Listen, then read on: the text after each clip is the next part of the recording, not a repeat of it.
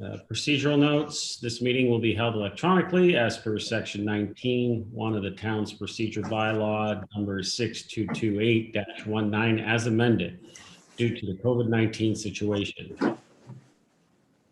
Councilor Kagay, approval of the agenda. Motion. Councilor Thompson, second by Councilor Kim. Comments or questions? Seeing none, all those in favor? Opposed? That carries. Any declarations of pecuniary interest? Seeing none. Delegations, Mr. Clerk, just to make sure we don't have any? That's correct, Mr. Mayor. No delegations. Thank you. So we'll move to consideration of items. 5.1, 2021-2022 operating budget community partner presentations. 5.1.1 Aurora Cultural Center Board 2021-2022 operating grant. And we have a presentation to begin that is going to be provided by Suzanne Haynes, Executive Director, and Eric Acker, President, and Laura Hostick, Treasurer. Suzanne, welcome. Eric, welcome. Laura, hello.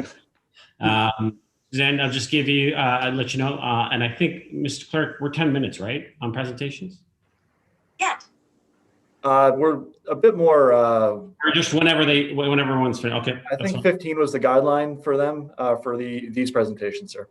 Okay, thank you. So, Suzanne, floor is yours. Welcome. I'll start, Mr. Mayor. Oh, okay. Good morning, and good morning, members of council. As you mentioned, I'm joined by our treasurer, Laura Hostick, and our executive director, Suzanne Haynes. 2020 is the 10th anniversary of the Aurora Cultural Center. And it's a significant understatement to say that the pandemic impacted our planned year of celebrations. Having said that, our board of directors is proud to recognize Suzanne and her outstanding team for the manner in which they overcame challenges and created innovative opportunities to continue to bring the benefits of cultural programming and activities to our community. The need is greater than ever. We further strengthened our partnership with the town and its staff.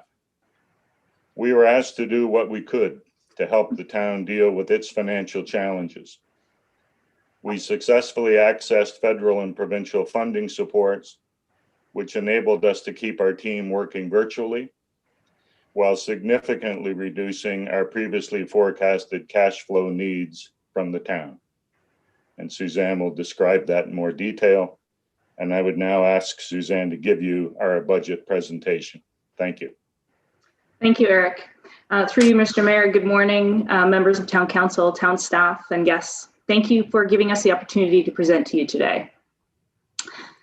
As we do every year, we are here to present our organization, our current year in review to date, and talk about our needs for 2021 and 2022. The Aurora Cultural Center is a not-for-profit charity, arm's length from the town structure, with our own vision and mission for programming for the community. We operate within 3 valuable and effective core values of excellence, collaboration, and accountability in all that we do. This direction was renewed in late 2017 for our 2018-2021 strategic plan. Our programming flows from our vision and mission to deliver live performing arts and gallery exhibitions at the highest standard and educational programming that supports these 2 disciplines. Especially in these times, these programs foster creativity, connectivity, and self-expression to support a healthy and vibrant community life in Aurora. I will now take you through the programming for 2020, a strange year indeed, as we braced for a move to accommodate the Library Square project. Our first quarter of 2020 was robust and rewarding, with the highest ticket sales we had seen for our live performing arts season, strong and diverse gallery exhibitions, and a full suite of classes for the year. We were set up for a banner year at a time when we were preparing to move. We are poised to have a strong growing audience as we moved off-site and continue to foster interest and support to meet the future needs of the expansion of cultural infrastructure. We closed the building and canceled in-person programming on March 13th, 2020 due to the pandemic. And I will now take you through the year as it's played out so far. We opened our gallery with the Soira's Curious Minds exhibition, followed by the Mayor's Celebration of Youth Arts in February. Both of these exhibitions were well received and very strong. Our March exhibit had been canceled due to the expected move to Town Hall, as the artists were unable to rework their exhibits for the new space with the lead time offered. The gallery had a planned closure from March to May, which supported the museum in archival packing as we both prepared for our move. Our first quarter performing arts events halted after March 6th. However, in that time, we presented 4 highly attended shows in our signature, family, Great Artists, Classical Music, and RBC Emerging Artists series. The education classes were well subscribed, with classes running until March 13th. We almost completed our winter season of classes with 1 class left for most programs. Participants were given a prorated refund for the class they did not receive. The Kaleidoscope in the Schools program ran with Infinitus in the school in February. After taking a breath from the closure of the building and the many cancellations which required care for our patrons, donors, and sponsors, we launched into a social media calendar that had every staff member contributing to story and structure. Instagram, Facebook, and Twitter were used to communicate with our public, asking how they were and providing arts content to support personal arts practice. We also called donors and sponsors and communicated live with most of our patrons about their canceled programs. Patrons had the option of transferring their purchase to a refund, a gift card, or a donation. We saw an 18% convert to a donation, where other industry colleagues averaged 15%, and 4% converted to a gift card. We launched a formal campaign called #ArtsAtHomeAurora on Instagram to collect stories of creativity from across the community in all types of art forms. We had a surge in followers and 403 posts generated by the community over the quarter. We also hope to do a 10th anniversary retrospective in our gallery for our 10th year. Now we have the capacity to take that on. Where Are They Now launched on Facebook with 10 artists honored for their participation with us across the years and a story about their current careers. The #ArtsAtHomeAurora campaign was an immediate response to the isolation in the community and sunsetted when the restrictions lifted. Social media continues to be a main form of communication for us through this time of closure. After months of learning and building, we launched our first ever virtual gallery exhibition on June 15th. Beyond the Walls with the Uxbridge Artist Collective featured 18 artists from across genres, with some pieces uniquely suited to a virtual show, given their size, weight, and scope. New also were art bites, educational behind-the-scene YouTube videos, lectures, interviews, and activities that supported the art in the exhibition. We were also able to host international conversations with artists who had deeply meaningful experiences painting with the Uxbridge Artist Collective in Ontario. While classes were canceled for the second quarter, we spent the time looking forward to Q3. We took another bold step forward when most programs were canceled and invested in learning and tools to launch virtual summer camps for kids aged 4 to 12 through the summer. Instructors provided asynchronous and synchronous learning tools through Google Classroom and Google Meets. Enrollment was restricted to ensure students had meaningful face time with the instructors. 4 sessions were offered weekly with a full suite of themes, 2 for age 4 to 6-year-olds and 2 for age 7 to 12-year-olds. Material packages were built for families so they did not need to source the art supplies needed for the week of classes. Watching and learning from the town's protocols for York concerts in the park and through conversations with York Region Public Health, we brought Indigenous performers Tribal Vision Dance on September 26th to an outdoor audience of 100 people. This was our first of our return to in-person programming with a free community event as part of Kaleidoscope in our Kaleidoscope Family Series, and it also helped kick off a month-long celebration of Culture Days in the community. Virtual gallery exhibitions continue with Flight 2. Although Town Hall is closed, we made the choice to install the exhibit in the newly renovated gallery space on the 2nd floor. A very big thank you to the team that made that happen.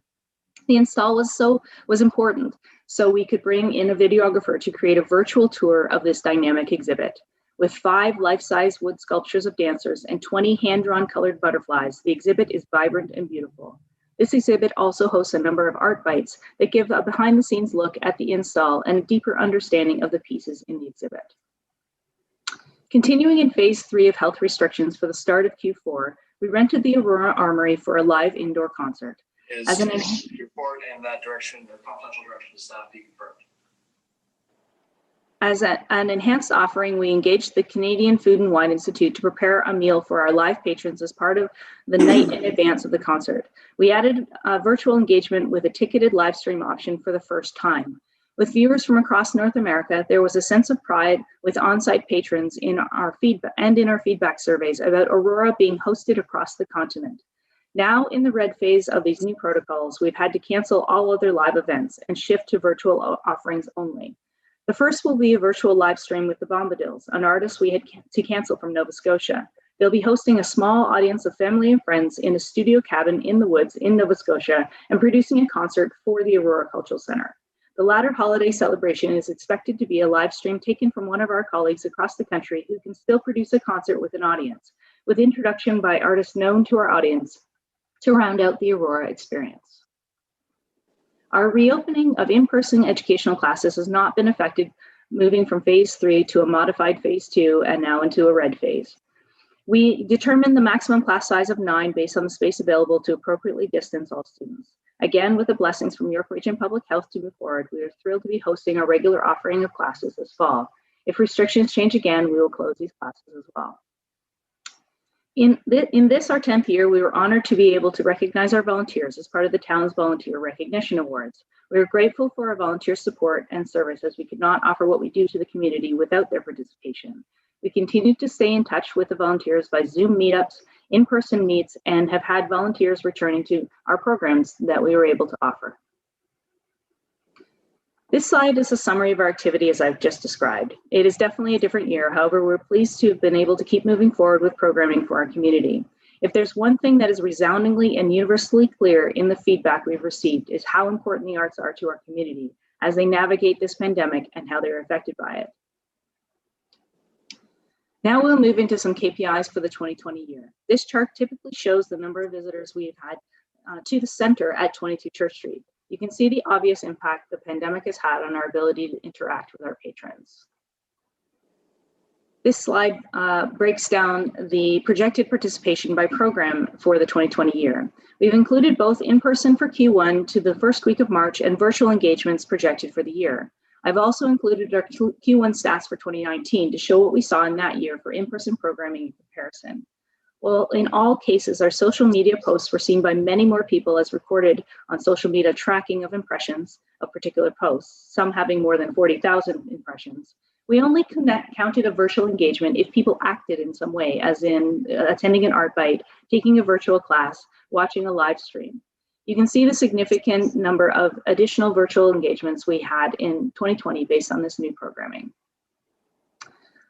Our operating budget for 2020 was affected by two factors: the necessity to move out of 22 Church Street to support the Library Square project and by the coronavirus pandemic. The first two columns, you'll see how these impacts played out for us in our programs. This slide also shows the impact as compared to previous year's revenues. There's one error on this slide. The 2019 actual is missing one of our programs, so its actual should have been $53,900.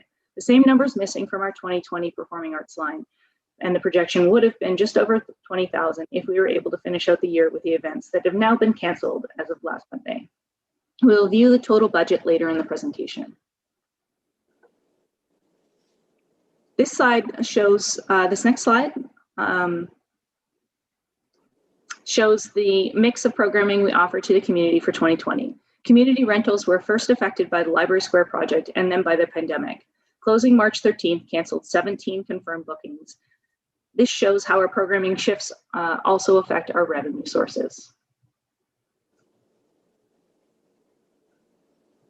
As is usual in our budget, 2020 was managed with low administrative expenses and a focus on programming for the community. We are also accountable to how our dependency on the town has changed over the years. This chart outlines the projected dependency of 55% for the current year. Our earned revenue is lower for the year as we had to cancel so many programs. However, they are offset by emergency support to allow us to continue to plan, pivot, learn, and deliver arts programming for our community. And now to our 2020 year of change and projection to year end. There are a couple of significant changes I want to highlight. We were asked initially to budget as if the business was moving forward as usual for the 2020-2022 three-year budget process. And we did that even though we knew we would have impacts from the Library Square project. We instead communicated the Library Square impacts to town staff. On March 11, 2020, we confirmed the Library Square impacts with a revised budget seen here in the second column. Our projection in column 4 takes the effects of the pandemic into account, and you can see a contribution from the Canada Emergency Wage Subsidy. This support allowed us to continue to employ most of the staff through the pandemic to date and keep programming for the community, and allows other revenue sources to cover our loss in programming and fundraising revenues. We've worked very hard to find a way to keep delivering arts and cultural programming to the community through this difficult crisis of social need.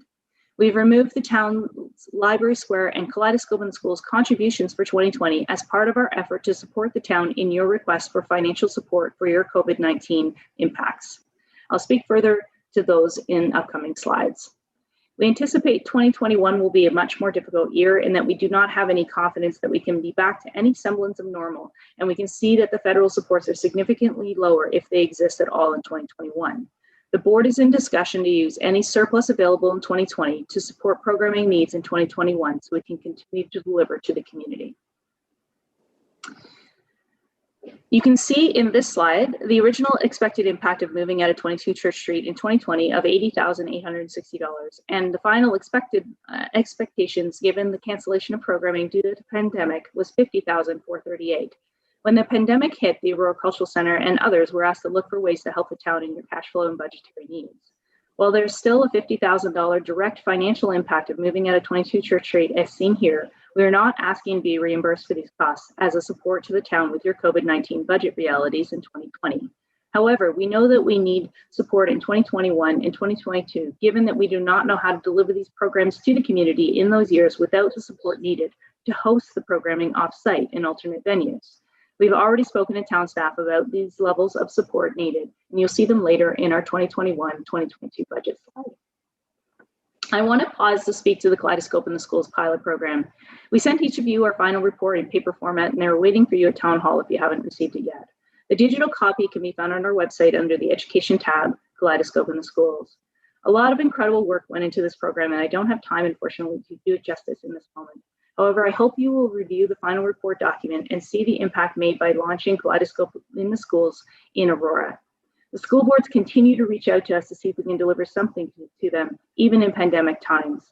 You can see from the chart and in the final report, we of course had to cancel our April 2020 performance due to the coronavirus pandemic. Again, as part of a response to the town's request for support in the COVID-19 realities in the 2020 budget year, we agreed to apply for the Canada Emergency Business Account demand loan to cover expenses related to kits in 2020 to ease the need to receive that cash contribution in 2020. In reviewing the expenses for the pilot, we realized that by canceling the April production and moving our fall presentations to 2021, we would not need the $50,000 contribution approved by Town Council for 2020. We spoke to town staff and received support to defer this contribution to kits in 2021 to deliver those programs at that time. The deficit in the program is being covered by other revenue sources. There are a number of additional KPIs we're accountable for that are typically reported in our annual report. And I'll now speak to the 2021-2022 budget. We set objectives we feel are realistic for this budget that include delivering programs that adapt to the coronavirus pandemic realities within resources and to develop a plan that continues to bring new people to the center and virtually be building our audience for our programs. Here are our expectations for the 2021-2022 years. There's no increase in our request from what was approved in the 3-year budget process, except for the $50,000 that is a placeholder for the KITS grant for 2022. These budgets are based on the expectation that we will be in the restrict phase of possible programming and health restrictions throughout the 2021 year, which is one better from where we are now, but not back to regular programming in 2021. We made the assumption that we are back to some semblance of normal in 2022. The current reality is that there is one venue we have available in the Aurora Armory, which is more expensive to fit up and use than other venues we're expecting to use when off-site. As a not-for-profit charity, we continue to be eligible for federal supports to date. There is no indication of that level of support nor its continuation beyond the middle of 2021, if at all. In 2021, gallery programs remain virtual. We retain a small in-person classes and introduce some virtual options throughout the year. Our concerts and events would be produced for a small in-person audience, and most would be live streamed. If things improve and we can bring in larger audiences or have access to Town Hall, we will be able to have an improved financial situation. The live stream is only possible with significant fundraising or grants for this purpose, for which we've applied but not yet heard. If we cannot raise the funds, live stream will not happen. We are working with the school boards to see if there's a way to deliver the 4 spring and 2 fall Kaleidoscope in Schools programs. This budget assumes that the structure we've discussed with the school board will be possible for that program to proceed in some way. The library square contribution is much higher for 2021 and 2022 than it was in 2020 because we are covering a full year of programming and the costs are different. We have a full year of educational classes off-site in a rented space and live performing arts events at a venue that has to be rebuilt and fit up technically each time. We've planned our season to gang together concerts over weekends so that we can make the best use of each install of the stage and technical equipment. If other venues open up, we will see improved costs to operate in those venues.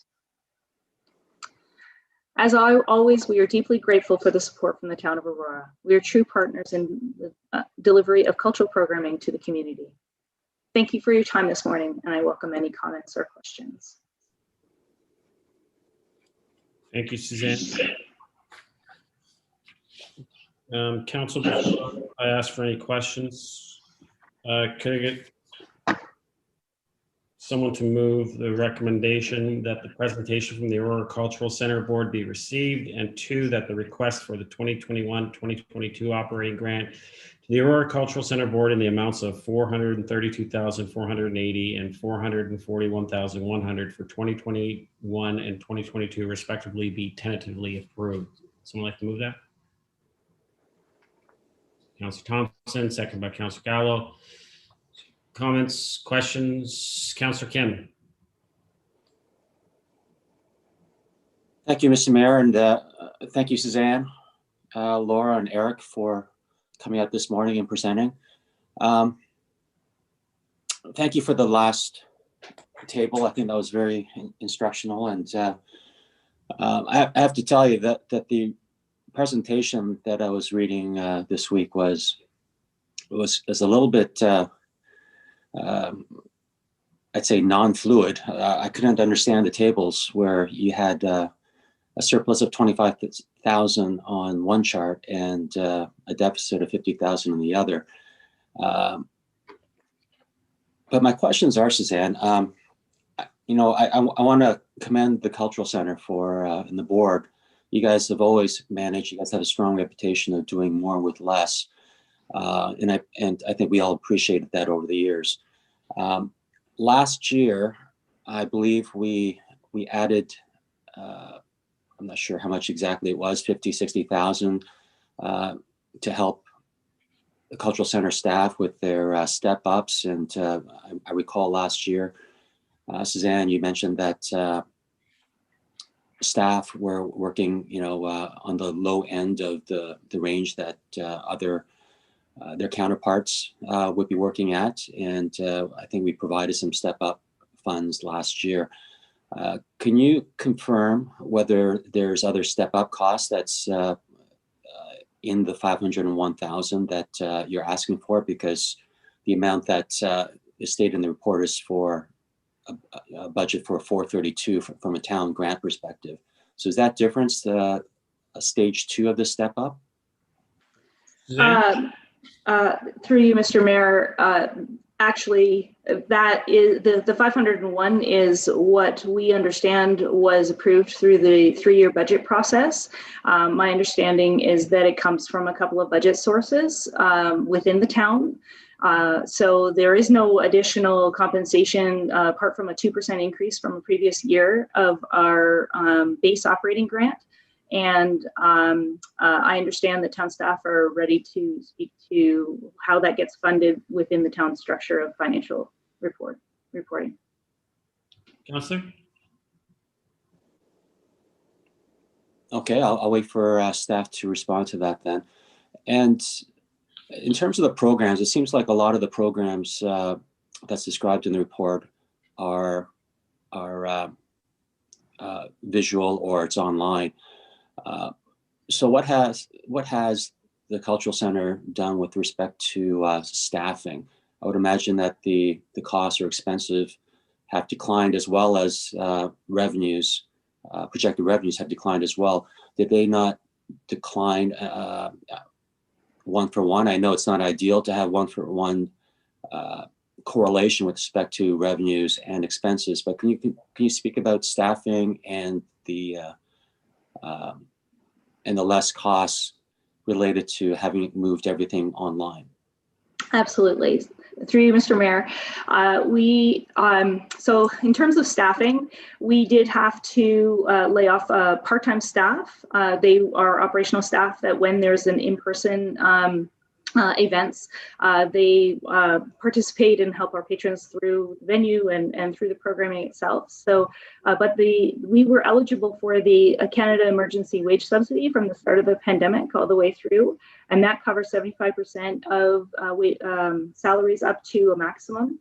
And that allowed us to keep our full-time staff on board to pivot and learn how to do the virtual programming, which was brand new for us.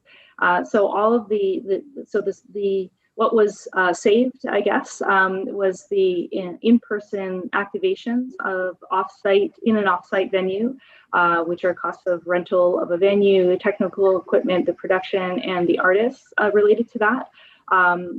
The ticket prices, ticket fees, etc., never cover the costs. And so we have fundraising and grants that support the remainder of those costs. The fundraising element from individuals, we actually had a continuation for our regular donors, but we weren't able to do any additional fundraising out in the community because of the pandemic. So we saw much lower numbers in fundraising.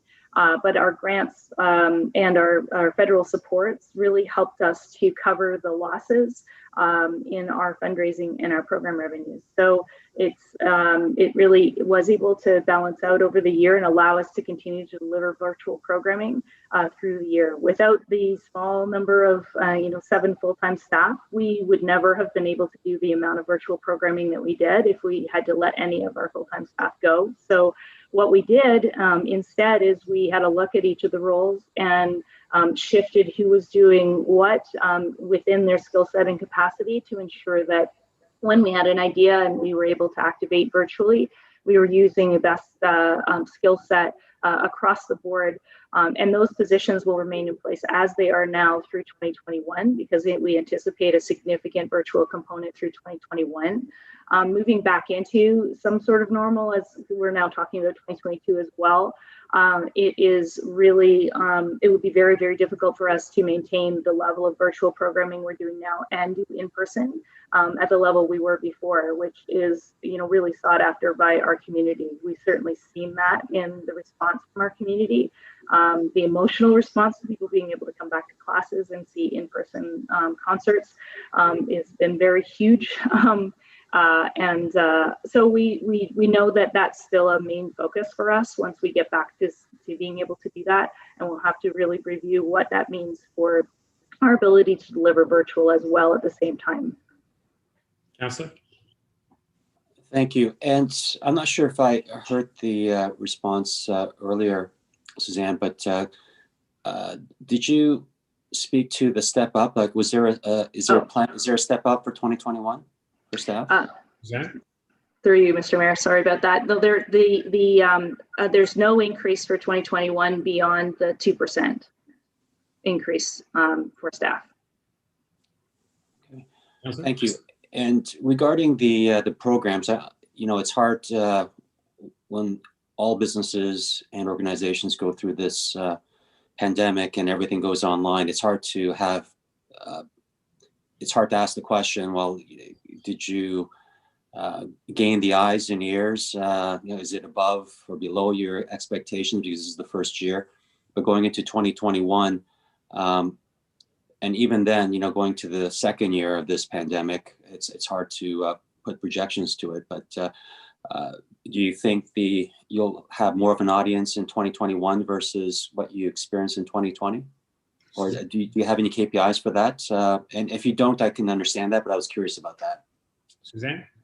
Through you, Mr. Mayor, we anticipate actually doing much better as we learn. Obviously, as an organization, we're learning how to do this.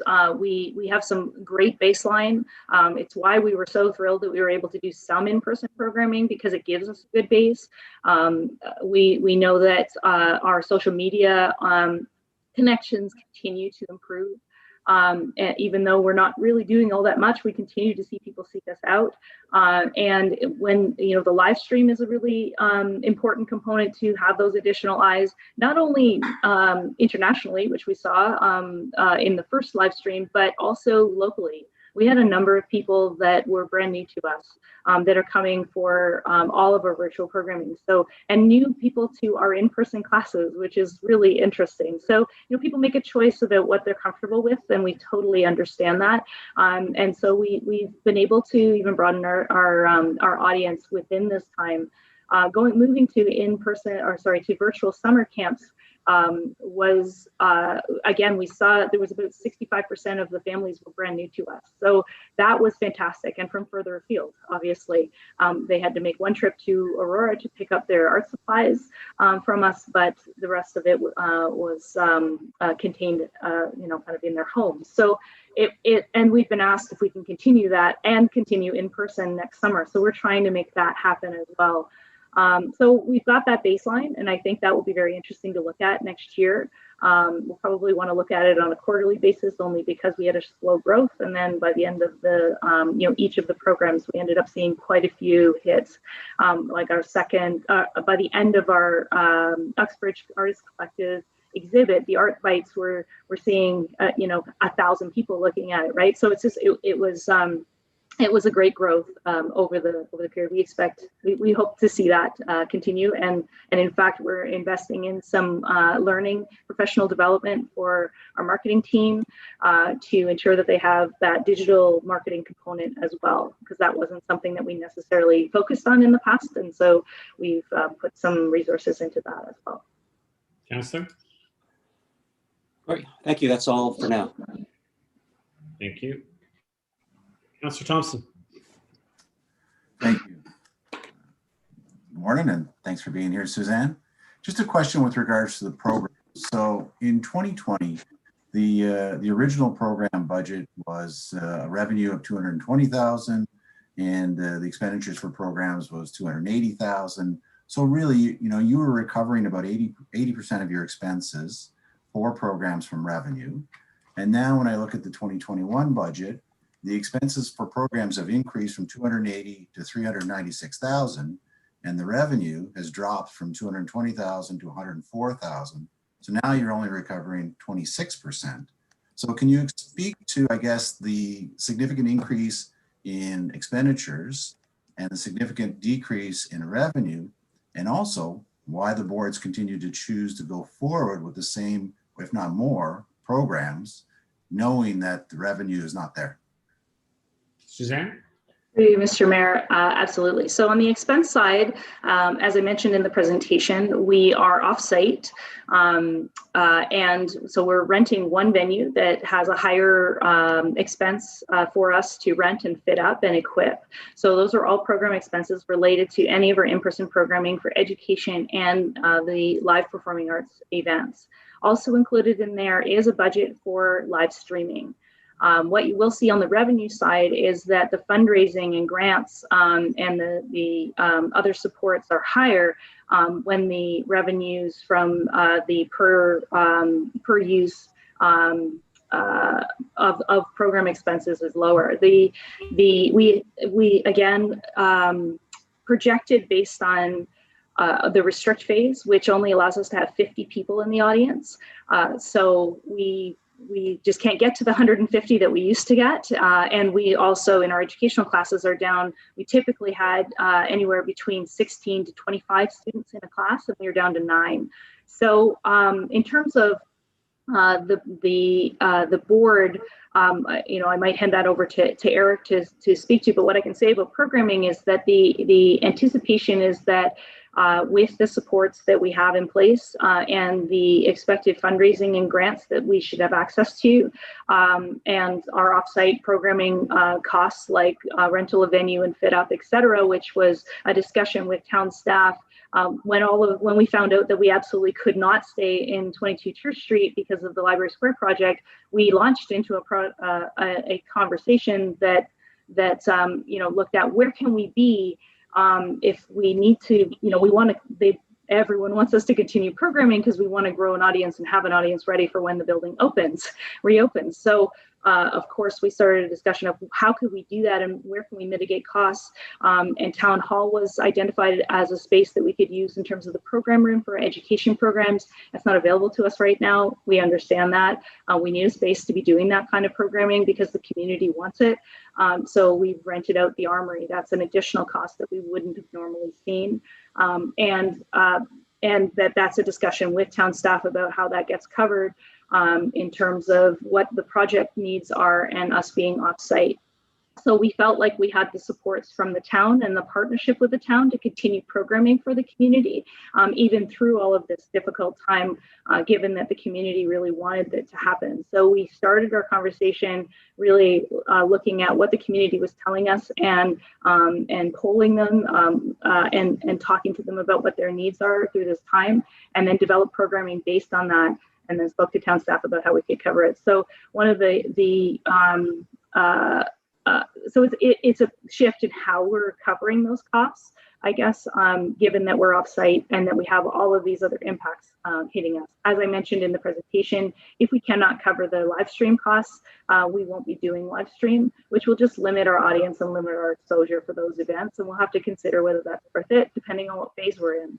The phase we're in right now, we've had to cancel all of our in-person events. If we stay in this phase through 2021, that's going to be a difficulty for us. We won't be able to do in-person concerts, but our education programs have not been affected by that. So we are able to deliver something in person to the community, and we think that there's some great value to that, given the response from those that have participated and those that continue to bang our doors and go onto wish lists for that programming.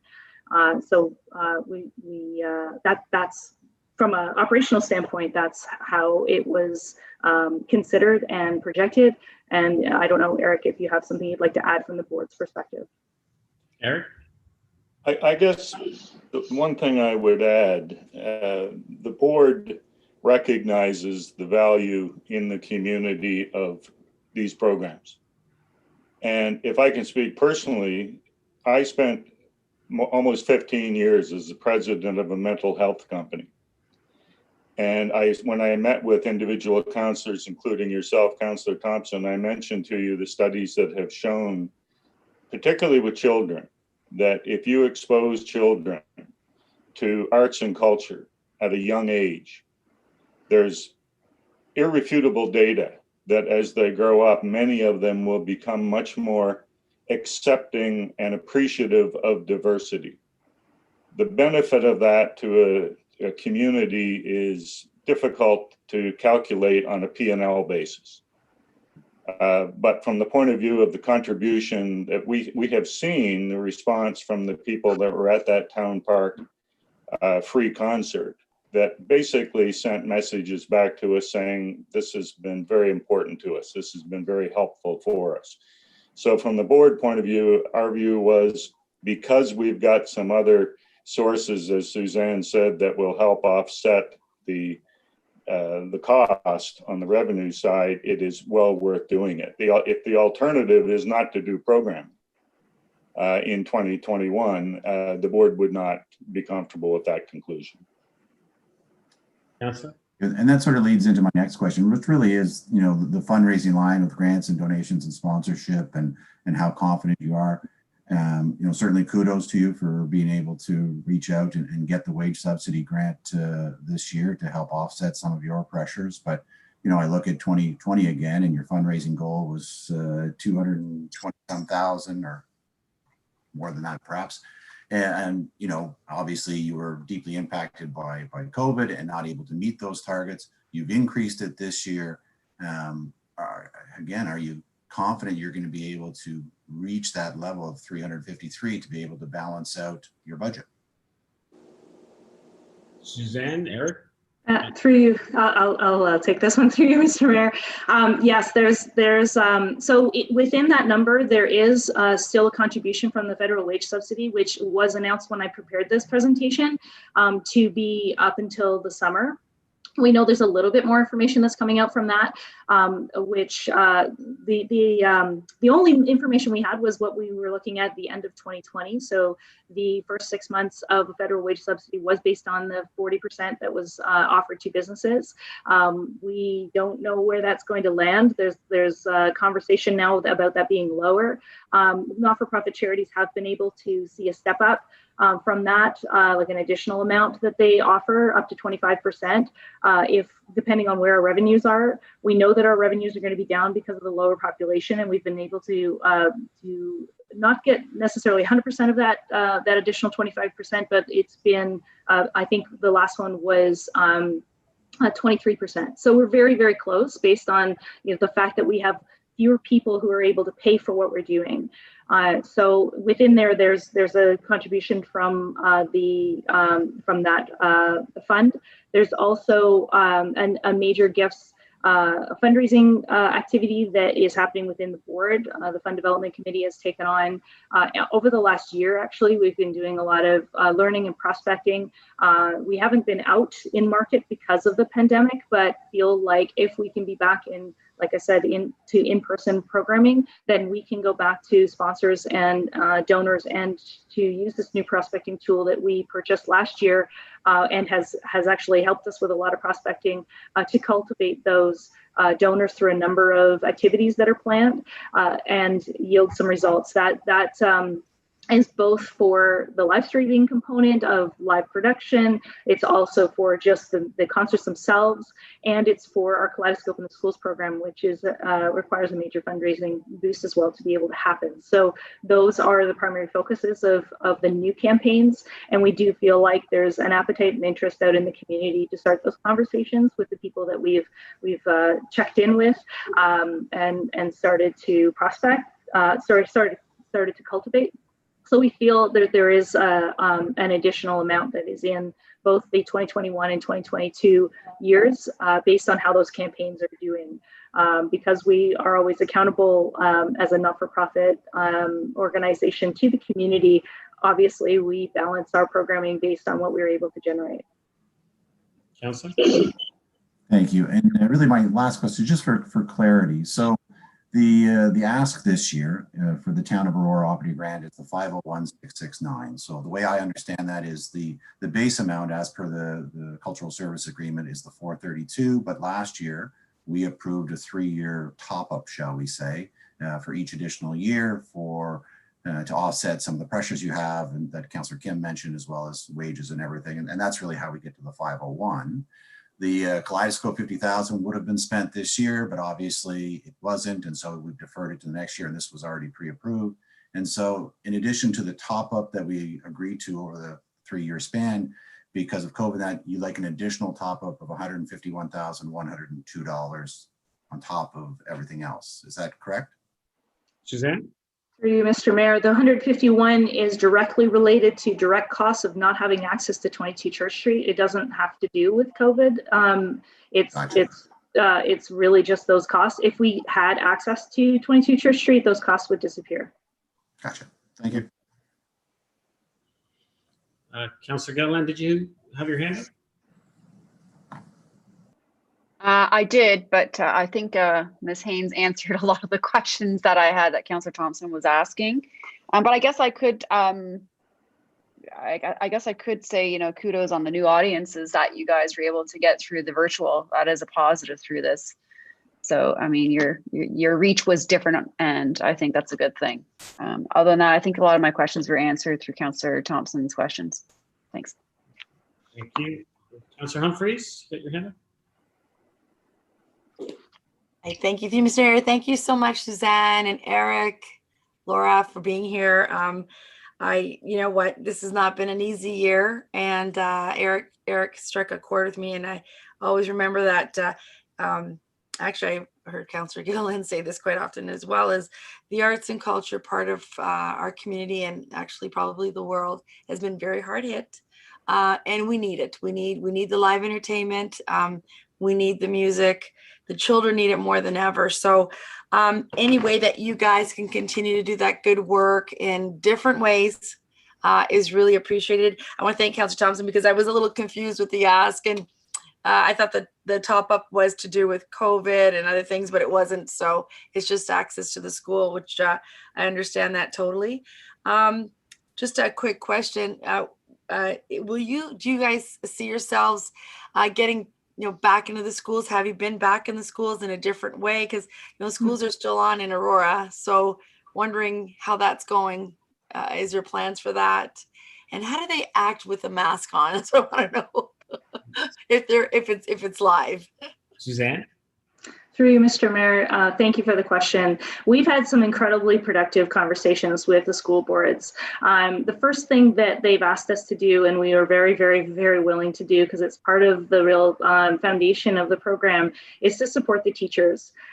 So the teachers are actually, the York Region District School Board has created a virtual school, the elementary virtual school, because the Kaleidoscope in the Schools program is geared towards JK to grade 4.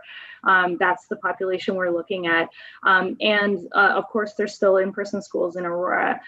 So both of those teacher cohorts are looking for support at this time. They are feeling overworked. They're feeling very stressed. They're feeling they need these kind of real kind of brain breaks and professional learning opportunities. So the very first thing that they have pushed forward on, and we're actually having a conversation next week to talk logistics, because we're at the place where it's like, we're ready to go. How do we get this into the school, or at least for the teachers, is a virtual professional learning opportunity that is synchronous learning. So 25 teachers in a Zoom call like this, where they're learning about arts integration. So what that means is two things. One, the very, very practical element. In the virtual component, the teachers are expected to teach the full curriculum, whereas before they had specialists coming in to do arts, drama, music, etc., even gym class. They now are responsible for all of this. And how do they teach that in a virtual component with students who may or may not be engaging, turning on their mic, turning on their camera? We saw that in our virtual school, where some of that was more challenging, and we have ways,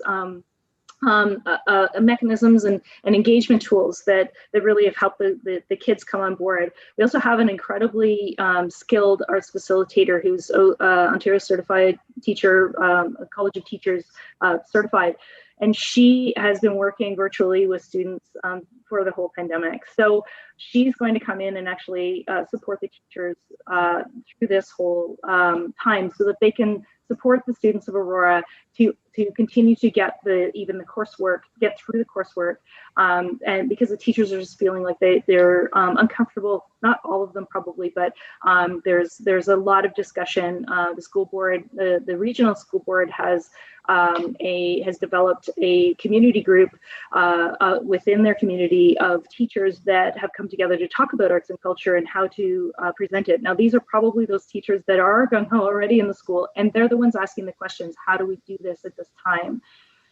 So that teacher support we feel is really, really important. Again, it's a foundational piece. It comes from the pedagogy and academics that show that elementary teachers are generalists, and there are some that have specialties, but on the whole, they are expected to have a broad general view, and that they need this kind of support from professional organizations like ours. So the school boards have recognized that and have asked us to come in as a service provider to provide that. On the in-school performances that we talked about in 2021, the structure, we're still in discussions around that, but the structure that we looked at was based on the restrict protocols, because we know how to do in-person live performance behind plexi and separated in distance within the York Region health protocols that we have had vetted by them. We have actually a grant out there to purchase plexi to go in between classrooms that are in the gymnasium for assembly and between the performer and the students. So that would be kind of a 8 to 10 foot piece of plexi that's put in the room. Won't have as many students watching it live, but what we would really like to do is be able to offer it to the grade 4 students who are going to age out of the program. So they would receive the performance. It would be live streamed out to the rest of the school and to the EBS. So that's the structure we've looked at. In terms of the performers performing, because they're behind plexi, they can take off their mask. But we, look at kind of access points and how we do logistics of entry and exit, all of those that are important. Those discussions are still in play. We would like to have a live audience because the performance is very different if you don't have a live audience. If you've seen anything online that is someone in their living room, it's just different if they don't have anyone to talk to. It's a component of live performance that is really being recognized right now because it's just an essential component, which is why we're choosing not to move forward with live performance without an audience. It's just the dynamic is different. So that's the structure of what we talked about, and the budget assumes that will be able to be in place. Good. No, thank you, Suzanne. That's amazing information. I just wanted to thank again you guys for continuing to focus on that, and I'm looking forward to hearing how it gets delivered to the schools in different ways, like you just mentioned. And I think the kids really need it, the teachers need it, and I'm looking forward to seeing more of that programming. And I think it just really helps during these times. So thank you guys very much. Thanks. Thank you. Councillor Gallo. Thank you. And I just want to put in my 2 cents being on the board. First off, obviously having been part of the board meetings and just knowing intimately the amount of work that's been done at the board level and staff level is commendable. And the amount of work and what we've achieved is extraordinary in my view. And so thank you to all the staff, including you, Suzanne, for all the work that you've done. In particular, I would really like to highlight the volunteers like Eric and Laura and many other on the board. And let's remember they do this out of the goodness of their heart to promote the community and make this place a better place to live. And I really want to thank them. And the caliber that's on this board is exceptional. The talent that's there is wonderful, and I've sat on many boards. And I think for me, the highlight of this presentation, no offense, Suzanne, was Eric's comment and the impact that we can have on children at an early age and as they move into adulthood, and what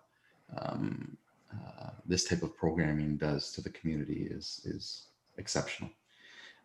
Just on a final point in terms of Councillor Kim's first comment about kind of the flow of the presentation and the difference in the bottom lines or the excess or deficiency. And I think it's just a matter of looking at the top of those charts and seeing the different headings. The 2020 financial summary has a deficit of 25,000, and the next one is Library Square financial impact. So they're capturing different aspects of the financial stream. But that's it. Just thank you for everything that you do, and continued success. Councillor Gardner. Thank you, Mr. Mayor. I echo John's comments, and I have to admit, I've heard this all before. And even I'm impressed with the quality and the amount of work that Suzanne and the staff has been able to do. I think there was a comment at one of the board meetings, the staff is working as hard or perhaps harder than they usually do because we're all in a learning curve. And I thank them so much. And the progress that's been made in the last 6 months is quite incredible. The other thing that I'm very pleased about is the working with the school board for the virtual professional learning.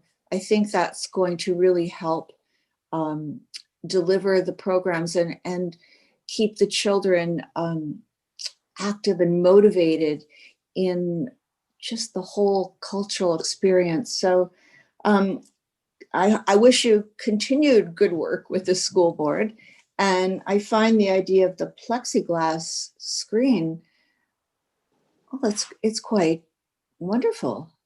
I don't know if you thought that up yourself, but it's very innovative. Thank you. Thank you, Councillor. Suzanne, Eric, everyone, thank you for coming. Actually, Suzanne, I just have one question in just going through it, and just so you can clarify so everyone has a full understanding. There's a core grant top up of $69,200. There is the cost of operations for $151,100 for the move. So I guess if you could just explain, what will the wage subsidy then be used for if you're being topped up from a grant perspective and the costs are being covered from the move? Thank you, Mr. Mayor. The wage subsidy covers only a portion of salaries. So, and because we have multiple revenue sources, there's no one source that comes in to cover our salaries. So what happens is if we have a wage subsidy support, then it is a revenue source that frees up the other money that would have naturally helped us to cover that overhead.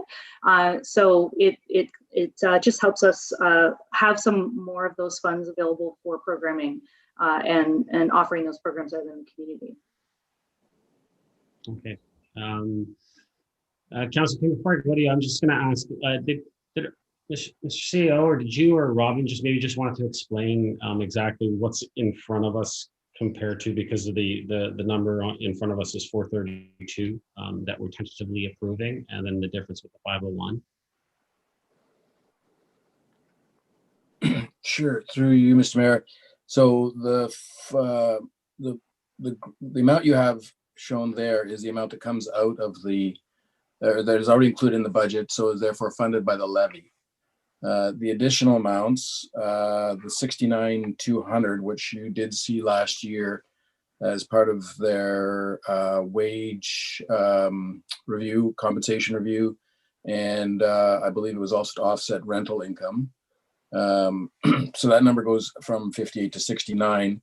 That part of the funding, as well as the 151, that would be their projected costs outside of for being outside of the Church Street School.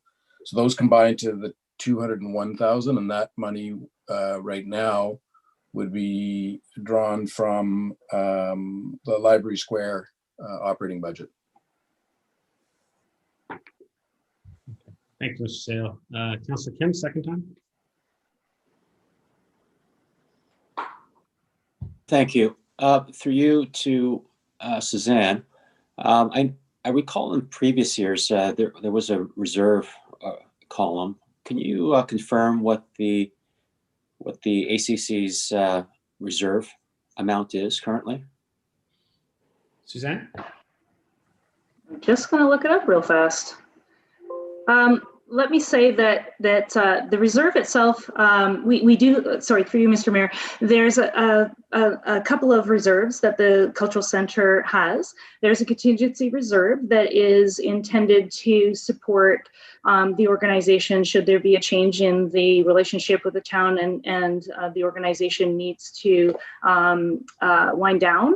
If you will. The wind down costs last year were in the neighborhood of 200,000, and the reserve is sitting, I believe, at about 145. I don't have the number right in front of me, but it's underfunded. There's also a special project reserve that was set up that has $20,000 in it, and there is a classical music fund reserve that is internally restricted to classical music programming.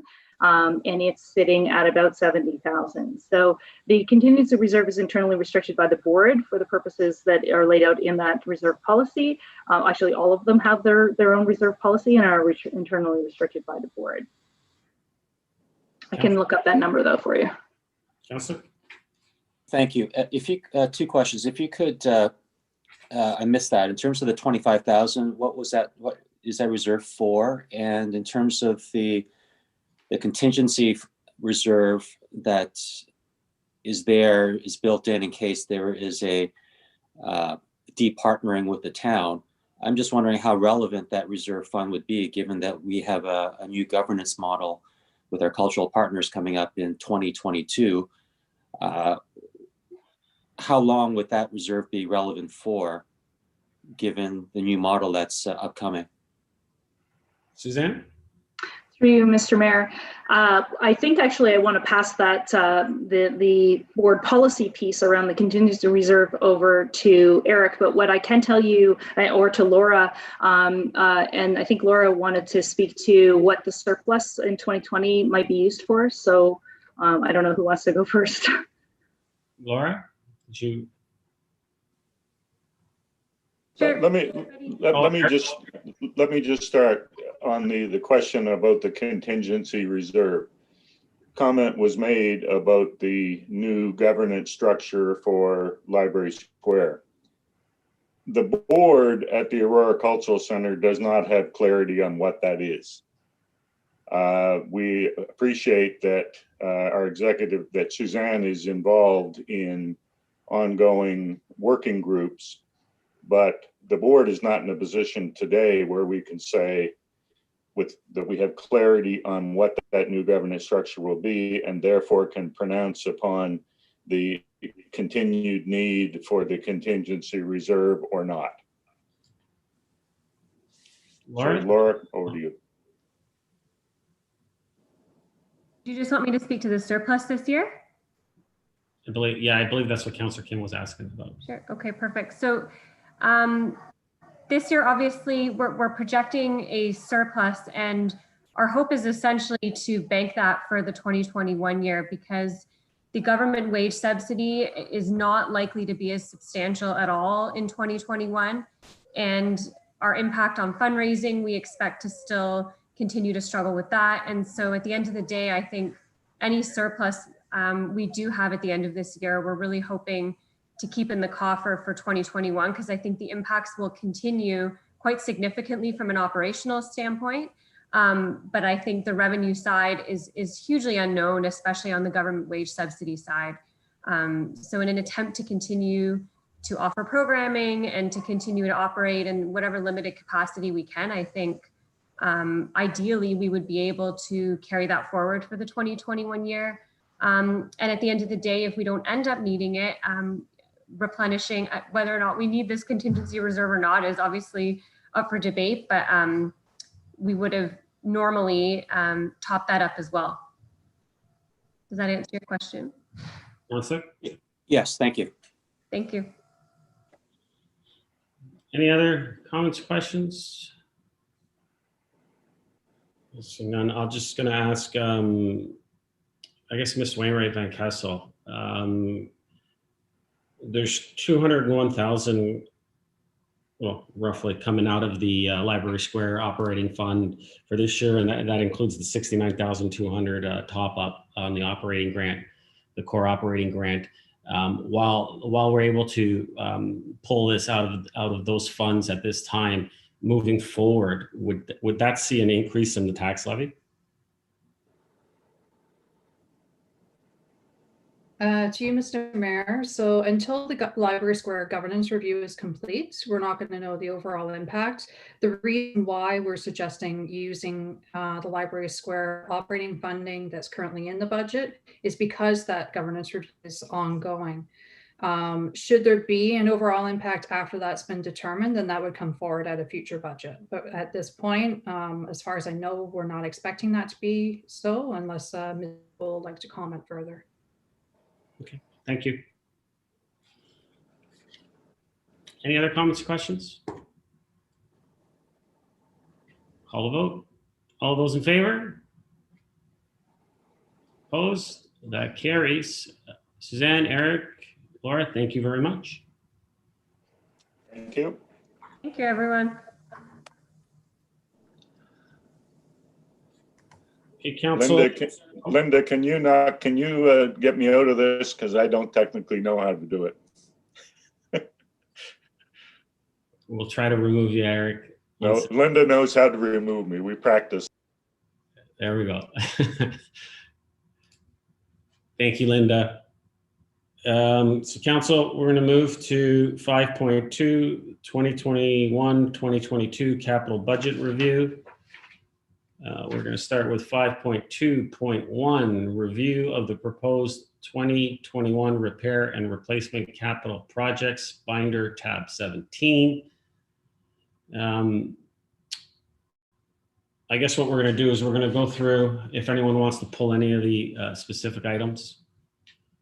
So if you'd like, I'll start from one side and go to the other, and just ask you if you would like to pull any specific items. And this is in binder tab 17. Councillor Kemp?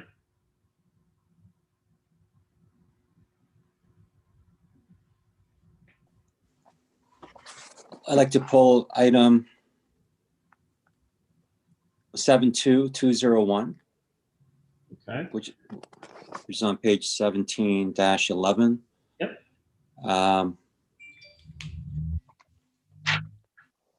And that's it. Okay. Thank you. Councillor Gilliland.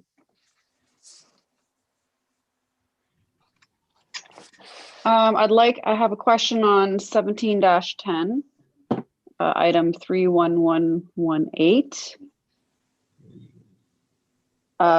Some of them are quick questions. Apologize, I didn't do this in advance. 17-11. 17-11, the workstation refresh carpet paint. Yep. That's the one Councillor Kim pulled. What was the other one? That one earlier, the first one again? It was 17-10, item project number 31118. Just a quick question on that one. 1 second, please.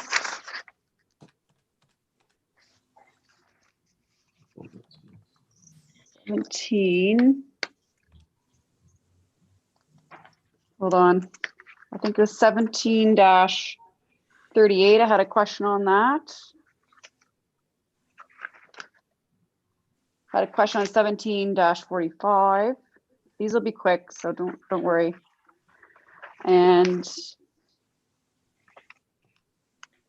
17-58.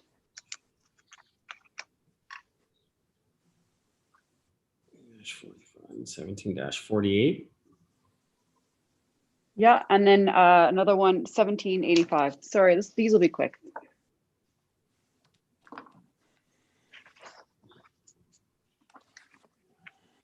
Okay. 17-10. And what was that? What was the one in the 30 that you said? 34? 38. 30. Okay. Thank you. Councillor Gardner.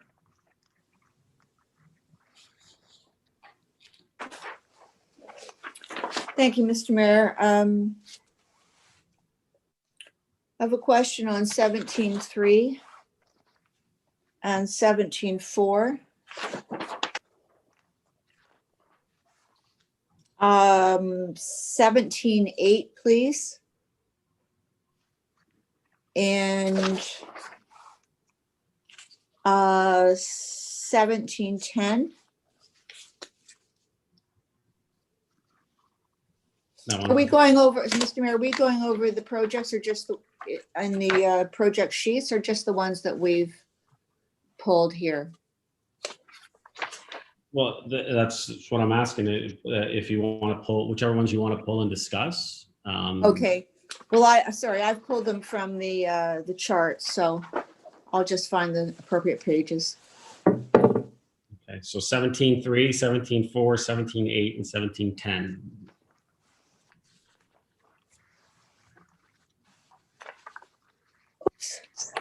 Sorry, I have a, yes, thank you.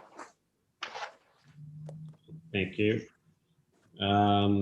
Councillor Thompson.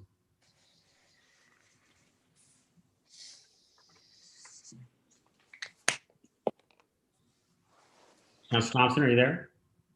All right, I'll go to Councillor Humphreys. Thank you, through Mr. Mayor. I have 1724, just a couple of questions and one little concern. 1728, 1729, and 1731. Was that pulled? Someone else pulled 1731. Oh, no. And 1733. Just high level questions. Thanks. Okay, Councillor Gallo.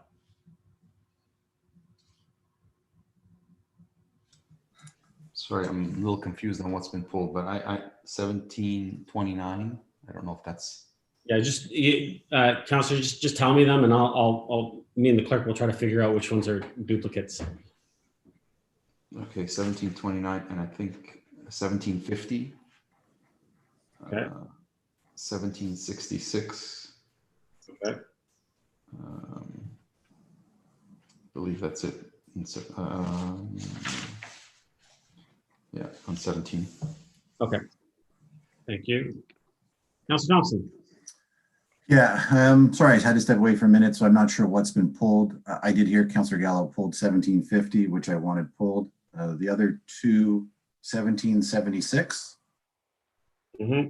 Henderson Drive, and 1788, the pipe at Metro. Okay. And that's it. Thank you. Thank you. Mr. Clerk, did you get all that?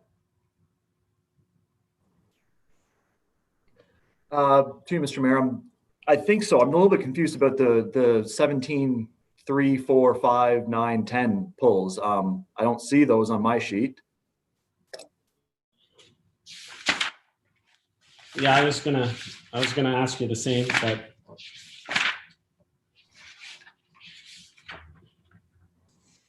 Also 1745. I don't see that. yeah, Councillor, yeah.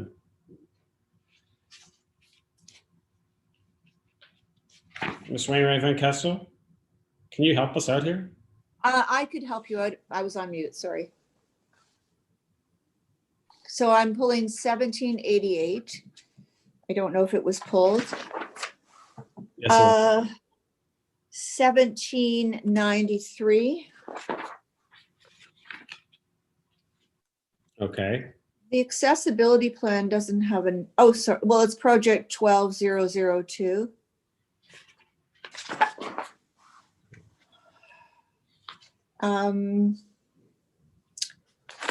It's fine. Project 42079.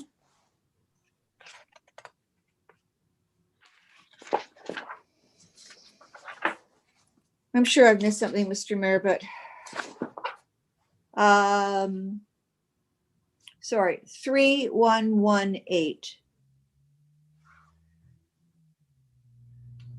So I think what's happening here is that some of these have been previously approved. And Ms. Wainwright Van Kessel, you might maybe, because my sheet doesn't show some of these numbers. To you, Mr. Mayor, the projects that are listed on pages 17.5 through 17.10 are projects that have previous council approvals. So we're not actually requesting any change to those council approvals, with the exception of one project where we're seeking a decrease in the budget. So we do not have a detailed capital sheet on these, but we may be able to answer a couple of quick questions on those items. Okay. So I see the difference. That's fine. Thank you.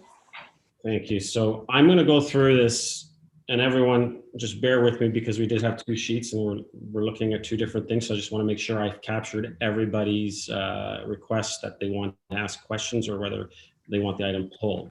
So Councillor Gardner, I am going to start with you because you're at my top of my list. So I got 17.3, 17.4. No, sorry, 17.3 is the whole page. So just take that out, please. Okay, so 17.4. Ms. Wainwright Van Kessel. I'm going to the PowerPoint screen I have. We can go through it and identify which ones are pulled. Might make it a little easier. Thank you.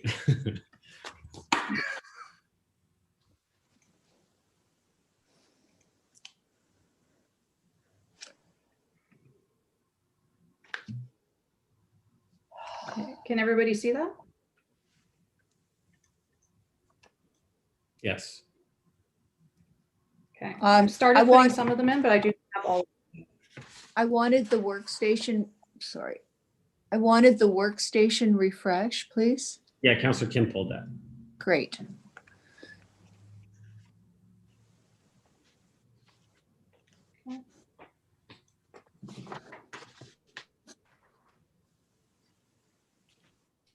I did not see anyone for these ones.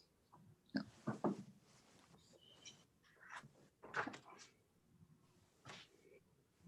17, 24, yes.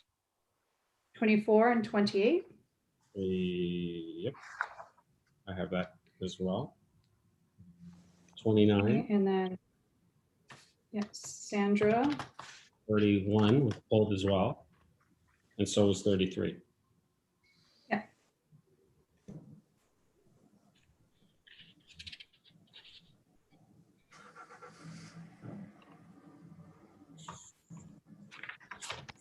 So I have 1738 and 4. I think believe Councillor Gilliland indicated 1745, which would be a page related to the project starting on 1744. Okay.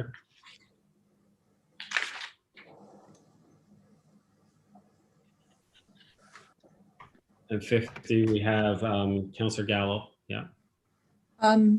Could you pull 1752, please, Mr. Mayor? Sure. Thank you. 66 was Councillor Gallo as well. Yep. 76, Councillor Thompson.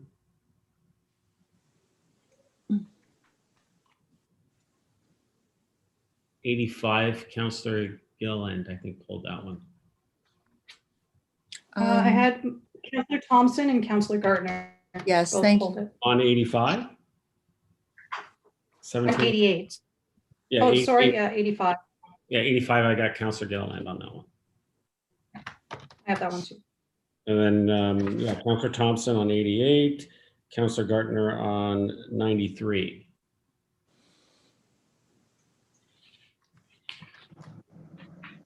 And that is the projects where we're actually asking for an increase. Any of the other projects we could possibly answer some questions to, but there's no detailed sheet. So the director may need to get back to people on that if required. Okay. Mr. Mayor, I'm sorry, I have one more if that's okay. It's actually going to be one thought on some of mine. That's So fine. Which one, Councillor? 1727. Did somebody pull that? No. Okay. Thanks. Okay. So I have, and I'm just going to read them out quickly. If anyone hears one that I haven't said, let me know after I've finished. So I have 1711, 1724, 1727, 1728, 1729, 1731, 1733, 1738, 1744, 1750, 1752, 1766, 1776. Mayor, Mr. Mayor, Yes. 58.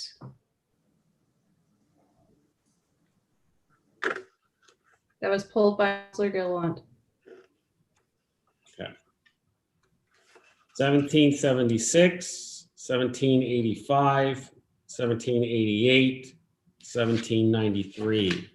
Is there anything that I did not say that someone wanted pulled? Councillor Thompson, I see you got your hand up. I just want to ask a question about the process, so Sure. I'll wait till this part's over. Okay, thank you. Councillor Gardner? I wanted to pull the accessibility plan. I know it's been pre-approved, but I'd like to discuss that. So that's project 12002.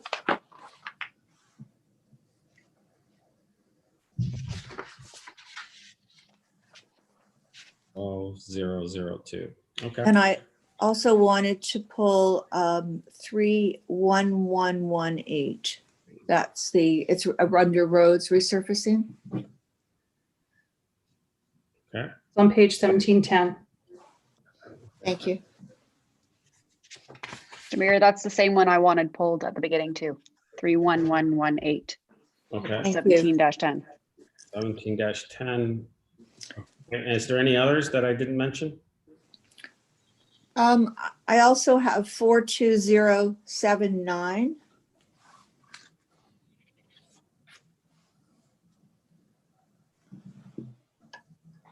It's on page 1710 near the bottom. Yes, it is. Thank you. Which page, Ms. Ravenhausen? Sorry. 1710. That's 1710 as well? Yeah, it's the second from the bottom. Okay. Any other ones?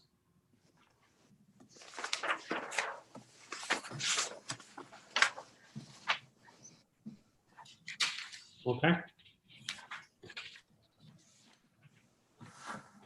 I will ask that. Mayor Marcus, Yes, go ahead. can I ask that question to Ms. Wainwright Van Kessel now? Absolutely. Go ahead. Thank you. And it pertains to the items that are on pages 17.5 to 17.10, these previously approved capital projects. So just so I'm clear, these are projects that we have debated and voted upon in previous budgets, for example, last year, through you to Ms. Wainwright Van Kessel. Ms. Wainwright Van Kessel? Through you, Mr. Mayor, yes, that is correct. These are either ones that were approved in last year's or any previous year's budgets, or came through an in-year approval through a report already being approved by council. Thank you. And so then my understanding would be that if council wants to change any of these projects, it's a reconsideration and will require a motion and a vote. Would that be correct? Mr. Clerk?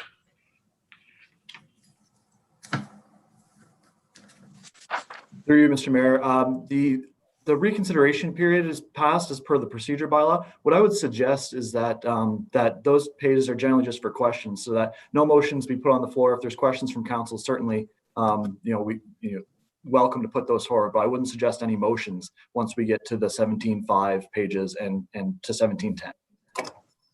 Councilor? That's fine. Just to be clear that these have been debated and voted upon by council is fine for me. Thank you. Thank you. So, Mr. Clerk, just to let you know what I'm thinking is that I'm going to ask that we receive that we do number 1 and number 2 on the ones that have not been pulled, and then we can go through each of the items that we've pulled. Would that work for you? Absolutely. The motion would be that the items not pulled for discussion be approved as presented. Exactly. Okay, so would someone like to move that the proposed 2021 repair and replacement capital projects that have not been pulled be approved as presented? Councillor Humphreys, Councillor Thompson. Comments, questions? Councillor Gallo? I just want to confirm that this is obviously not a final approval. I'm still going through a lot of these things and may have, questions or concerns. I want to understand the process. Notwithstanding us doing this, it's not a final approval. Mr. Clerk? Thank you, Mr. Mayor, and through you, that's correct, Councillor Gallo. Amendments can be made all the way up until when the final budget report comes, I believe on December 15th, Council. Council?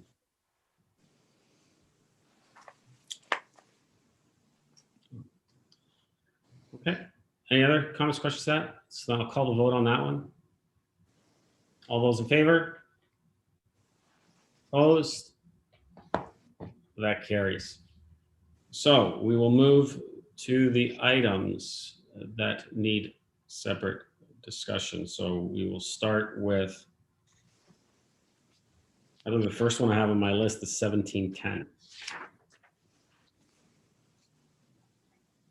Councilor Gilliland. Mine was just a quick question, and it was on the reconstruction of Browning Court, Johnson Road, Holman Crescent, Baldwin Road.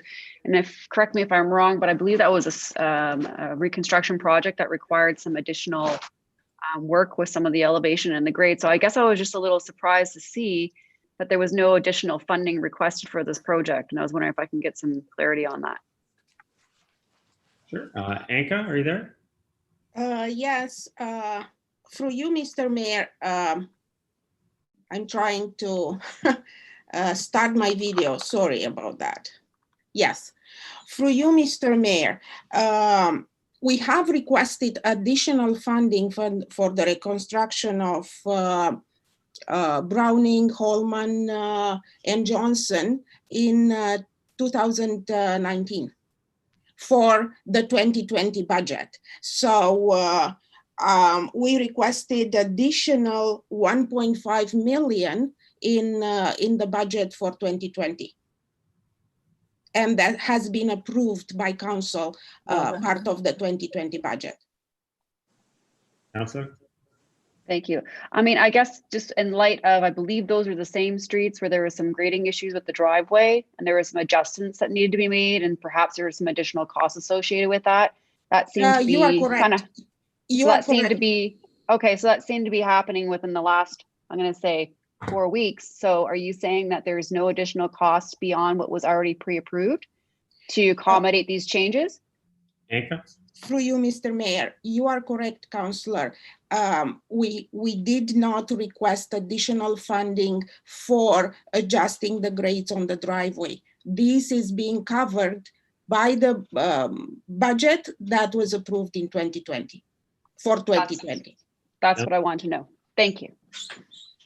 Thank you. Any other comments or questions on this one? Councilor Gardner? Thank you. This has been a pretty confusing project. The turf that was removed that is on the town property, is that going to be replaced? Is that included in the budget? Anka? Through you, Mr. Mayor, you are correct, Councillor. Yes, this will be sodded and it's included in the budget, in the project's budget. Thank you very much. Thank you, Councilor.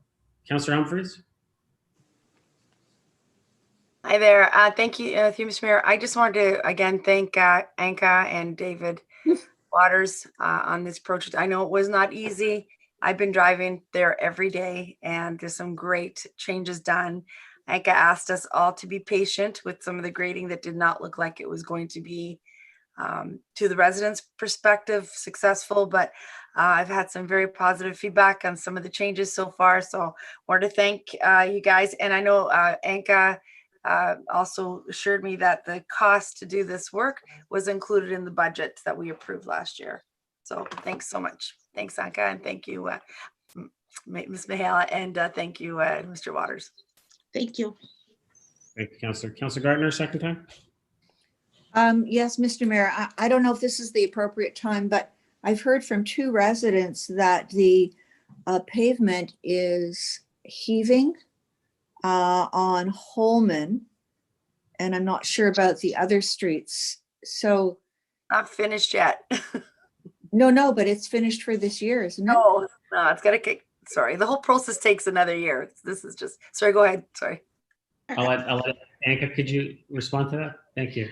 Through you, Mr. Mayor, what we pave, what we installed now on the street is the base course asphalt. And this is under warranty for a year. We want to know how it performs, especially after a winter. Every heaving, every pothole that we find after the winter in the spring, contractor will address. So this is the reason when we install the base course asphalt, we want to see how it performs through a winter or 12 months, and in the summer, fall of 2021, we go and record each deficiency, and the contractor it's going to address that. Councilor?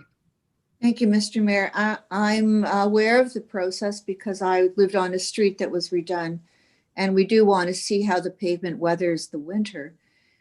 But it's already heaving. And I think, through you to Ms. Mihaela, I think it needs to be looked at. It shouldn't be heaving already. It's just been put down.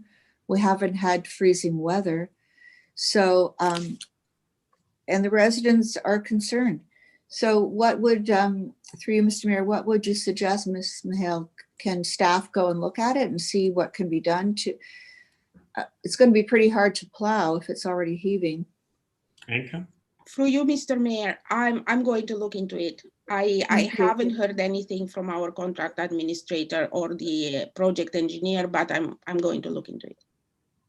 Thank you. The residents would appreciate that. Thank you. Thank you. Any other comments, questions on this one? Okay, so we'll just move along. Mr. Clerk, we don't need anything on this one because we're just asking questions. It's already been previously approved. Yeah, Mr. Mayor, that's correct. Okay, thank you. So I'll move to project 12002, which is the accessibility, because Councilor Gardner, you had some questions on that. And that one's another one that's been previously approved. Councilor Gardner, go ahead. Thank you, Mr. Mayor. And I understand Councillor Thompson's point. But this is a new world, the COVID world. And my understanding with the accessibility budget, we don't spend what we put in every year. Some of this is, I believe, from last year or the year before. So I appreciate if staff could speak to that. Ms. Van Leeuwen. Through you, Mr. Mayor. So these funds are allocated to various projects and initiatives as identified in the accessibility plan, which is a longer term plan over, I think it goes to 2031 perhaps. And the Accessibility Advisory Committee does review the plan on an annual basis and identifies those projects. As well, there are certain aspects of construction projects, for example, audible pedestrian signals that will be funded through the accessibility capital project, but it falls within engineering. So those funds are allocated to various accessible initiatives. Councilor Gardner. Thank you. Again, I appreciate the answer. I am aware of it. How much do we put every year into the accessibility budget? Through you, Mr. Mayor, perhaps Rachel can possibly pull up that information. I don't have it at my fingertips at this time. Through you, Mr. Mayor, on page 17105 is the very last project on that page. We have total spent to the end of last year of $970,800. We're planning on spending $196,000 this year, with $215,000 planned for 2021. So most of this budget has already been spent. How much do we put in per year? Ms. Wainwright Van Kessel. Through you, Mr. Mayor, currently we just have the amount that's already been planned for this year, and then $215,000 planned for next year for 2021. There's no years having been identified at this point in time. May change forward. I know there's a number of accessibility requirements that we're trying to meet in the near term, which are driving this budget in 2020. Thank you. I've been watching this budget for the last few years, and we never use what's in the budget. We always have money, and this is pre you, Ms. Wainwright Van Kessel. So we don't ever seem to be able to catch up with the budget. And of course, the Accessibility Advisory Committee gives us a plan every year that's, it's worth a lot of money, but we never get to the full plan. So I just say that for next year, we have a look at this, because this is money that, perhaps it's not the appropriate amount of money that we can spend, according to Ms. Wainwright Van Kessel, you did say somewhere in here that we need to look at not only the amount of money, but also the capability of the staff to be able to do these projects, or consultants to these projects. So I think it's something that could be earmarked to look at again next year. Thank you. Thank you, Councillor. Councillor Gilliland. Thank you. I just want to add a quick comment through you, Mr. Mayor, to Councillor Gardner. Just to kind of give you an idea that we, the Accessibility Committee, was discussing a budget for some additional materials and space for persons with exceptionalities. And I know there were some initiatives moving forward. We had some delays that kind of had stopped us reviewing that budget moving forward. And we also had some planned tours for the town facilities for the Accessibility Committee members. And then there were some delays with that. And then we ended up facing COVID. So again, that also got paused again. We did try to also do yet another town tour again. And again, that was postponed. But Matt Zawanda has now, I think, organized a tour, like a virtual tour, to help the committee identify some areas, because they are aware that, you know, obviously they have a budget and, you know, what they're going to improve. They continually make remarks on the improvements that they would like to see. And it's a continuous building plan for consideration. But I do believe the pandemic and some of the delays have paused kind of a lot of moving forward with these initiatives. So I just wanted to throw that out there, that they have had a lot of great ideas and some input, but the pandemic has certainly put a pause and shift on things. Thank you. That's a good, if I may, it's a good explanation. I'm looking at it historically over the last 4 or 5 years about never spending as much as biting off more than we can chew. So for next year, just like to underline that. Thank you. Any other comments or questions? Okay, we'll move on to 1711. The workstation refresh carpet paint. Councillor Kim, you pulled this one. Yes, thank you. Did you want to move something on them? Sure, I'd like to move it as is. To approve it? Okay. Someone like to second that? Councillor Humphreys. Go ahead, Councillor Kim. Thank you. Through you to staff or Mr. Nadarasny, I recall when we first started this conversation and added this to our annual budget in 2016. Through you to staff, is this refresh an ongoing item that we'll see continuously, even well past 2030? Because, you know, it's a large building and we have more than one facility.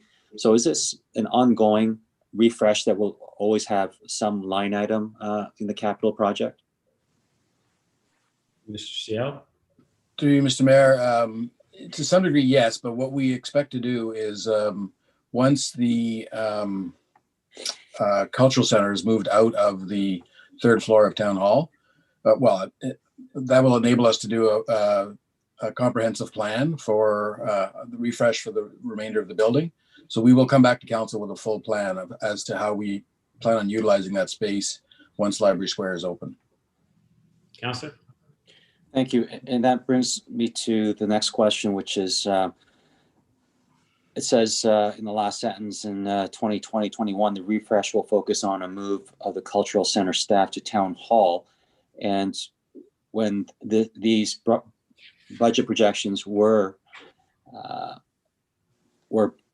projected or built, certainly COVID-19 was not part of the plan. And so my question is, for 2021,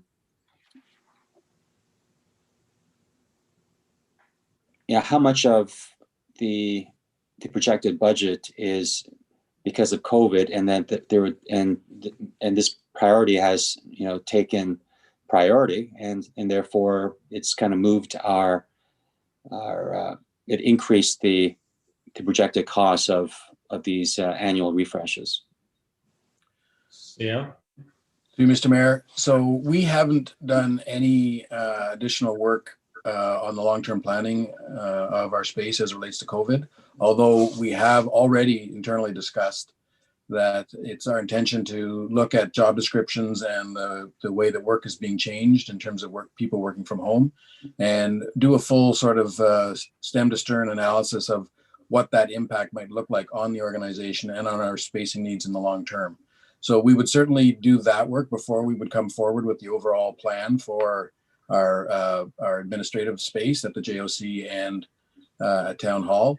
Right now, up until 2024, we've allowed $250,000 a year for refresh, but our intention would be to come with a fulsome plan to council, again, that would include how we propose to change our work as a result of new methods of doing our jobs, lessons learned from the COVID experience. Great, thank you very much. Thank you. Councilor Gardner? Thank you, Mr. Mayor. I have noticed that we've done a lot of work to accommodate the cultural center. The offices are set up, the lobby floor was fixed. There's a small kitchen set up. In our council lounge, there's a cultural center lounge.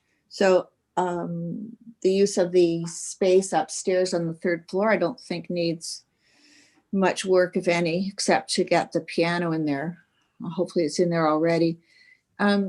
So what through you to Ms. Wainwright Van Kessel, how much money do we have left over from the 2020 budget?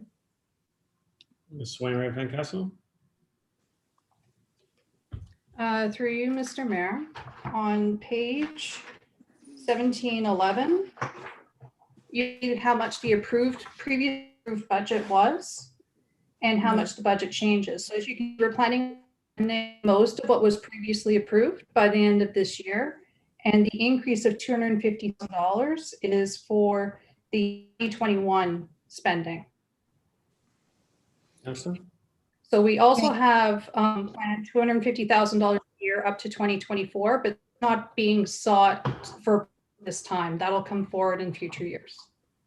Councilor? Thank you. And it's the forecast to be spent for the refresh is about $500,000. And yet we're asking up to 2021 for capital budget authority, if I understand this correctly, of 1070. So to me, I think that I can't see leaving this amount of money in the budget. I know we've approved it. And we are going to top up for we were going to top up for 21. I don't think we should be doing that. There's so much money here as it is. To me, it's too much money for the time being. And going forward, maybe this is a placeholder. Maybe that's the reason for it. But it just doesn't sit well with me to have that much money sitting in this fund. And unless, Mr. CAO, if there's something that really needs doing, certainly the washrooms are in bad shape, or not in bad shape, but could be fixed. But on the other hand, it's COVID. We all need to keep our budgets down where we can. And my last comment on this is when we did the refresh for the communications department, it was very well done, with the exception of to me, there's two very strange, very large chairs in there that will only accommodate one person. And yet they're a person and a half size. And I know it's interesting, and believe me, all for interesting, but I think we just need to look at functional, and we don't need to be interesting in our work refresh. If staff could comment on that or not. I mean, this is the public's money. The public is not going out and spending, maybe $1,500, $2,000 on a chair. Those chairs are very expensive. We don't need this kind of thing. We've got to be smart and practical. Mr. CEO? Do you want Through Mr. Mayor, I can't speak to the chairs. I'm not sure what the actual cost of those were, but I can certainly look into that and comment further once I know that value. I just wanted to point out that part of the rationale for the amount that we put in there every year is that it can often be, when we actually do the plan, we don't anticipate that we'll be able to get it nicely done within $250,000 chunks necessarily in any given year. So there is some merit in leaving it in to build and to allow us to spend it once we bring a plan forward for the overall building, anticipating that could cost more than one $250,000 chunk. So it's a way of spreading that out over time as well.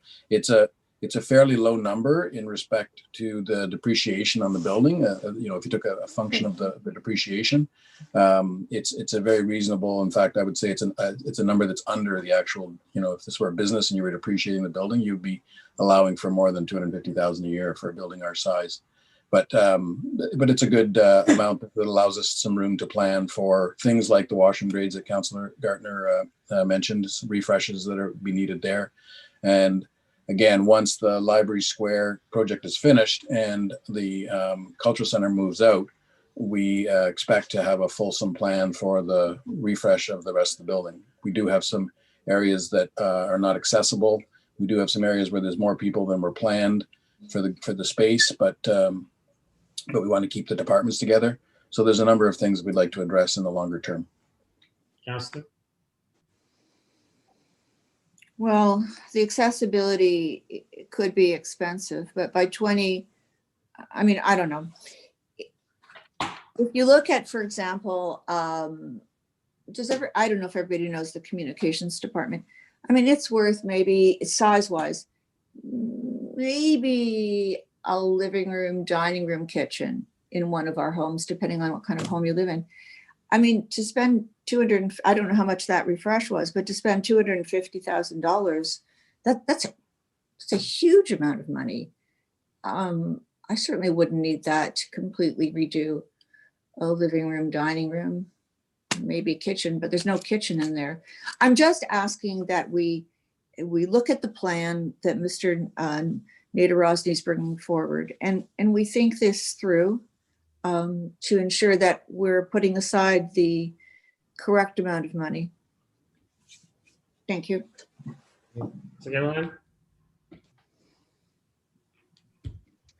Thank you, through you, Mr. Mayor. So I have some similar comments to Councillor Gartner. I just feel like in a time where we're all trying to find efficiencies, now's not the time to be renovating your house. If this is taxpayers' money, I appreciate there are probably some upgrades we may need to do, but I would prefer to put a pause and then see a report on what's actually necessary. I don't know what the employee engagement results are, but maybe Mr. Nader, you could chime in here. The percentage of staff that prefer to be working from home right now, I still don't know if that's really going to change. Where corporations are now downsizing and moving their offices all over the place, I do see an opportunity here to step back, pause, and kind of see what our work plan looks like, because I don't really think we have a fulsome view of that. So I'm with Councillor Gartner, and I would like to see this paused. Mr. Nader, would you be able to chime in on that employee engagement part? Shale? Through Mr. Mayor, we're just getting the results of the employee engagement now. And we will have a full report for council in the new year on the employment engagement survey. I can tell you that the initial results that we got are very positive in terms of our staff's overall engagement level with the organization. So that much we do know, but the more detailed work is being done right now. I agree that there's, as I said earlier, there's much to do sort of post-COVID to re-look at the way work will be done at the town and the way employees will perform that work, whether it's from home or in the office. It was, as I said earlier, it's our intention to come forward with a fulsome plan on the building and the changes that would be required, some for modernizations, such as washrooms and things which won't be impacted by COVID, and other factors such as hoteling, maybe if there's going to be a group of people sharing an office and working partially from home and partially in an office, so that would drive a different design and so on. So all of those things will absolutely come forward to council. This amount, as I said earlier, is usually is held in reserve and is used to help spread the cost of that over multiple years, so there isn't a hit in any one year. But whatever council wishes to do, we're certainly not planning anything major in the short term while we work out the longer term use of the buildings.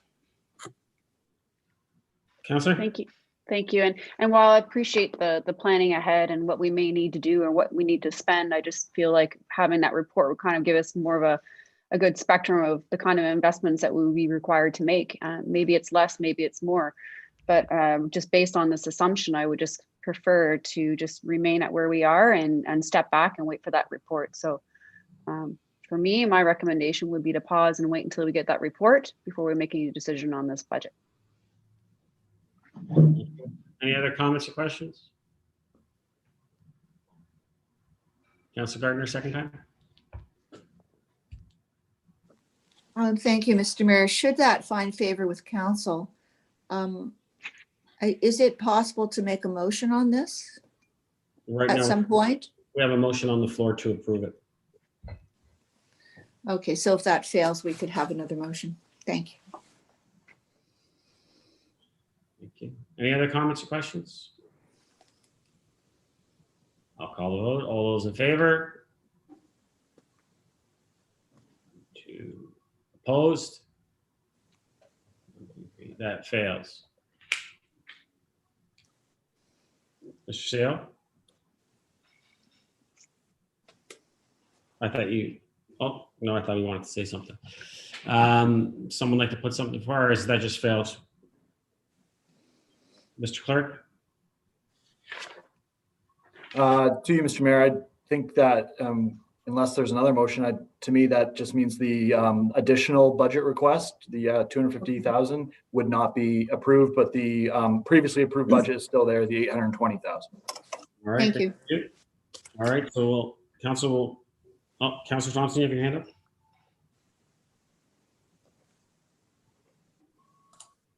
No, sorry. Oh, okay, thank you. All right, well, we'll move along. I do see that Councillor Gilliland and Gardner had their hands up though. No, thank you. I just had a question. Sure. It was just a question. I'm fine with the previously approved, but I don't need to request this report back. That's just common knowledge. Staff understand that we're going to be waiting for this report. Mm-hmm. Okay. Thank you. That's fine. Thank you.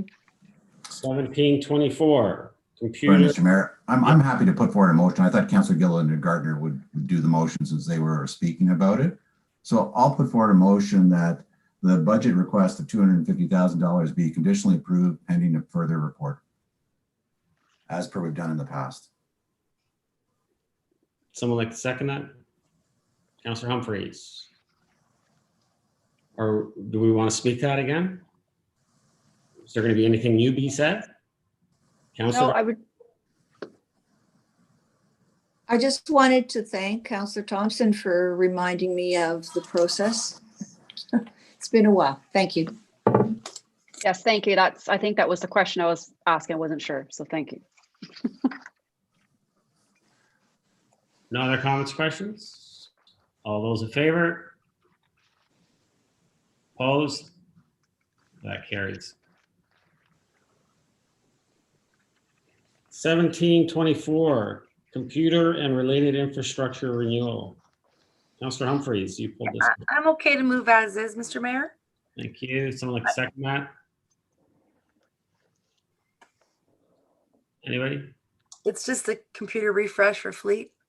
No seconder? Councilor Kim, thank you. Councilor Humphreys, go ahead. Thank you. Just a quick question, Mr. Mayor. Well, two. One, I did notice that we're looking at a refresh cycle improvement from the 6 to 7 to 3 to 4, which I'm fine with. Technology does change really quickly, and we need to be good. These fleet computers, obviously that's what they're for. It's not for any other employees or staff within our organization. This is just their hardware refresh for the guys on the road, within the automotive area and so on. Just wanted to confirm that. Ms. Van Leeuwen? Through you, Mr. Mayor, this is for a refresh of all of our laptops and tablets and servers. So it's our technology infrastructure. But this is for fleet only, right? I think fleet is referring to our fleet of laptops. Oh, that's Yes. what confused me. Because I go, why are we focusing? And so that clears up a lot, because I saw fleet and I go, do you mean fleet? Or okay, then that, okay.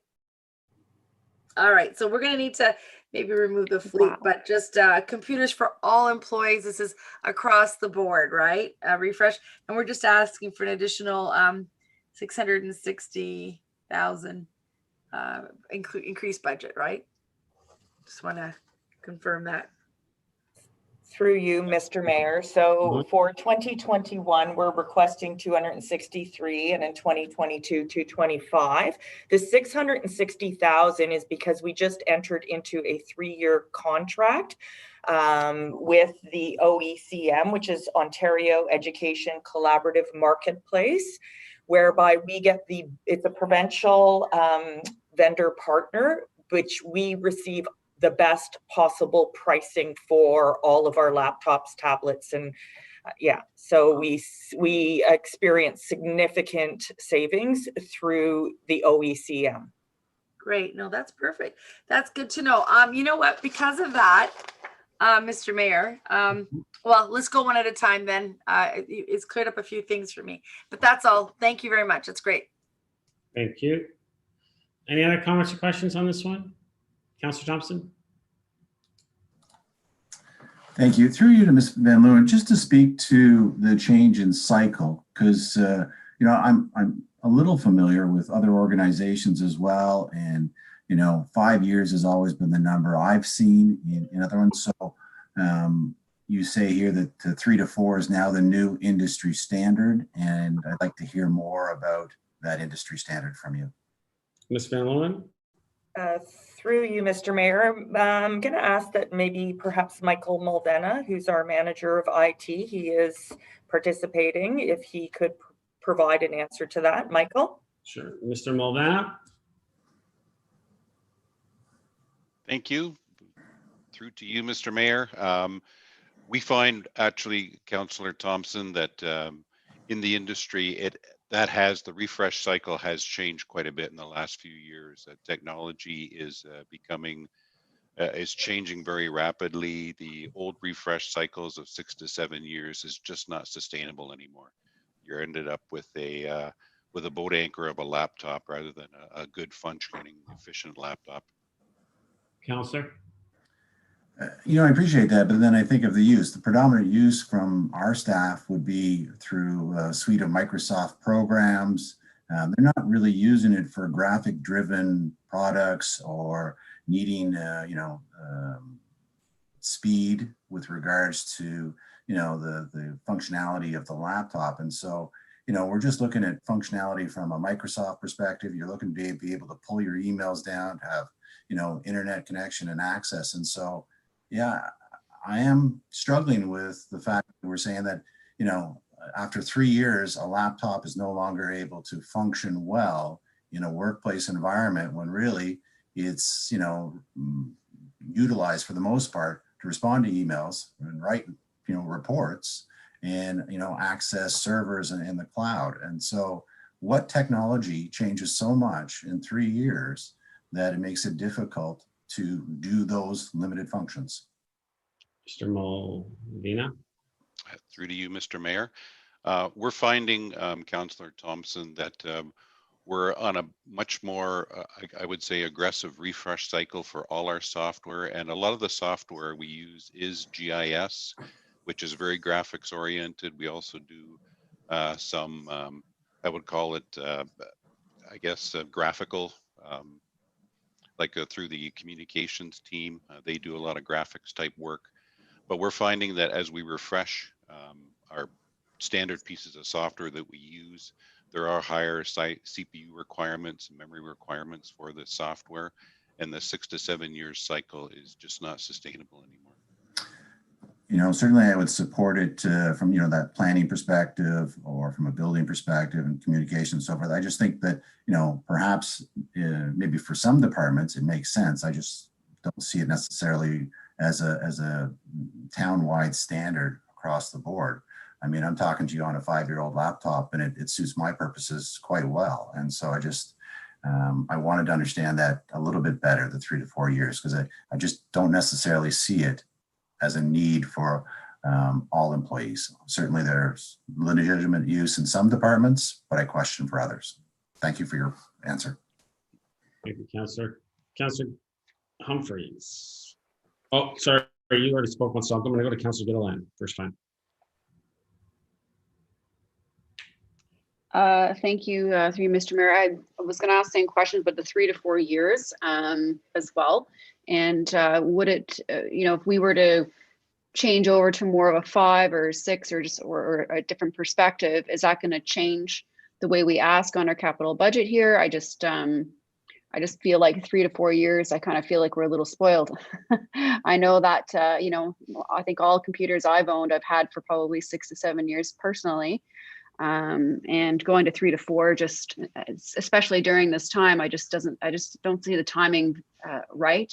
Would like a 5-year analysis still work and provide the needs of what we need to perform within the town? Ms. Van Leeuwen or Mr. Molina? Michael, would You you want me like to to take? respond? Sure. Yeah. Thank you. Through to you, Mr. Mayor. I would say that for the bulk of our people, bulk of the users out there, one of the things that's driving this is our migration to Office 365, which is a Microsoft suite of products. Because of the way O365 works, we're always at the most recent level of software, which is the most it's the most graphically demanding, it's the most CPU demanding, but you get a lot of new features and you get a lot of new efficiencies as well. And that's why we're looking to reduce that cycle. It's more of an efficiency thing, so all our folks can work efficiently with their technology as opposed to inefficiently, where they're waiting a long time for things to occur on their laptops. If you want, I can provide at a future date, if you wish, some industry standards as to what other companies or municipalities are doing as far as technology refresh. Would that be of help? Councillor? Yeah, I know. I do really think that would be helpful, and I'm just trying to understand, when you're saying refresh, are you saying specifically, taking a look at current laptops and computers within 3 and 4 years, but in fact they could be a lot older? Or are you saying within 3 to 4 years that we're just going to upgrade and replace? I just want to clarify if I'm understanding that. Mr. Molina? Yeah, right now the replacement is, as you said, some of the equipment we have is a lot older than 3 or 4 years, and we are certainly updating that slowly, month by month, as we encounter new models. But it would be, our goal is to get to a more 3 to 4 year refresh cycle for all technology. And I think one of the ways we're going to offset the costs of that is to look at the potential of leasing. So we're moving from a capital expenditure to an operational expenditure, and then you almost get a built-in refresh cycle, so you're not always putting new capital in. Councillor? Okay, so if you're looking at changing the model to a lease, I'm curious as to why we would hurry and buy new stuff in 3 to 4 years. If we're going to change to a model, would you just not hop in and lease, just much like a car? Like, why would I decide I'm going to go buy a new laptop, in the next 2 years, if I'm just going to decide to go lease and have to, incur that expense again? I'm a little confused on the transition that you're talking about. I would think that we would just be a little bit more prudent and say, let's, expand this to 5 years as we transition to a leasing model, as opposed to refresh at the 3 to 4 year mark. I just feel it's a little premature. Question?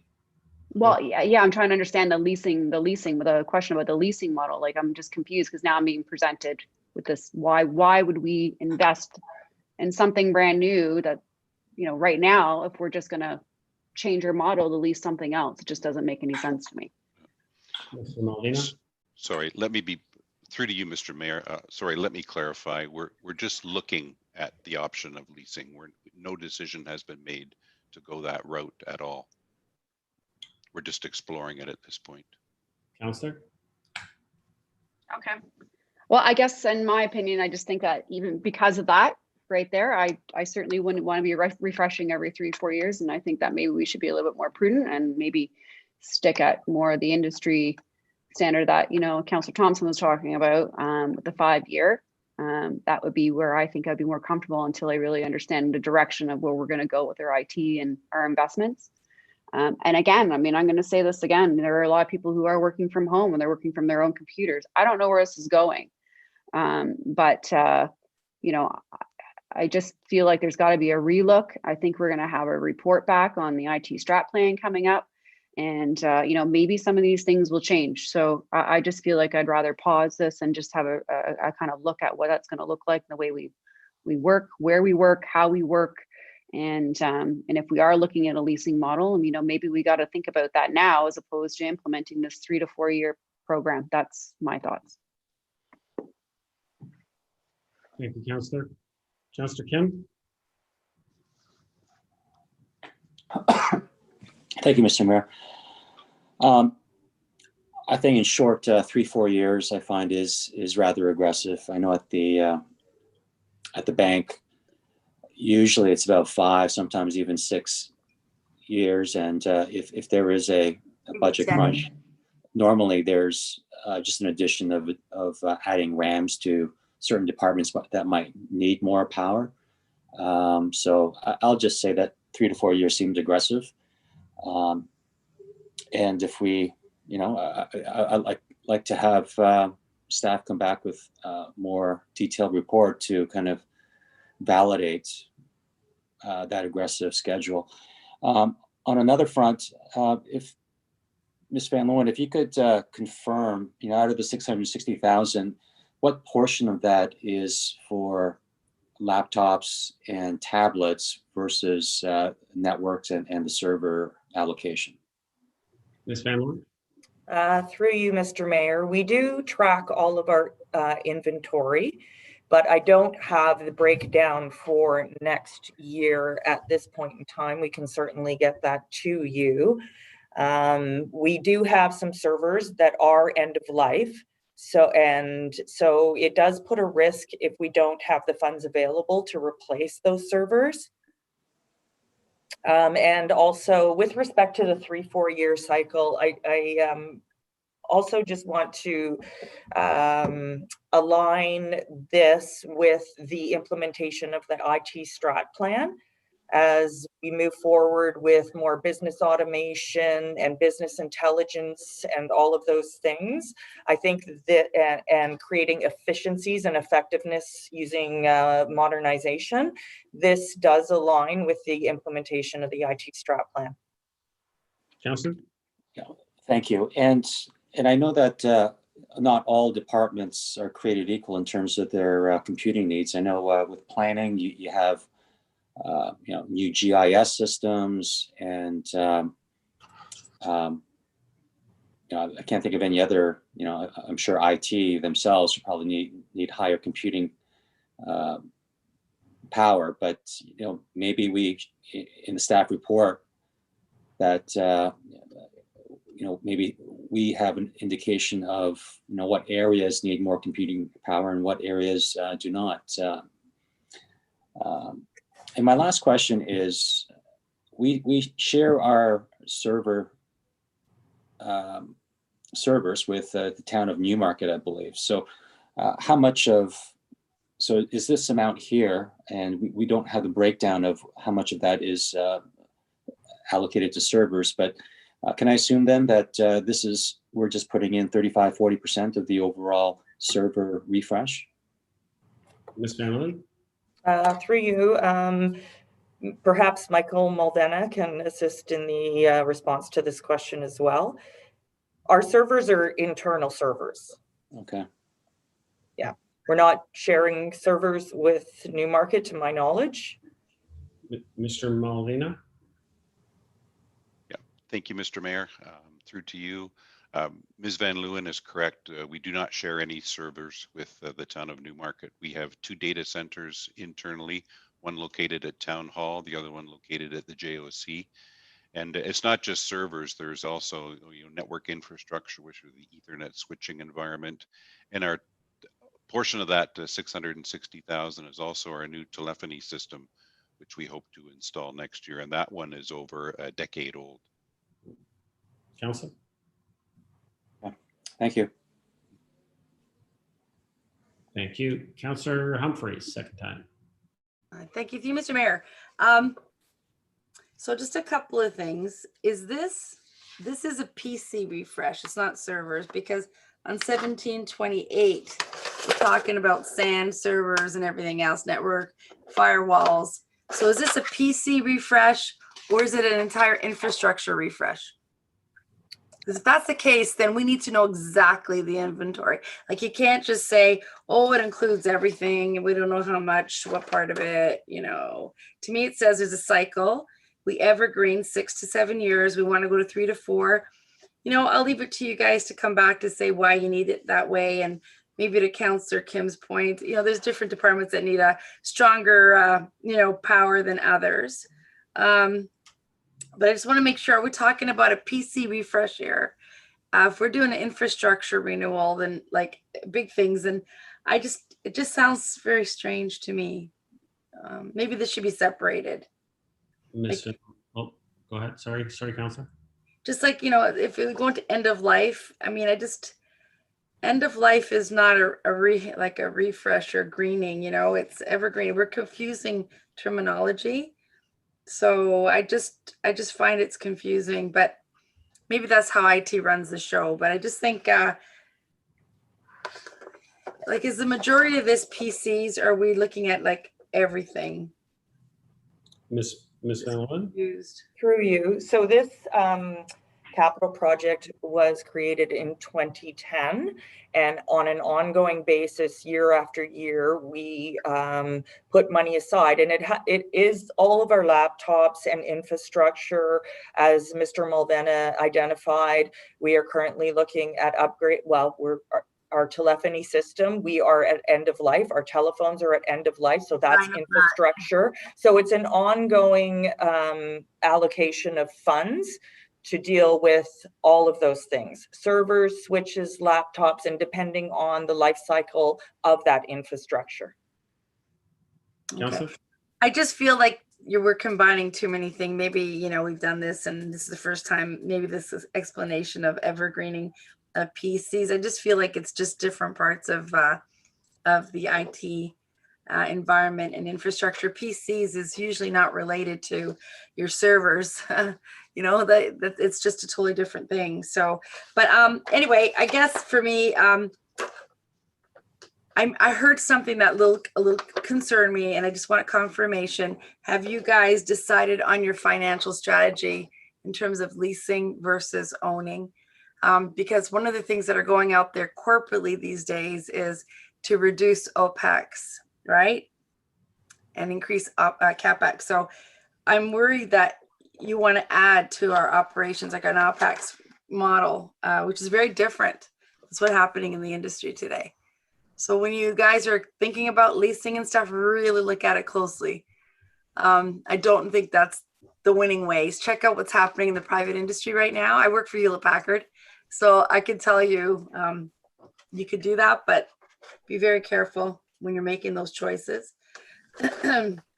But just in this case, like if you guys can come back, like I mean, at first I was a little confused, right? I thought it was fleet PCs and everything else, but it was just a fleet of computers. But now it's everything. And yes, this report's been here for a while. But if we could just do one thing, just clarify the impact of changing our evergreening cycle from the 6 to 7 year mark to 3 to 4, what that really means to us. Like, what does it mean to the organization?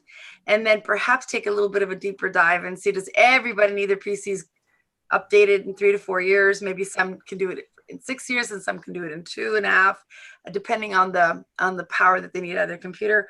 And I mean, I don't want to make work for you guys, but I just feel I'm a little confused because I'm thinking PCs and then end of life servers. And it's just such a different thing. It's just like almost different things all plumped into one. But and just a last comment, just one question really quickly for Ms. Van Leeuwen.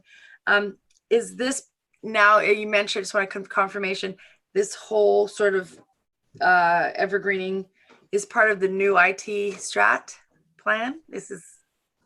Or is it just sort of an ongoing? Ms. Van Leeuwen? Through you, Mr. Mayor. My comment was that it aligns with the IT strat plan as we look at creating a more effective and efficient workforce underpowered by technology. Okay. All right. So if I'd like to just put a motion on the floor, Mr. Mayor, that if we could just get a bit more clarification on this in terms of, you know, what part of this is evergreening PCs versus end of life structure, servers, whatever, and also clarification on the payment model. Are we going to pay outright? Are we going to lease? And what does that mean for us corporately? Because I do know the push is, reduce OpEx, increase CapEx in the IT world. And I just hearing that we're going to increase OpEx just concerns me. That's all. Okay. I'll come back to you, Councillor Humphries. Councillor Thompson? Thank you. Second time? Follow up, I have a couple more questions as well. Just some of the responses have created a little more confusion for me as well. So, currently we have a previously approved budget of $1.4 million. It says, by the end of 2019, we spent $860,000. And so there's still $540,000 left. So to me, that seems to indicate that those pieces of equipment that are end of cycle, be it servers or desktops or laptops, there are funds there to take care of it and replace them. And so that's why I'd like to get some more visibility into the $660,000 and what that is to me. And that's how I interpret this report to begin with, is because now that we're changing the cycle, those pieces of equipment that were 4 years old or 3 years old that weren't part of the budget are all of a sudden now going to be flipped out. And that's what's the 660 changes for. And so I agree with, some of the comments around the table that it would be great to get some additional information. The other two pieces that is creating some confusion for me is in the responses, I keep hearing about servers and end of life. And then, Councillor Humphries touched on it that, there's another project in here that we're going to talk about in a few minutes, talking about replacing servers, and there's dollars there. So what is the difference between those servers and the servers that you're saying that the 660,000 is supposed to be used for? And then I hear about the telephony project, and we approved a telephony project last year of $51,200 under growth and new. And so we have money for telephony, but now I'm hearing that the 660 is for the telephony project. And so, and I'm sure there are answers and responses, but I think that's what's creating some of this confusion is there seems to be a duplication or not the clarity that we need to have confidence, or at least for myself, in going forward with this. And, we can continue to dive into this, but I agree with Councillor Humphries. I think the best way forward is just to get some more information on this project so that, we can all feel comfortable, because, I do support the idea of, if we're going to be working from home more, to have our staff have that kind of access they need. And it makes sense for them to have laptops as opposed to desktops. And, I support the idea of, flipping out old, outdated equipment. But, I'm not comfortable at this point that everybody needs a cycle of 3 to 4 years. If you think about it, our iPads are all 3 years old. We got them in 2018. And so, does that mean that, they're no longer functional? Of course they are. They're still, viable for us. They serve our purposes. And I wouldn't necessarily think they need to be switched out. And so, I can't approve the increase as is without knowing that information. And so, I'm happy to go with the rest of council, but I think, again, I don't want to get in the habit of doing conditional approvals and reports. I'd like to see us make decisions on these items, but for me, this is one of those ones that, I can't move forward with at this time. Ms. Van Leeuwen, you had something to respond to? Yeah, just a comment on the telephony. So last year's approval was to hire a consultant to do an assessment of our needs and future needs. And that work just wrapped up. We had a meeting within the last 2 weeks with the consultant. And so our telephones are end of life and we need to replace them. We're no longer supported. So that's where this budget will come into play. The telephony project from last year was just from the consultant. Councillor? Yeah, and to that point, that would be great. So then perhaps you can break out that 660 of what portion of that is that the telephony system and so forth. Those kind of details and further clarity would, at least, help me make a decision. So I appreciate that. Thank you, Councillor. Councillor Humphries, you moved this originally. Did you want to change that? Yeah, what I'd like to do is to have this come back I'm not even sure I want to approve it conditionally at this point. I just like to have a report come back that breaks down PC refresh, telephony, and other servers infrastructure that may be part of the additional budget request. And even, very high level, just percentages against what piece. And maybe we want to think about, and I think I talked about this before, but telephony should be very tied in closely with the whole IT structure. So hopefully that, I'm sure it is, with the consultant suggestions and so on. But if we can get that report back that just clarifies what pieces of this budget is for what, and then we'll just feel a little better about it. And I do want, if possible, staff to take a closer look at the recommendation of life cycle changes from 6 to 7 year to 3 to 4. I think we can't just do a blanket. It's got to be counselors, every 10 years, communications every 2, administration every 10. I don't know, but I think that'll also help with budgeting and sort of estimating moving forward for what type of resources need what kind of, computer power. And I think that'll help very much. So yeah, if anyone would like to second that, I just need that information before I can move forward on this one. So, Councillor, so you want it conditional upon a further report? Yeah. With all that information? Okay. Councillor Kim, you seconded the original. Are you okay with that? That would make that change? All right. Any other comments or questions? Call the vote. All those in favor? Opposed? That carries. Council, we are supposed to take our health break. We were supposed to take it at 11, but we were in the middle of this, so we will take our health break at this time. Okay, so at 10 minutes, 11:32, be back, please.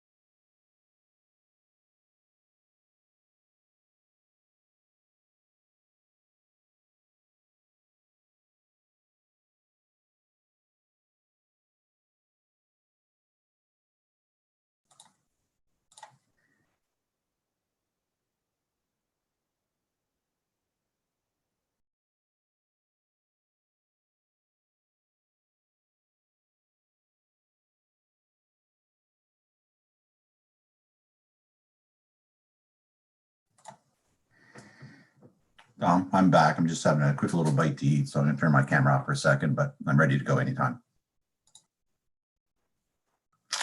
All right. Well, we're still live.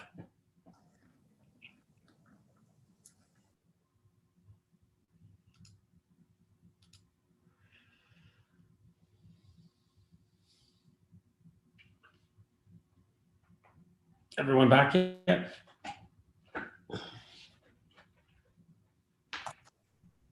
I'm ready.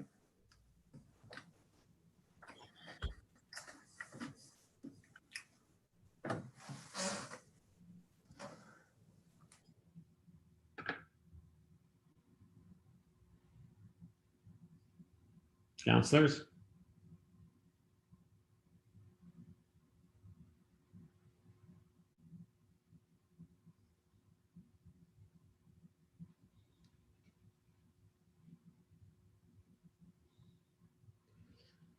Thank you. All right, so we got 1, 2, 3, 4. Okay, Councillor Thompson, you're here. You just got your camera off. Councillor Humphreys, you back? Thank you. Councillor Thompson, Councillor Kim's not here yet. I actually need to step away. Can you take the chair? I actually have an emergency call coming in regards to COVID-19, so I need to take this. So I need to step away. Mr. Mayor, do we have a sense of the agenda in terms of lunch and timing? So we're going to do 12:30. We're going to do lunch. Okay. Mr. Mayor, I just also need to share, I have a hard stop at 2:30 today, unfortunately. Okay. So hopefully we can get through most of this, hopefully. We'll go as quickly as we can. So, but yet we'll do our job, right? So we'll. You bet. Actually, Councillor Kim, you're here. Could you take the chair? The next two items, I should be back at, unless they take forever. The next two items are 1727, 1728, and then 1729, and they were all pulled by Councillor Humphreys. So I'll leave you with that. I'll pass the chair to you, and I'll be back as soon as possible. Who will control the who speaks? And oh yeah, I guess I don't need the electronic functions. No, okay. It should be fine. Okay. Okay. If you do have any issues, just ask the clerk. He'll help you out. Okay. I'll be right back.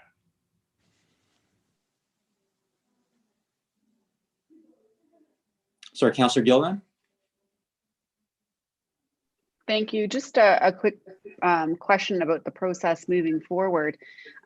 We were discussing some items on the floor, but we had to fail it before putting a new motion on the floor. I just want to be quite clear about the process, because the last item, we just made an amendment and then changed it. So it was two different processes. And I just want to make sure that we're consistent and we all have an understanding of how to approach these budget items as they're being put on the floor. Mr. Clerk, can you clarify, please? Absolutely. Through you, Mr. Chair. I am speaking on behalf of Mayor Maracas here and how he's running the meeting. So hopefully I'm not putting words in his mouth. But the difference between the first item was that he put it to a vote with the approval motion and it failed. And so then the conditional approval motion was moved. With the second item, it seemed to be agreement across the council table that after approved was put on the floor, it was changed through a friendly amendment to conditional after the mover and seconder were okay, and the discussion led to council obviously not going to approve it. So that is the difference between the two items. So is there a preference, Mr. Clerk, as to how you wish to proceed? Should we just do the first method and we'll just do a conditional approval with a staff report, or the second option? Through Does you, it matter? or to you, Mr. Chair, I think if there's wide agreement, or if there's obviously clear agreement, or the mayor's back, so maybe I'm still here. The call's just about to start, but I just figured I'd weigh in quickly. Thank you, through you, Mr. Chair. So just to let everyone know, the clerk is correct. So what happened on the first one is that the mover was not looking at making the change. The second one, the mover was fine, was actually proposing changing what she had originally moved. And as long as the mover and the second are okay, you can make that change. If the mover is not okay with making that change, well, then you would have to vote on it. It would have to see it fail, and then you can put something forward. That is the process. Okay. So if you move something and you change your mind after going through the conversation and you want to adjust what you moved and the seconder agrees to it, you can make that change. Okay. Okay. Friendly amendment. Okay, thank you. So let's move on to 17-27. Councillor Gilliland, you pulled this. Do you want to put this on the floor, please? I think that was Councillor Humphreys, I believe. Yeah, I did that. Okay. Councillor Humphreys, did you want to move that? Yeah, well, so far I do, but we'll see. Okay. Just a quick, actually, this is fine. I just, Okay. Can I have a seconder? oh yeah, sorry. Okay, Councillor Thompson. Go ahead, Councillor Humphreys. Thank you. Just very quickly, this is a very general statement here. I just want to, it's part of the IT strat plan that we were presented with last year. What is this really saying? Is this consulting services? Like, what is this saying? Like, it's just saying processes, digitization, end-to-end business processes. Is this is this consulting services? Ms. Van Loan? Through you, Mr. Chair, this is to allows us to purchase the tools that we need in order to do that integration, and may also include some consulting services to do the configuration of integration. So there are a number of tools, FME, which is a feature manipulation engine, which is a tool that we would use to integrate systems. And we have multiple systems and software that are not communicating. So this is about creating that automation in the background where, for example, our project management software is communicating with our financial system and things like that. So yeah, it's about having those tools. And if we need the expertise of a consultant to be able to have that expertise and skill. Right. Okay, that's fine. Thank you, through Mr. Chair. I guess, yeah. So basically, it could be some technology, but really you're leveraging expertise to amalgamate these systems and to try to get the best out of them, streamline them, and make sure that this is aging traditional paper-based processes. I get, and I think I'm okay with this. I just, if I can ask, it's very general. It's very general. It's like a process improvement, process enhancements, aligning different streamlined IT, like it says core business processes, HR planning, permitting, asset workforce management, finance, and taking the opportunity to streamline, modernize, and simplify aging traditional paper-based processes. So to me, it just sounds like the whole IT strategy in one little like bulk, but it's the price tag isn't very, for what we're talking about. So again, I just would like a little confirmation, what this really includes. And from what I see here, it's more consulting services than anything. And then IT stuff comes after it. Just if I can just get because it's very high level information here. And it just says, you just want to fix the processes and so to me, it's like a process improvement, which is very difficult when it comes to IT. So I understand that it's very, try to building process along IT services is just as complicated. So if I could just get a sense of how much of this really is, I guess you want to have a bucket to go to and not have to keep coming back, but I just need to understand what the majority of that will be on. And I think it's, from what I read here, it sounds like consulting. Ms. Van Loan? Through you, Mr. Chair. As I said, it's also about purchasing the tools necessary to integrate, like FME tools. Now, maybe Michael Mulvena would like to weigh in on this conversation and this question. I wouldn't mind if, thank you, Mr. Chair. It'd be awesome just to understand how much of this budget is for purchasing IT equipment to help us get to the processes end to end, and how much is perhaps consulting processes. Mr. Mulvena? Thank you. Through to you, Mr. Chair. Councillor Humphreys, this is, like you described it, it's a bucket for us to go to help us meet these needs that came out of the IT strat plan. But this is a combination of both software and consulting. I would, if you need a kind of a breakdown, I would say it's probably about 50-50 at this point. Okay, perfect. That I understand that totally. You need that budget to get going on the 5-year IT strat plan. If you don't have this, you really can't launch all the plans that are in front of you, right? From your IT plan. Correct. Okay, cool. Nope, that's good. I'm okay. It's not outrageous, and for what it is, and I know what you need. So looking forward to hearing how it goes. Thanks. I'm good. Thank you. I'm good to approve moving forward. I can't see the electronic hands, so if anyone else wants to speak, please raise your hands. Councillor Thompson. Thank you. Through you to Ms. Van Leeuwen, just to confirm that if we move forward with this project, we can remove the growth project 14079, which also related to data integration and tools. Is that correct? Through you, Mr. Chair, that is correct. Sorry for that duplication. Yes, that was a duplication and an error. Sorry. No problem. I just wanted to confirm that and stuff. So, that's good. Thank you. Anyone else? Okay, no further questions. I'll put it to a vote. All those in favor? Opposed? Okay, that passes. Next item, 17-28. Yeah, and is that yours, Councillor Humphreys? Yes, to you, Mr. Chair, and if you can get a seconder, I'm okay right now to move forward. Okay, can I have a seconder? Councillor Gartner. Comments or questions, Councillor Humphreys? So I think sorry, am I okay to go? Sure, go ahead. Yeah, through you, Mr. Chair. So this, again, we talked about it earlier, Ms. Van Leeuwen and Mr.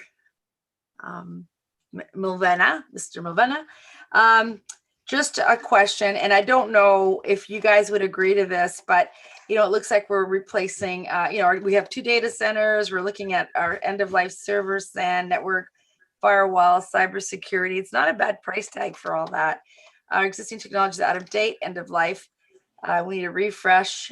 So it just sounds like part of the other one, just like some of the components. So if I could ask that this kind of, if you want to answer now, or if we can get a little more information, or does it have to be amalgamated with the previous item? Ms. Van Leeuwen? Through you, Mr. Chair. The evergreening, like I said, is an ongoing capital project.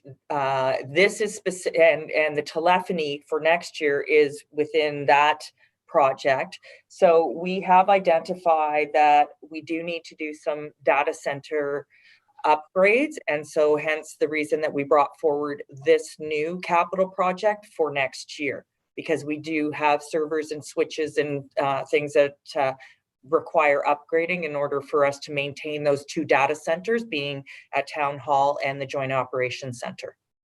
And Mr. Mulvena, would you like to add to that? Mr. Mulvena? Yeah. Thank you, Dacia. Through to you, Mr. Chair. Councillor Humphreys, this was, you had mentioned earlier today that you would kind of like to see the laptop evergreening and kind of the refresh of the other technology separated. This is probably my first kick at that. We've got a ways to go here. I think before I can present things that you would find more to your liking. But this particular project, I was gearing this one more towards cybersecurity. Oh, okay. Yeah. Okay. So this one is going to be, I know we need a new a refreshed firewall. We're just about at end of life with our firewall, which is a very important component of our cybersecurity strategy. There's a couple of other things that we're going to be purchasing as well that will increase our defense in depth platform. Okay. May I ask a big favor? Because I think I totally get it when you said that. How it says data center upgrades, could we say maybe / cybersecurity enhancements? because I think really that's what you're doing. The other one earlier sounded like end of life, refresh. This is more of a strategy to protect our corporation, right? And by doing that, you're right. We got some end of life hardware, some software we need to build in, and probably some integration to get that done. So if you don't mind, I'm good with this. I appreciate the explanation and the price tag's good. But data center upgrades, maybe / corporate cybersecurity approach or something like that. Because then that'll help me break it off for the other one. That's okay if that's appropriate, Mr. Chair, to Ms. Van Leeuwen, if that's okay to change the project title to add cybersecurity strategy, I think that would really help me a lot and just differentiate the other topic from earlier. Mr. Clerk, do we need to have the seconder approve that subtle change, or can we just move ahead as is? Thank you, Mr. Chair. I saw staff nod in agreement with the change. I think that's fine. Okay, great. Thank you. That's it. Thanks. Okay, Councillor Gardner. Thank you, Mr. Chair. There's been a lot of talk, especially recently, about cybersecurity, and the price tag on this doesn't seem very high. Through you, Mr. Chair, to Mr. Mulvena, are we going to be covered appropriately? I guess Mr. appropriately Mulvena? is a strange word, but. Thank you, Mr. Chair. Through to you, Councillor Gartner. Yes, this is just this is more upgrading existing cybersecurity hardware and software we have already in.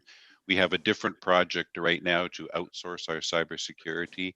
This is going to actually will increase our what I call our defense in depth platform, our defense in depth strategy for combating all the bad things out there these days and protect the town.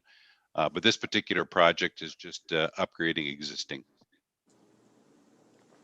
I have a question. Thank you. This is all dependent on our electrical system functioning. What would happen if we lose electrical power and we lose it for a period of time? Mr. Mulvena? Through to you, Mr. Chair. Well, the one nice thing, if the power's out and all our systems are down, we're not vulnerable to any type of hacking. So it's kind of a funny scenario. But we do have a generator backup on the JOC data center, and I believe we're building something in for a power backup of the town hall one as well. Thank you. Thank you. Is that reflected anywhere in this budget? No, sorry, I'm jumping ahead here. Through to you, Mr. Chair. No, it wasn't necessary. We've already got the power redundancy built into both those data centers. Sorry, I wasn't clear before. But you just said something about a potential upgrade to that? Or maybe I misunderstood. Yeah, no, we don't need an upgrade, Councillor Gartner. We already have redundant power at both those data centers. Thank you. Councillor Thompson. Thank you. Through you to Mr. Mulvena. Certainly I'm supportive of it. We've all heard some stories about ransomware and different municipalities throughout Canada and companies as well. And so absolutely, we need to continue to develop a more robust cybersecurity footprint. But at the same time, no system is foolproof, and having a great system is only one part of the equation. The other part is training of employees and staff in terms of what to do and what not to do. The last thing you want them to do is start clicking on phishing emails and opening attachments in your next number. So I guess, I'm sure there has been training for staff with regards to this, but as we roll out our IT strategic plan and we start developing a more robust systems, is there also thoughts about, additional training and development for staff to, prevent those kind of backdoor entries? Mr. Mulvena? Through to you, Mr. Chair. Thank you for that question, Councillor Thompson, and you're absolutely correct. The systems can only do so much. Nothing is foolproof, and yes, we do. not only do we have, we've already given one session, I believe last year, of cybersecurity awareness, I'll call it. We're planning on doing another one next year in 2021.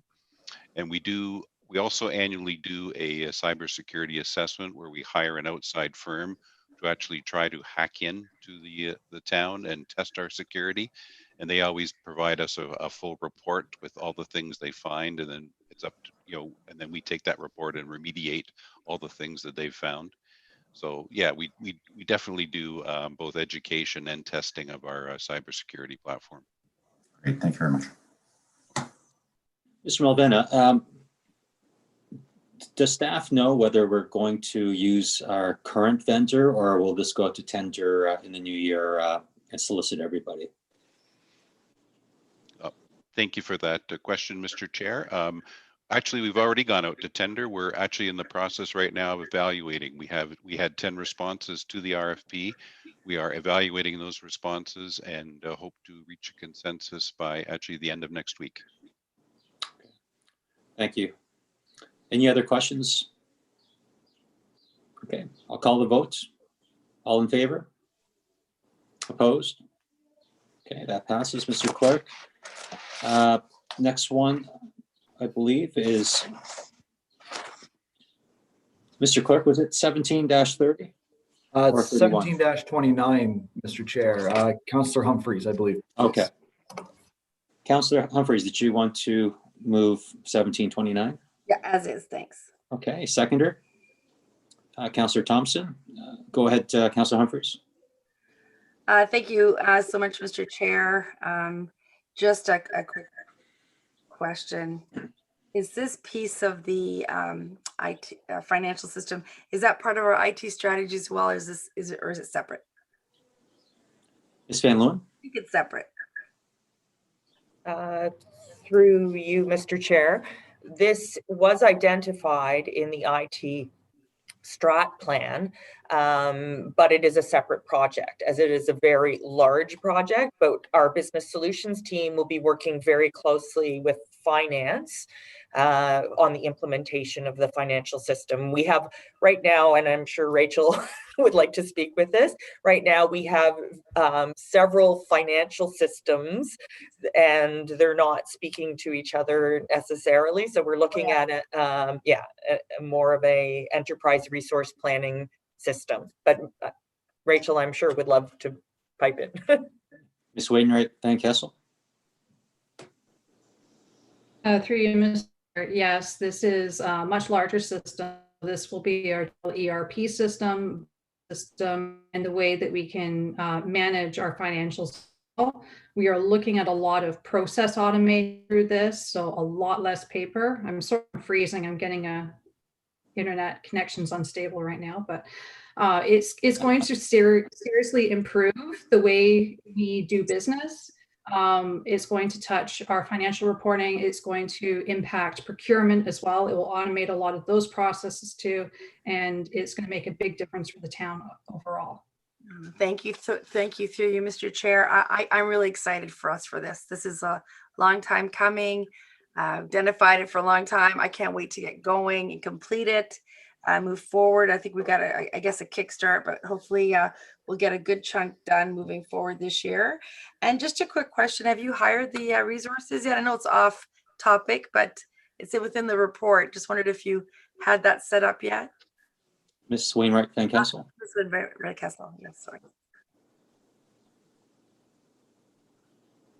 Thank you, Mr. Chair. We have not hired them as of yet. So we are looking at, we'll probably need equivalent of 2 full-time people on the project at all times. One of them is the position, the financial policy and systems advisor, that's in the operating budget. So that is a permanent position that after the completion of the project will then support the financial system going forward. The other will be a temporary resource to backfill other people that will be brought into the project as needed, and that'll be during the actual implementation phase. So that will not be needed until that. Okay, great. No, well, thank you very much. I appreciate that. And again, I just wanted to, and I can understand why it's a completely separate project because of the focus on finances and financial processes along with the technology changes. I can't wait till this gets done, and I sure hope it'll be done for you by next year. So thank you. That's all. Thanks very much. Thank you. Councillor Gallo? Thank you. Just a couple of questions. When did we approve the first, well, the $1 million that was previously approved through you to Ms. Wainwright Van Kessel?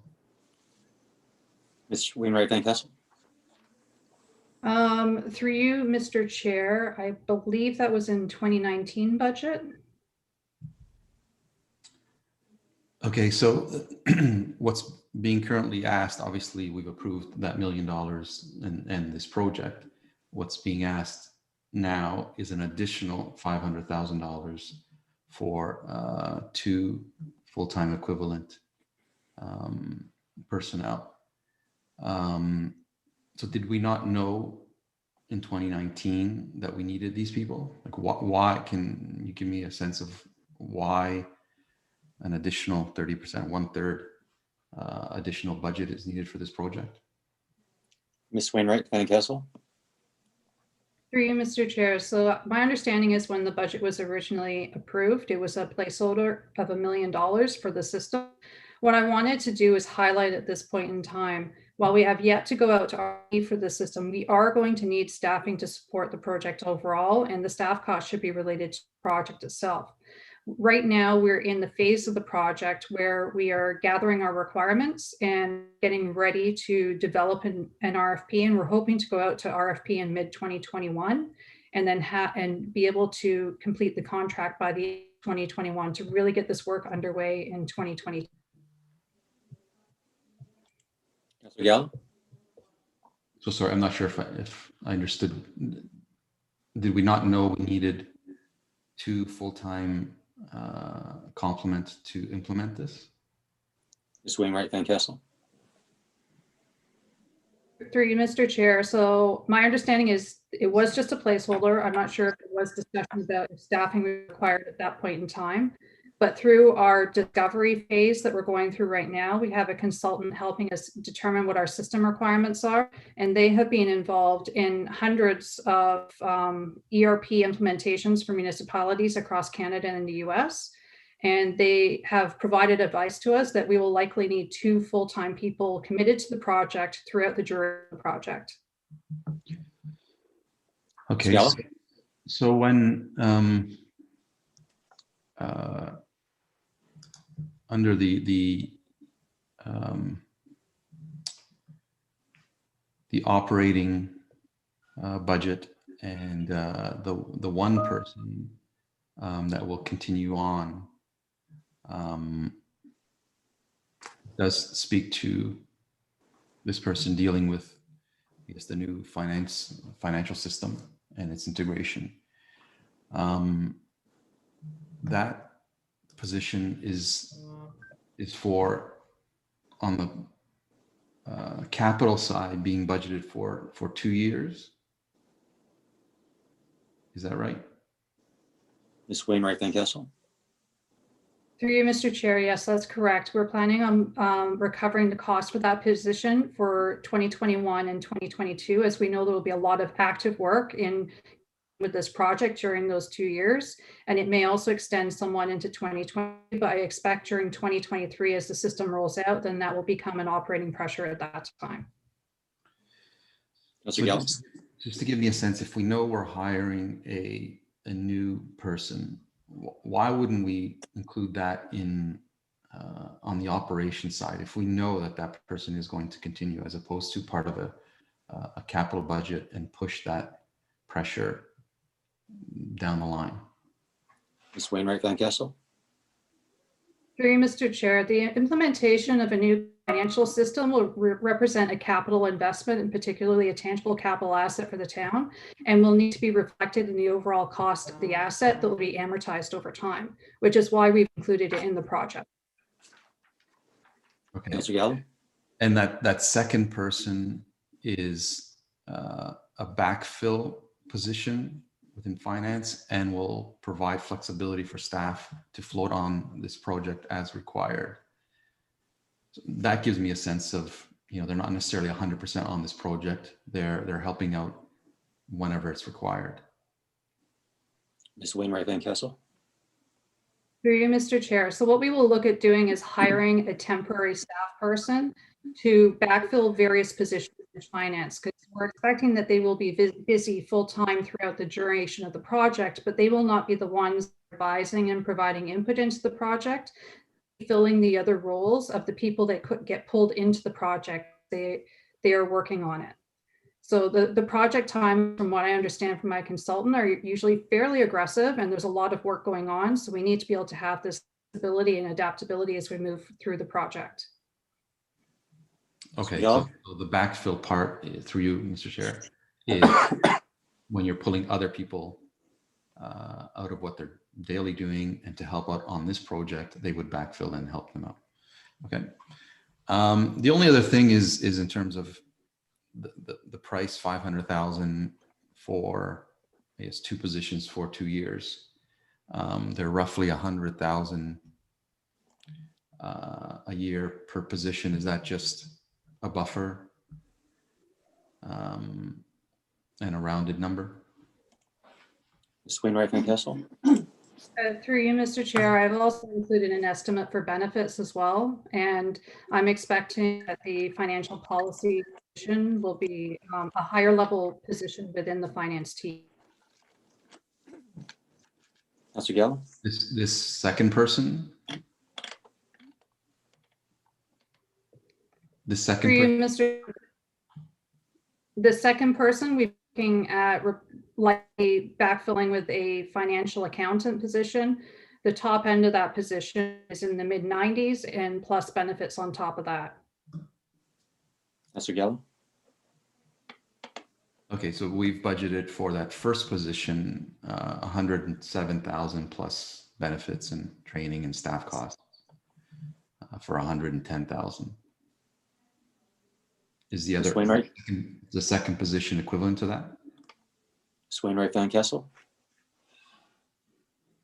Through you, Mr. Chair. So the second position is to be an equivalent to that level as well. So, and I'm expecting the one that we're seeking on a permanent basis. There's going to be a bit more work on the project for a longer period of time. It's probably going to extend a little bit past 2 years, as there's that deployment phase and the training piece that's included as well. And they would also be involved right from the start of the project. So we would have them involved as we're doing some of our preparatory work next year to be prepared to actually implement the financial system. So that includes looking at our accounts, doing all our GL mapping, adapting any processes that we need to do before we get into the implementation phase. Councilor Gallo. Okay, thank you. I guess generally speaking, I didn't get to speak about all of these repair and replacement, capital, new. As we can see, we've already had quite a few questions. To me, once again, I have the feeling that there's not enough information, particularly for the increases. I get the new projects and there's a little more detail on that, but 1 or 2 lines to justify some of the increases. This is a result, I believe, that we're spending this amount of time asking questions because the information just isn't there. And I suspect going through, we'll be asking for more reports and more information.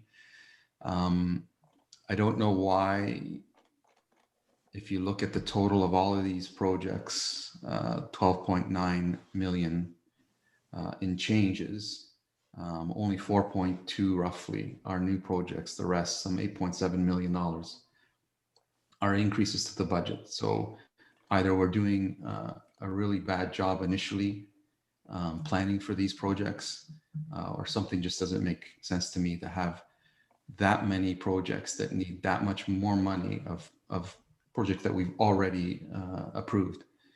It just doesn't seem right to me that to have that much variance. So anyways, I'll leave it like that. Let's see what the rest of the projects look like. To me, I'm not happy with the level of reporting. I think there should be much more detail, particularly with these high variances. And you can see it by the questions that have already been asked. It's unfortunate that other than perhaps last year, budget after budget, I keep saying the same thing, that when we're asking the taxpayers to pay for projects like this, the details need to be there. And as you know, Ms.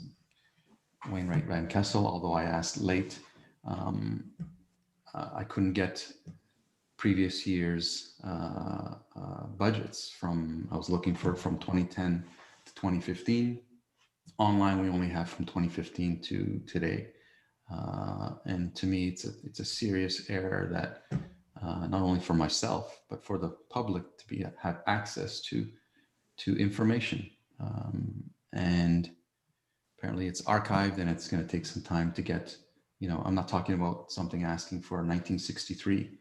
It's between 2010 and 2015. I'm asking for budgets. Unfortunately, I was on council. I didn't have a copy of it, or I wouldn't have asked, and I couldn't find it online because we don't have it on our website.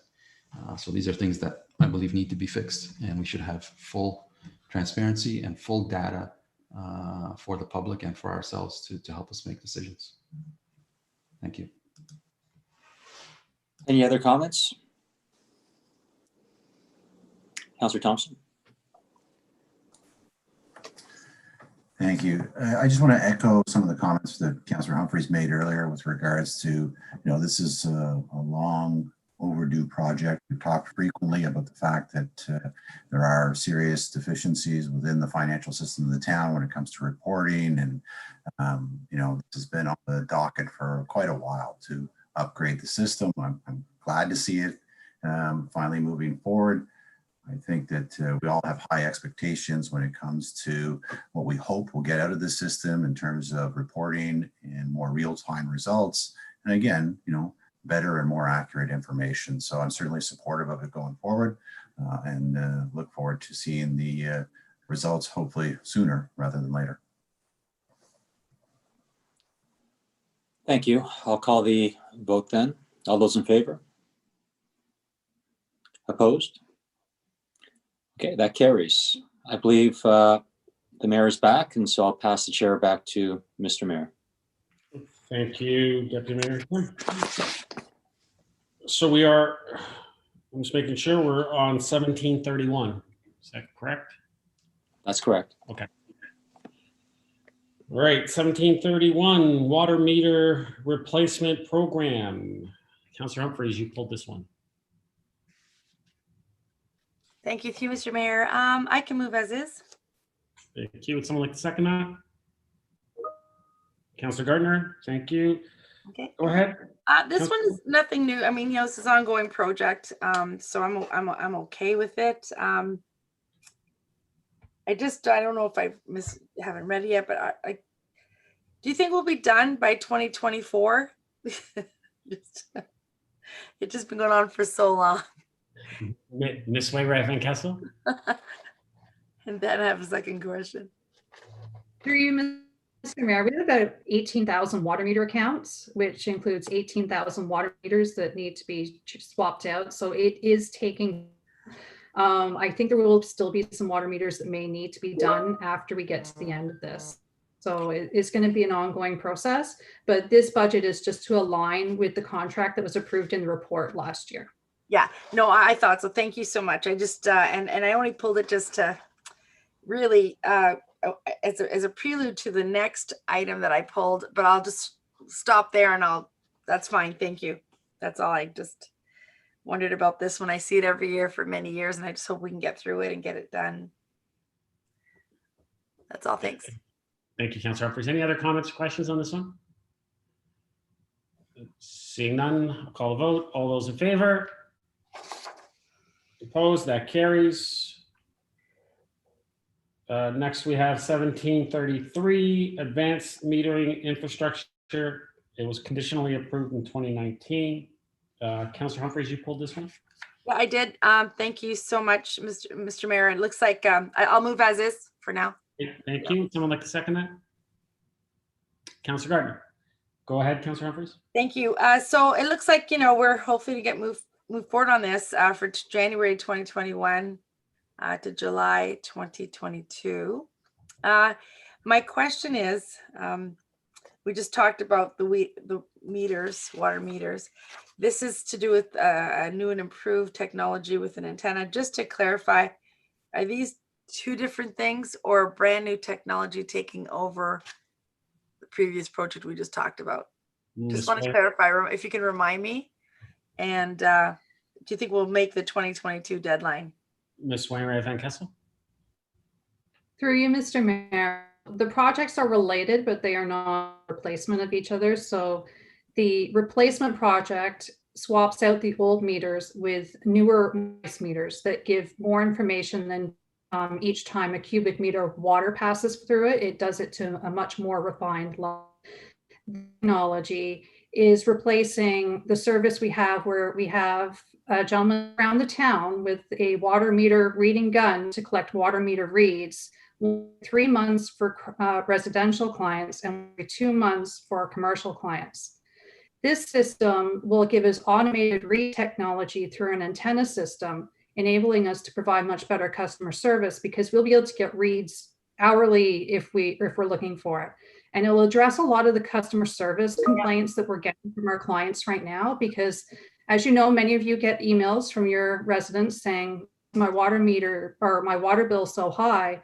And that's after there's been a detected and it could have been going for 3 or more months. Right. This system will actually enable notifications to our clients when the leak or this abnormal use is detected, and they'll be able to manage it on a more ongoing basis. I can't tell you how many times people are surprised and they say, what, you only have the 2 reads 3 months apart? You don't have more information? It happens on a regular basis. So I this is going to be a huge improvement in the customer service that we can provide our residents, and it'll also provide an online portal for them to review their usage too. Perfect. And just one last question. This doesn't go to everyone's home. It's set up in certain areas. Is that how it works? Ms. Wainwright Van Kessel? Through you, Mr. Mayor, what this does, it requires on each water meter a device to be attached. And most of the water meters that we're replacing have these devices now attached to them. Any ones that we're are doing repairs or maintenance on have them there as well. So we'll have to expedite getting some of the devices on some of the older meters. But that device is called an MXU unit, and it will enable us to radio transmit and collect it through the antenna system, the usage. Okay, so just to close up on that then, the projects are related. It looks like we have a deadline. We want to have this done by summer 2022. Do we have to have the other meters all completed before we can get this all done? Ms. Wainwright Van Kessel? Almost, right? For you, Mr. Mayor, we don't need to have all the meters replaced. What we need to have is the MXU unit applied to all the meters for us to be able to use technology. So we may need to go and get these put on some of the older meters, but the collection of information will be by cubic meter versus to a decimal place of receipt, like flow through the meter. Okay. Counselor? Okay. No, that's fine. Thank you. I'm looking forward to this coming in. We get so many complaints of a water leak and $1,000 bills and so on. If we can get this, it'll really change things. So I'm looking forward to seeing this launch. I know we're asking for it approval, so I'm good for this moving forward to get this enhancement put in and to provide better service and accurate readings. So that's great, and warnings when there's things that go off, like the leaks that can happen. Thanks. That's all. Thank you, Mr. Mayor. Thank you, Counselor. Any other comments, questions? Counselor Gardner, go ahead. Thank you, Mr. Mayor, and thank you, Ms. Wainwright Van Kessel. There is so much frustration about residential bills that this is a great change. It says here you'll be able to alert customers to significant consumption changes. So does that mean when the readings come in, staff will it be triggered automatically? Will staff have to look at these and then be in touch with the customers through email or call, or how do you do that? Ms. Wainwright Van Kessel? Through you, Mr. If the customer has signed up on the online portal, then they receive notification automatically through the system. If they don't, then this will still notify us of the abnormal consumption, and then we'd have to reach out to the. The other thing this does is it'll also notify us immediately when we have meters that have failed and we're not receiving any reads. And sometimes that can at the end of one billing cycle and be a zero read for an entire billing cycle before we discover it. And then we're having to make estimates on bills. So it will make significant improvements in the business that we do with water meter billing. Thank you. So great increase to customer service and hopefully to our financial bottom line. Thank you. Councillor, any other comments or questions on this one? Councillor Gallo? Thank you. Can you just, it looks like it's being funded by water and sewer contribution reserve, I believe. Can you the balance of that and where that money comes from? Ms. Wainwright Van Kessel? The water and sewer reserve funding come through the water and wastewater rates that we collect on usage. And for the reserve balances, we do have the estimated reserve balance at the end of 2021 in our reserves chapter of the binder, and is on page 15.4. So between the water reserve in 2021 is expected to have a $10 million balance, and the wastewater at 4.1 million. Council? And the balances are there for the remaining 9 years of the plan. So, I mean, I understand through you, Mr. Mayor, the value of this. I'm trying to get a sense of, you know, sort of a cost benefit analysis. I realize it's a service increase, some would say, but it's also a $2 million project.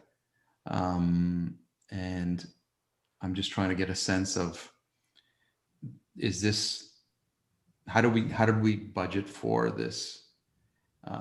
Is it something that we've gone out to tender? We have a sense of it. What's the lifespan of this? Do we have to anticipate another $2 million in 5 or 10 years? Ms. Wainwright Van Kessel?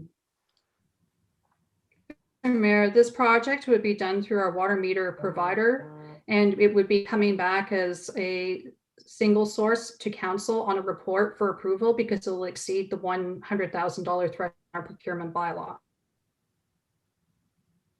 Councilor? Sorry, could you say that again? I'm not sure I quite understand that. Ms. Wainwright Van Kessel? Through you, Mr. Mayor, so this would be done through our water meter provider, and it would be coming back to council report to award the contract as a single source because it would exceed our $100,000 threshold per our procurement bylaw. And who is our water meter provider? Ms. Wainwright Van Kessel? Through you, Mr. Mayor, it's WAMCO. So how do we know whether, how do we compare or understand whether we're getting the value for this system that we should be getting? It's a $2 million single source. Ms. Wainwright Van Kessel? Through you, Mr. Mayor, the biggest value in this is actually the customer impact that this is going to have to all the residents. It's going to avoid cost bills for leaks within their homes, and it's going to have a direct impact on the bills that they receive. It's also going to. I didn't mean value to the customer, to the residents. I understand that part. It's more, if it's single source, should we not engage a consultant at least to verify that what we're being charged by a single source of $2 million is what it should cost? Ms. Wainwright Van Kessel? For you, Mr. Mayor, the system for this type of water meter that we use, it is related to proprietary products that we're using. So it would be difficult for us to go out externally. We could do a comparison to what other municipalities are paying. We can do some negotiation as we're working with them in single source. But the report will come back to you in the new year to do the award of this project. Councilor? So we won't be awarding it. It will be coming back to council. Ms. Wainwright Van Kessel? For you, Mr. Mayor, yes, to award this project, it has to be for a single source. It has to be within by council. Councilor? So my advice, at least, when it does come to council, some work should be put on to give council a comfort level that we're paying $2 million on a single source, and there's some kind of data behind there saying, yes, this is what it should cost no matter where we would have gone. I'm thinking that. I'll leave it with staff. Thanks. Yeah, I'm thinking that was a comment, Councillor. No, okay. Councillor Kim. Thank you, Mr. Mayor. I was going to ask this question, but I'll just follow up on Councillor Gallo's line of questioning. Through you to Ms. Wainwright Van Kessel, we have 3 or 4 conditions where we, the town, or any other municipality for that matter, will single source. And those are, I guess, warrants or criteria. And the rationale behind single sourcing behind this, do we pass all of those criteria? Ms. Wainwright Van Kessel? Through you, Mr. Mayor, yes, we do meet the criteria because this is for consistency. It relates to the water meters that we're using and the water meter technology. So this is the system that links to that technology. Councillor? Okay, great. And so if we chose a different contractor, they may not be using the same type of technology or infrastructure. So there might be a wholesale change, you're saying, and perhaps furthering costs. Ms. Wainwright Van Kessel? Through you, Mr. Mayor, so if we were to use an alternate provider, then yes, there could be a higher cost. They would have to learn how to link in with the technology that we're using. It would not be as a well-established system as what would be provided by the owner of the technology that we're using to read the information that we have from the systems that are connected to the water meters themselves for transmitting the data as well. This is integrating both the technology and the hardware that's used for water meter reading. Councillor? Thank you.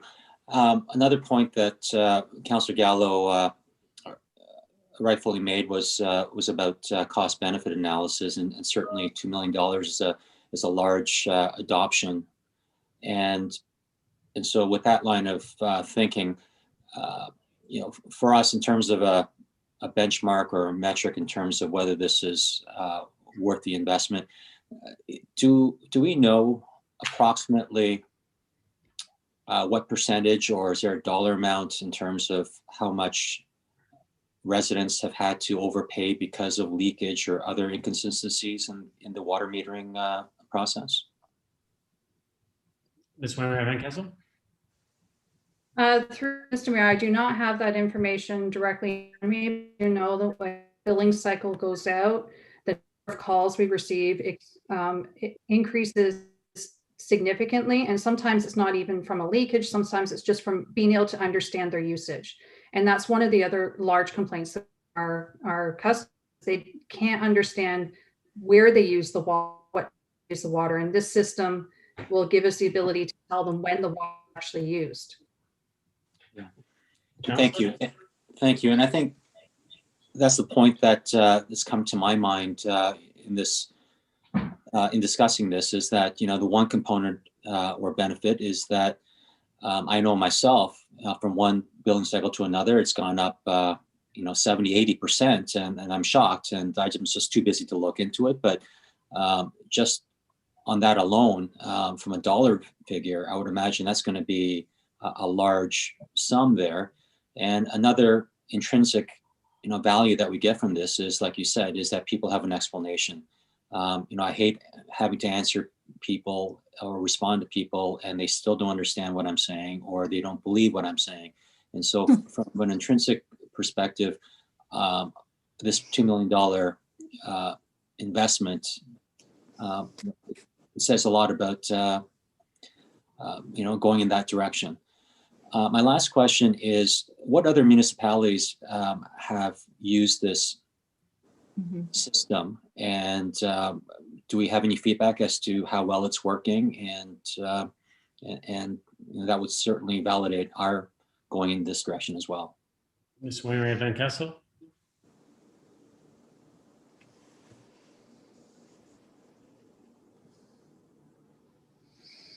Ms. Wainwright Van Kessel? Through you, Mr. Mayor. So we have been in contact with the city of Barrie. They have this system, and they have given us excellent feedback on how this works, how their customers really appreciate the additional information they're able to get through using the system. It will, right now, everybody's only option when they have a question about their water bill is to send us an email or phone call. This is going to give them an online portal to be able to provide them with much more information on what water usage is.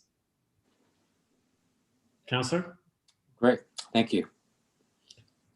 Thank you. Councillor Thompson next. Thank you. Through to Ms. Wainwright Van Kessel. We last discussed this as part of the 29 budget discussions and some of the similar questions that are coming up again with regards to the return on investment. I guess I'll just add these thoughts to when that report comes to us and what we talked about before.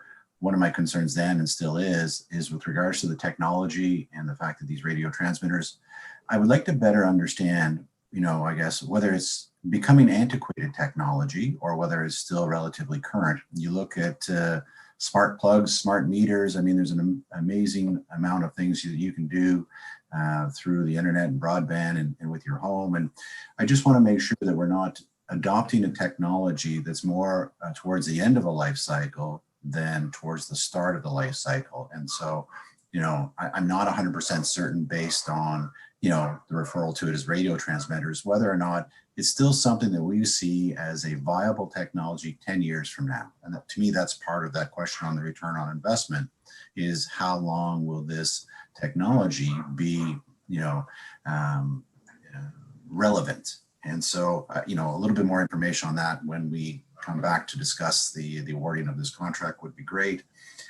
Certainly, if you can monetize somehow the benefits of this investment when you talk about, customer service and data handling and accuracy, those would be beneficial. I'm a little leery, going forward with this, primarily based on, we spent $3 million on the renovation of the light projects to go LED.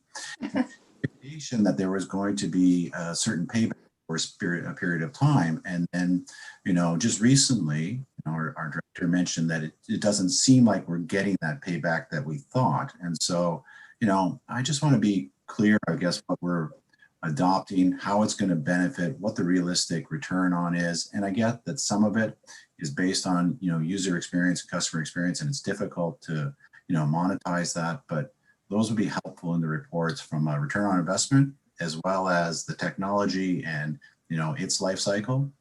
And then the third piece, and this really comes out of the old capital sheet, was that there's an ongoing operational impact. That sheet talked about the fact that there was a software and maintenance cost to this product of $105,000 a year. I'd want to know if that is still the case or not, and what we see with that. And I look forward to seeing that information in a future report. Thank you, Councillor. Councillor Gilliland.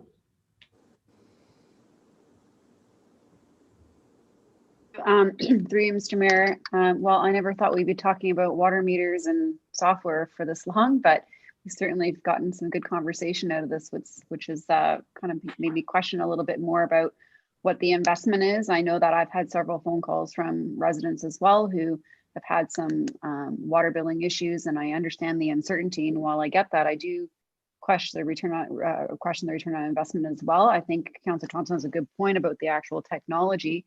The taxpayers are paying out this $2 million, and I reflect on some of those phone calls when, if their bill has, usually, 150 and all of a sudden it's now $800, to them that means a whole lot. And I'd like to see these things fixed, but right now I think a lot of the pressure is on the residents to figure out what these problems are and pay for the testing. Forgive me if I'm wrong, Ms. Wainwright Van Kessel, but a lot of the financial pressure is put on the resident to find out where this problem is. So currently we're putting the pressure on the resident to find the water.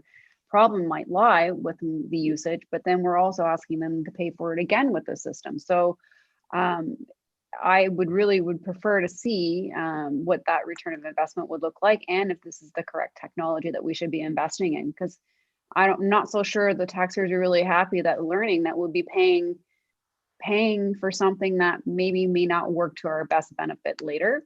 And there is definitely an identified problem. So I don't know what the solution is today, but I mean, I would prefer to see some sort of comparator of what other municipalities are doing, and maybe other providers or other technologies. I guess the quick question is for you is, you had said you did a comparator with Barrie, and is that the same provider that they're using, the same technology, or is just comparing the reporting? Ms. Wainwright Van Kessel? Through you, Mr. Mayor. So they are on this system that we'd be looking at moving towards with the automated read technology and the customer portal. Councillor? So they're using the exact same company that we use, same provider. Ms. Wainwright Van Kessel? Okay, and it would be. Go ahead. Okay. So, and do you have any history of how long they've utilized this program for? Is it new? And I think that's some of the questioning people are wondering, is this something that's been out for 15 years, or is this a brand new technology? Ms. Wainwright Van Kessel? You, Mr. Mayor, I'm not sure exactly how long they've been on it. I know they have been using it for a few years. So for 2 or 3 years.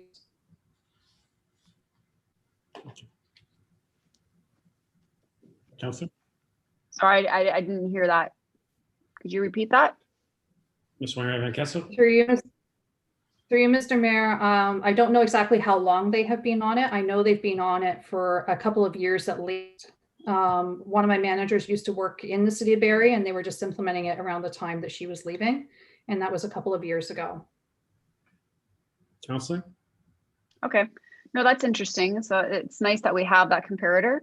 I guess I'm just going to leave it to, I mean, what people are wanting around the table here, but I mean, I'm just a little nervous about the price tag and whether or not we should be at least negotiating that cost recovery and maybe looking at what that would be beneficial to the town and also the residents. Thank you. Councillor Gardner? Thank you, Mr. Mayor. And I had a lot of these same questions. So when the report comes back to us about issuing the tender, hopefully the answers to the questions will be included. The further question that I have, we'll be saving money on the person who does the meter reading. I don't know how much that is. But then we're going to be paying for the operating of this. So do you know what the two costs would be approximately? Just for information. Ms. Wainwright Van Kessel? Through you, I do not have the costs in front of me at this moment, but what I can tell you is, yes, we will be saving the cost of the meter reading services. So that will reduce the amount, the incremental costs. Also, if we do continue on going the way we are going with the calls we are receiving, we are likely going to need to start adding staff to the revenues team because we cannot handle all the costs and are spending at this point in time. Do you have any idea what this new technology is going to cost us to operate? Ms. Wainwright Van Kessel? Through you, Mr. Mayor, I will confirm those numbers and those will be included in the report as we go forward with or we do the award. Thank you. The way I look at this with respect to service level is that we aren't providing the appropriate service level to our customers at the moment.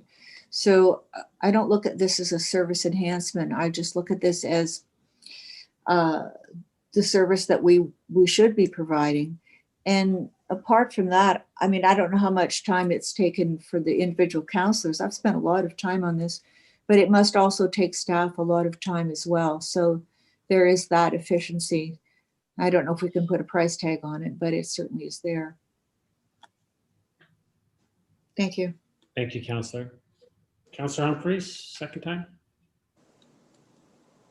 Thank you, Mr. Mayor. And you know what, this is some really excellent, serious discussion here. Just a quick thing when the report comes back, if we could just get our IT experts to just ensure, like, hardware is hardware, But if it's software loadable and we can keep it current, like we've heard, you roll out something today and 2 years later, we're still rolling it out. It's already end of date or end of life.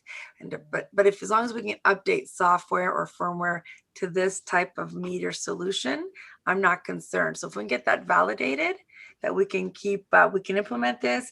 And then there's a central point of uploading the latest software to keep it current. We keep the value. I think the value of that, as long as we can get that confirmation, outweighs the risk, because we need to change this. We need to get accurate meter billing, and our customers are getting, our residents are getting frustrated.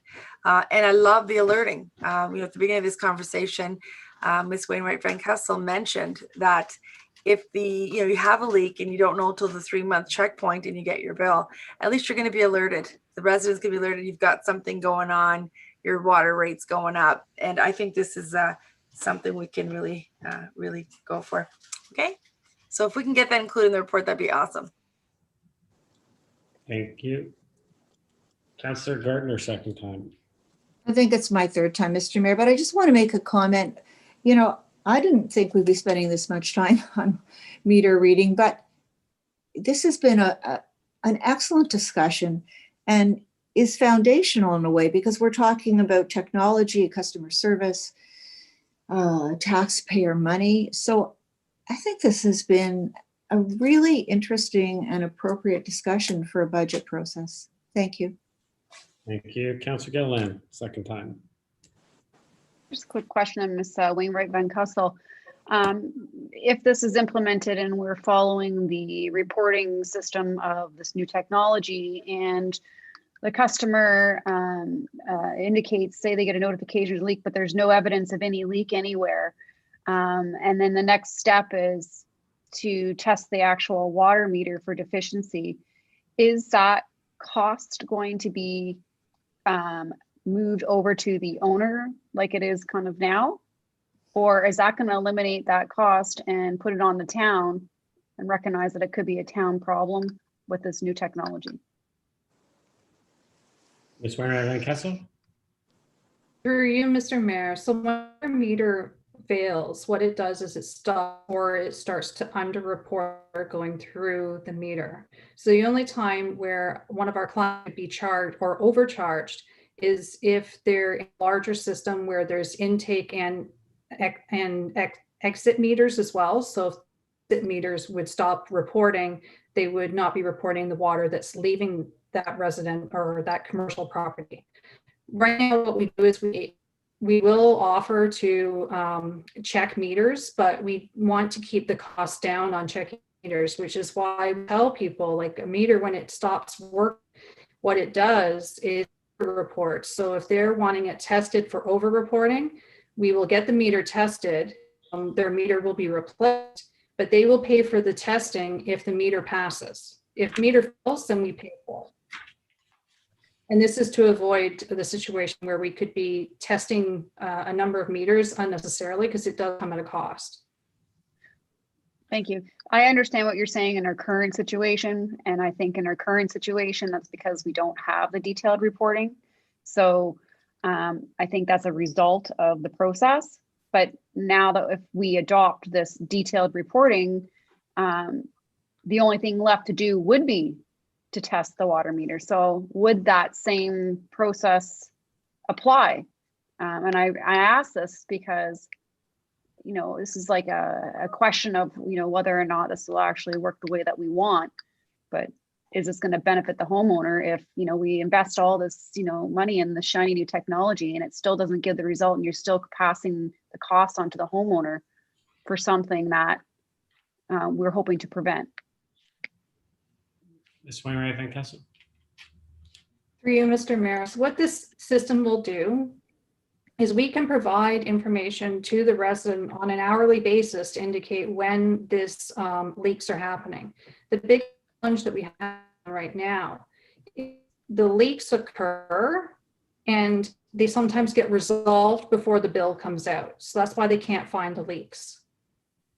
So because the bills come out resolved, it could have been going on from the beginning or from the end of the previous billing period and ended during the current billing period. So while they're testing, they're not finding it. If there's abnormal water usage, what will happen is, so say a resident starts filling their pool, they would get a notification on abnormal water usage. Well, okay, well, this makes sense because I'm filling my pool. But if there's abnormal water usage, then they might call the town and ask for advice on how to search it. But again, the meters, when they fail, they underreport, which will help the town in ensuring that we don't have any of those zero reads are for a very short period of time. So we're not estimating water. Councillor? Thank you. You know, I do understand. I guess like what I was trying to get at is that this investment would help protect the homeowner in the sense that it's going to give the appropriate reading that we desire to detect these things in the time and the manner that you're saying, to avoid getting to a situation where the homeowner feels that they need to have the actual meter tested and then have us charge them to actually test it.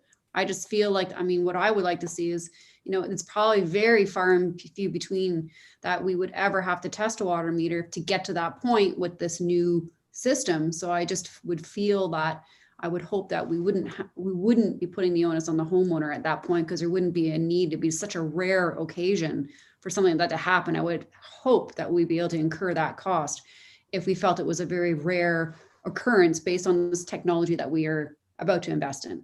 That is where I was going with that. Great. Is that a comment?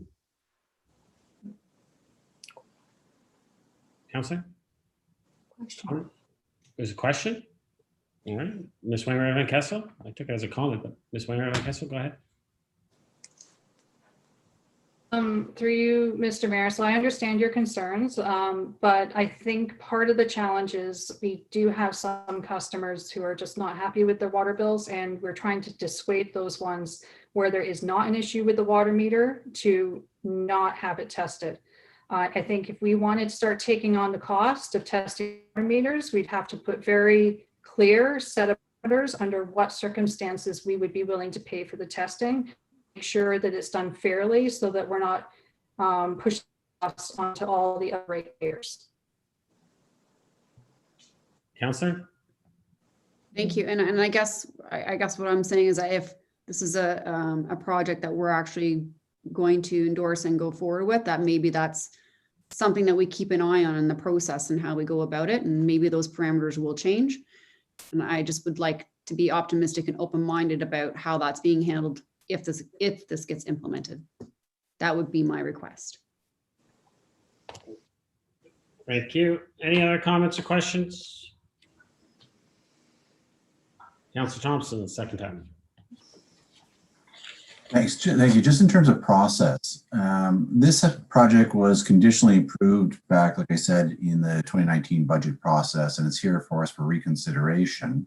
And has conditional approval pending further information to council, but it sounds like council's still looking for that further information. So do we need to approve this, or can we not just continue to rely on the 2019 motion that we're looking for? It's conditionally approved pending further information. Perhaps I could just get some clarity on that. I'd appreciate it. I will refer to the clerk, but I do believe because we did conditionally approve it, we can continue on that way. We don't really necessarily need to do anything today if that's what we're looking at achieving, but I'll defer to the clerk. To you, Mr. Mayor, I think that sounds right to me. I think if council wanted to, it is conditionally approved, so it doesn't need another report. So unless Ms. Wainwright Van Kessel has different thoughts, I think you're right with your assessment.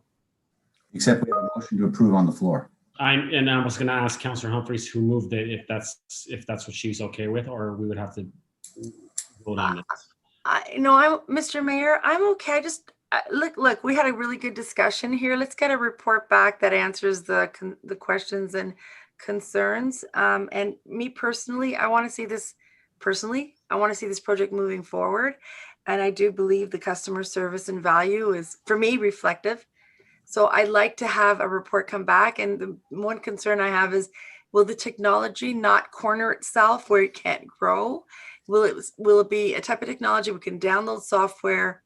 That, to me, as long as it doesn't become obsolete, well, like I said, we conditionally approved it last year.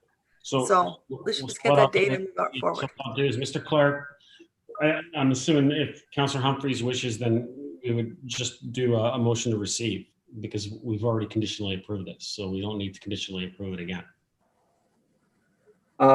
Through you, or to you, Mr. Mayor, I think, yes, that's correct. Okay, so Councillor Humphreys, so you want to basically just to receive this? Yeah. Okay.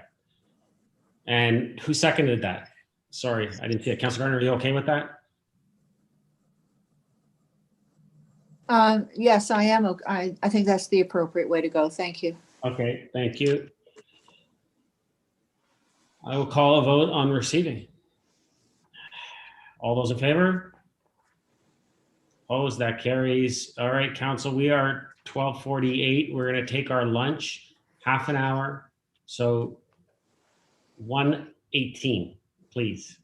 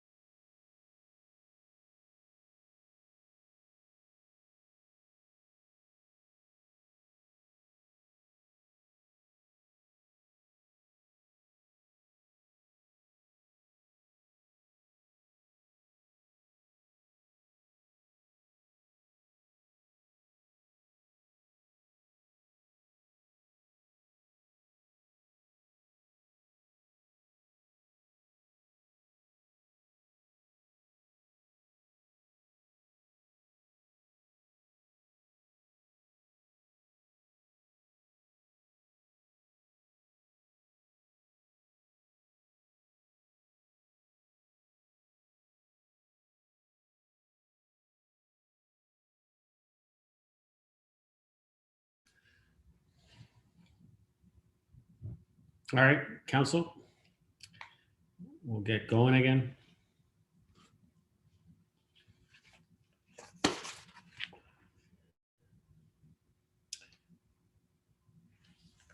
So we got quorum, so we're good to go. So we're going to move to the next one, which is 1738 roads, street sweeper, and Councillor Gilliland, you pulled that. Would you like to move it? Yep, I'll just move it as is for now. Thank you. Councillor Kent, sorry, who wants to second that? Councillor Kent, thank you. Go ahead, Councillor Gilliland. Thank you. It was a quick question to Mr. Downey, through Mr. Mayor to Mr. Downey. As we replace these expensive kind of rare pieces of equipment that we normally don't replace, would this be something that could fall under our green fleet strategy or an EV kind of a program where we could look to invest in that kind of technology, since it seems that that is kind of the way that we might be turning? And would this be something to qualify to look into? Mr. Downey? Through you, Mr. Mayor. Yes, I believe it is. We've already commenced that. I know that you asked about a report, and it is coming in February with regards to greening the fleet. However, with some of the vehicles that we have already have contracts for, we are looking at bringing in 3 new hybrid vehicles this year. So we have already started with putting those options in the contract to find out what additional costs might be associated with that. So certainly when we put together these specifications, that will be one of the things that we're asking bidders to look at.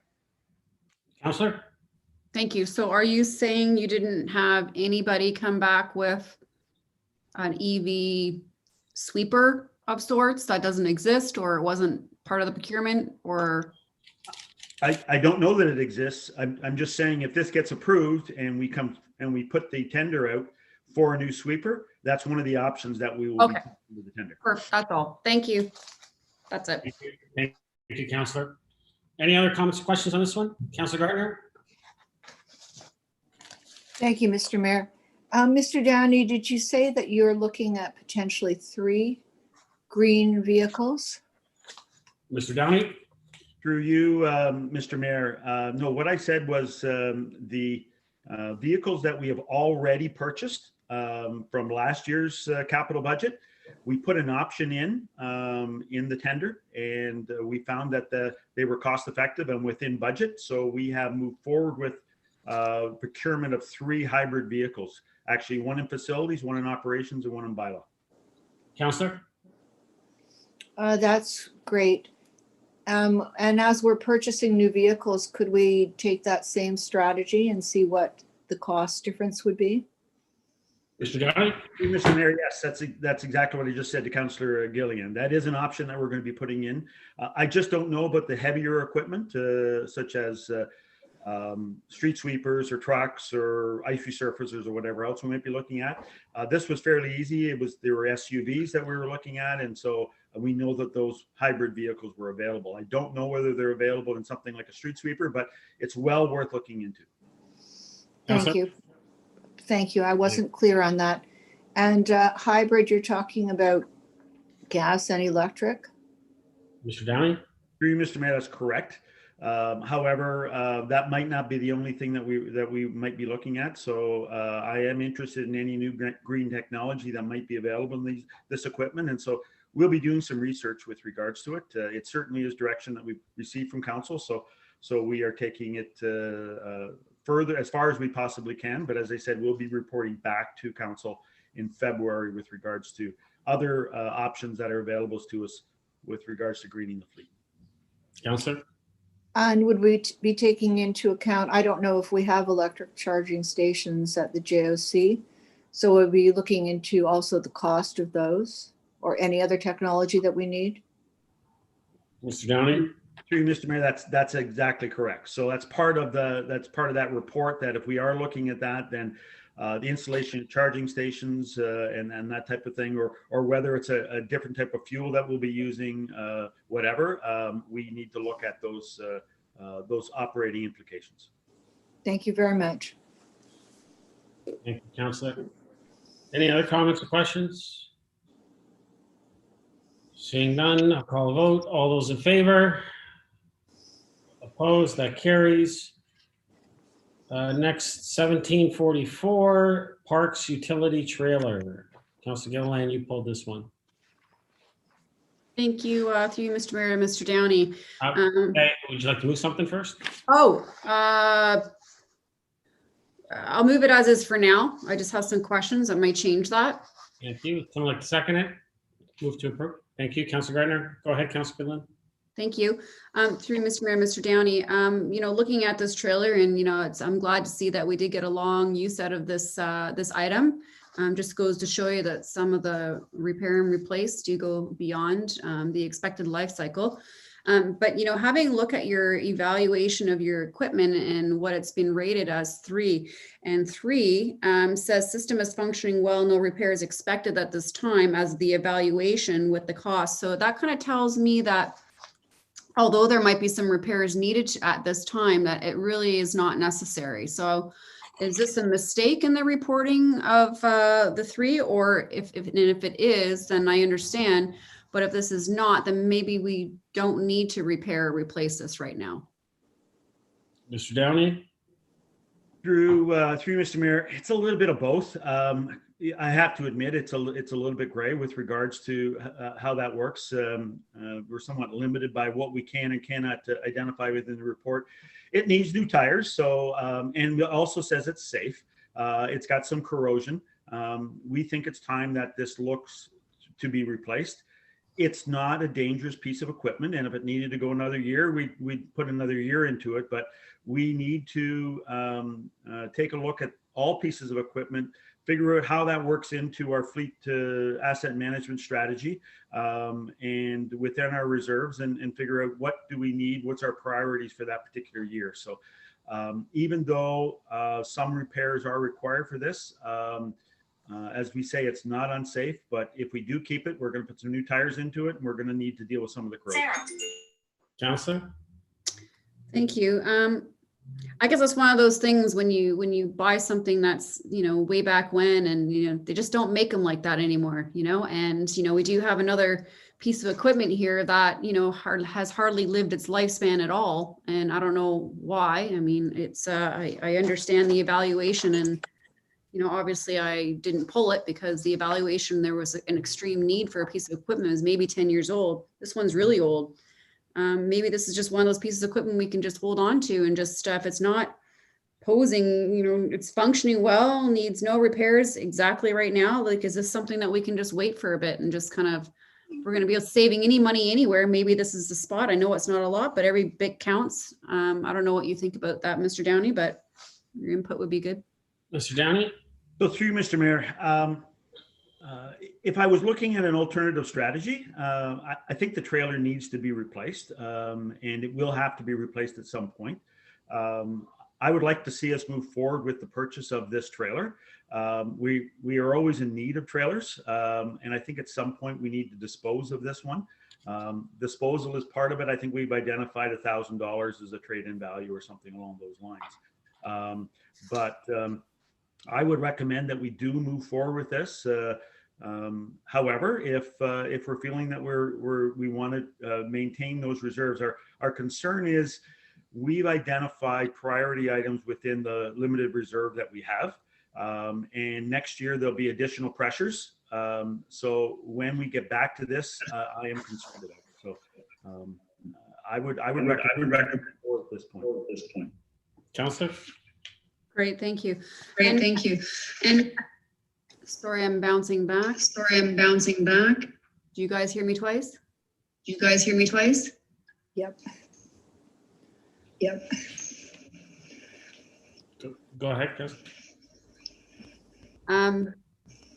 that better?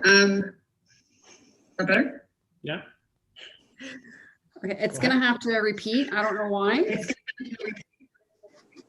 But I get what you're saying. You want to balance it out that's the whole point of the asset management plan and the repair, replacement, and new. So I get that. For me, it was just, a red flag seeing the 3 and how the diagnosis code works. And I just wouldn't want to be just replacing for the sake of replacing if it was in very good condition. Now, this is very old, so I kind of get what you're saying. And, I'm going to support this. But, I do value this diagnosis code. And I do think we should really look to that as our guiding document, because as you can see, this has lasted a lot longer than we had expected. And then we have other trailers that obviously did not last as long at all. And we want to be able to take advantage of those opportunities when we can get a little bit more wear and tear out of it. So I would prefer just a little bit more detail on that diagnosis code to allow us to make that decision if it's necessary or not. Comment. Thank you. Would you like me to comment, Mr. Mayor? Or? Sure, Mr. Downey, go ahead. Okay, through you, Mr. Mayor. I think that's a fair comment. So I will take that observation back to staff and make sure that we try to provide a little bit more detail with regards to that.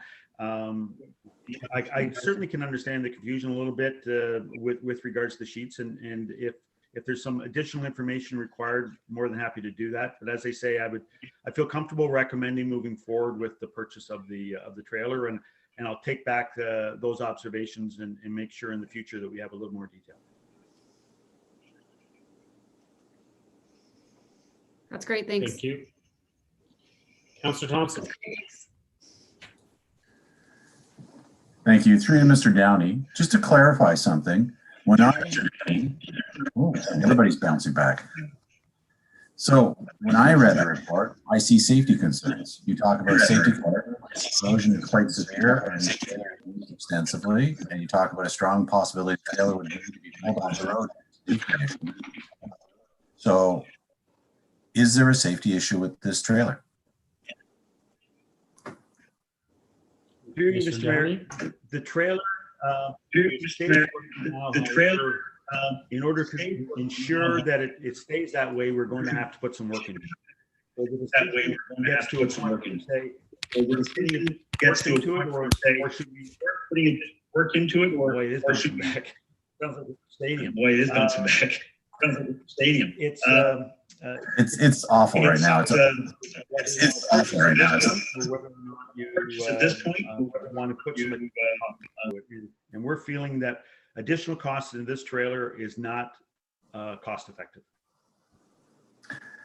Lo and behold, the mayor leaves and the echoing stops. Found the problem.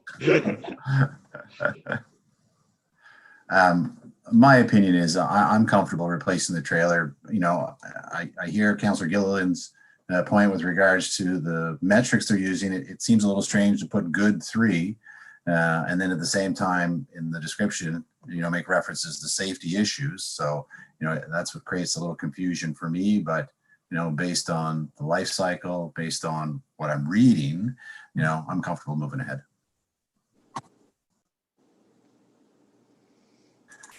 Harold, I think you're taking over.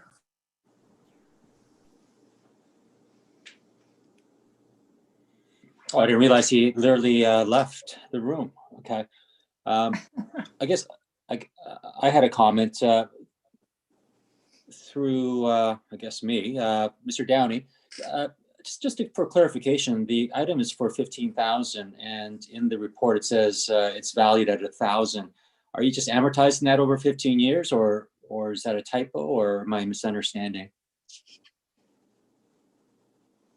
It says trailer needs $800 of work approximately and is valued at $1,000, and then the budget item is for 15.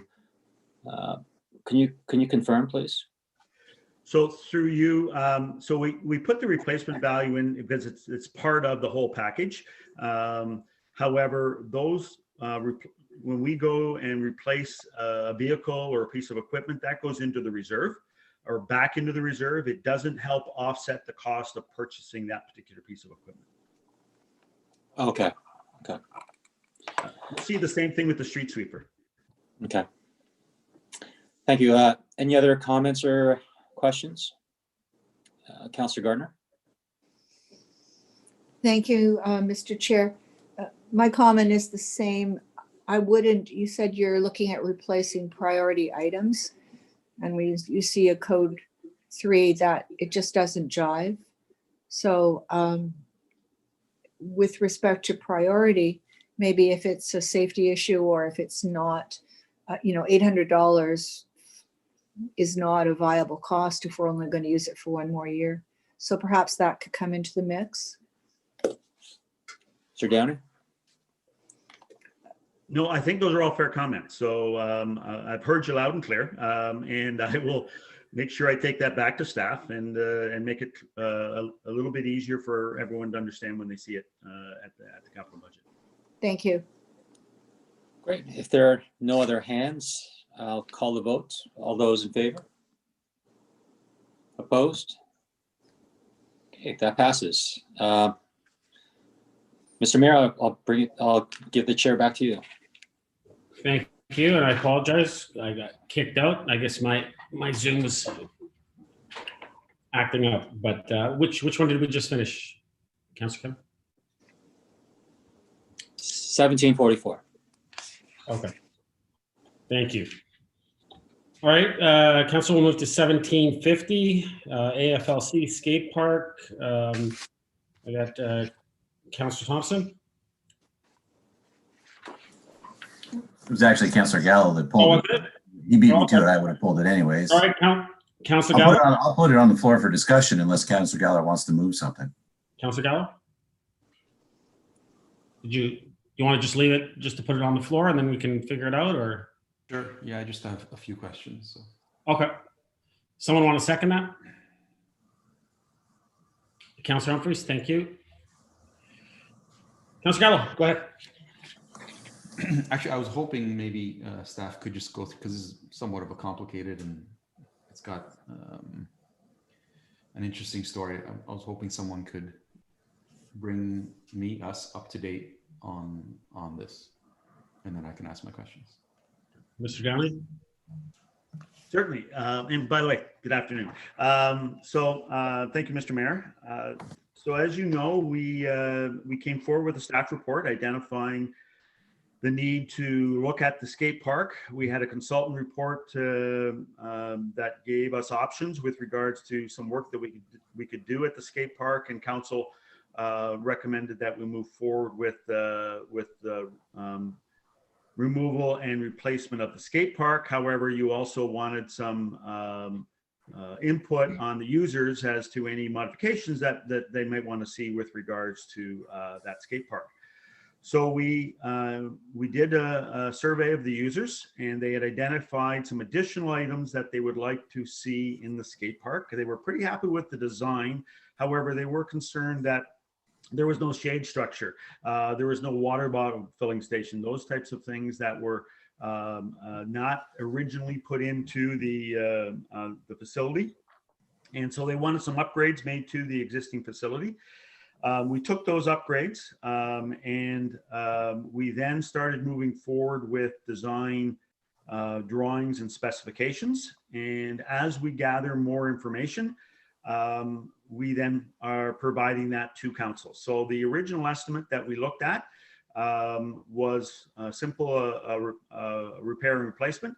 And we have now had to increase that scope, and we've identified some additional issues related to that has added to the budget costs. So we've now identified in the capital budget that we need additional funding than was originally identified. And the only option that I provided to council is that we continue to provide maintenance on the facility to a point where it becomes unsafe, which it is not right now. When and if that time comes that it's unsafe, then we would have to shut the park down and then react to whatever we're going to do with regards to permanently shutting it down or replacing it. So the situation we're in right now is we feel pretty comfortable with the amount of information we have right now that this is a fairly accurate estimate of the work that needs to be done, with the additional amenities that have been identified by the user group. And we are recommending to council that we move forward with the removal and reconstruction of the skate park. Councillor? Thank you. Just through you to Mr. Downey. The previous approval was 675. In the report, I think it says in the second paragraph there 600, but I don't know if that's an error or I'm just misreading it. It also says 138,000 in additional amenities based on community discussion. But the ask is for another 520,000. I'm trying to reconcile all of those numbers. Mr. Downey? Through you, Mr. Mayor. So with the new specifications, we've identified a number of elements that were not originally identified in the overall budget. And those are, first of all, mobilization, which wasn't identified as a cost, and demobilization onto the site. Site preparation.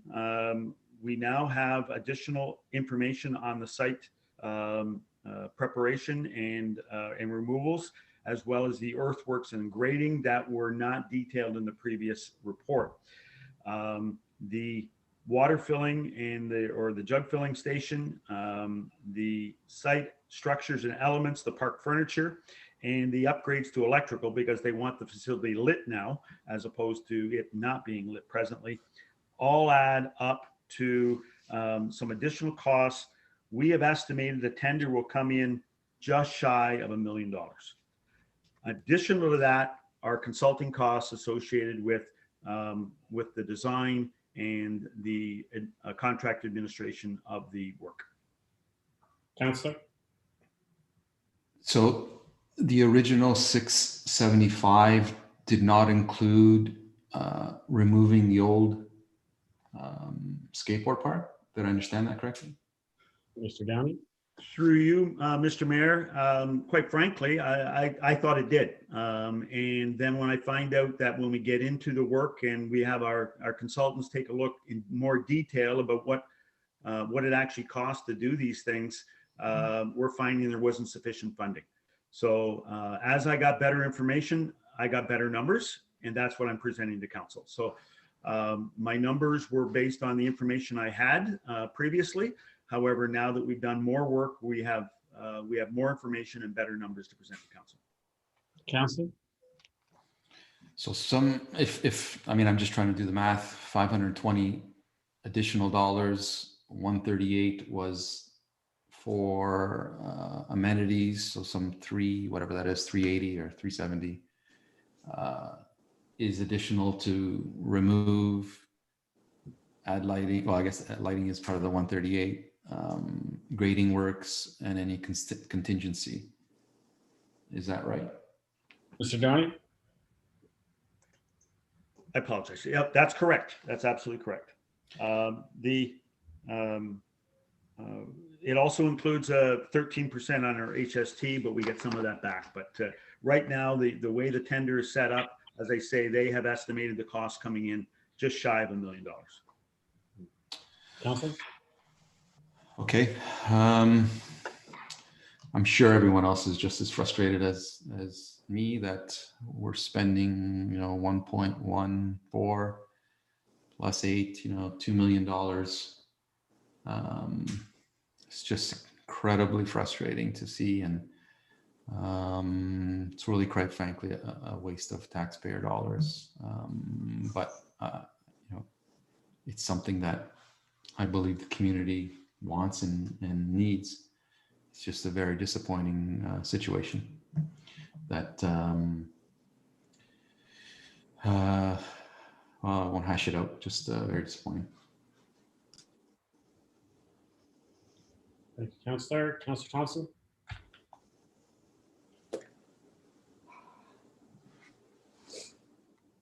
Oh, you're on mute, Councillor. Thank you. And I do share Councillor Gallo's frustration, absolutely. Through you to Mr. Downey, I guess in terms of options, because Councillor Gallo's right, you look at the price tag and now we're talking about $1 million skate park over and above what would have spent before. And then the extra $138,000 for amenities that you identified. have we looked at any alternatives? Let's say we choose not to move forward. I guess what could you do with that space going forward?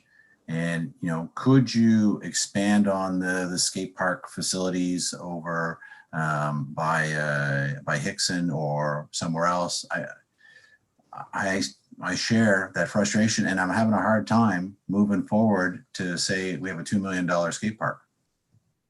Mr. Downey? Is there any other potential options out there to look at, or, you know, better use? Mr. Downey? So through you, Mr. Mayor, there's always options. So for me to say there are no other options, that would be wrong. So as I said, the last clause in the capital item is that we would then continue to monitor this park and make sure that it continues to be safe until a point where we needed to close it. Now, with regards to options,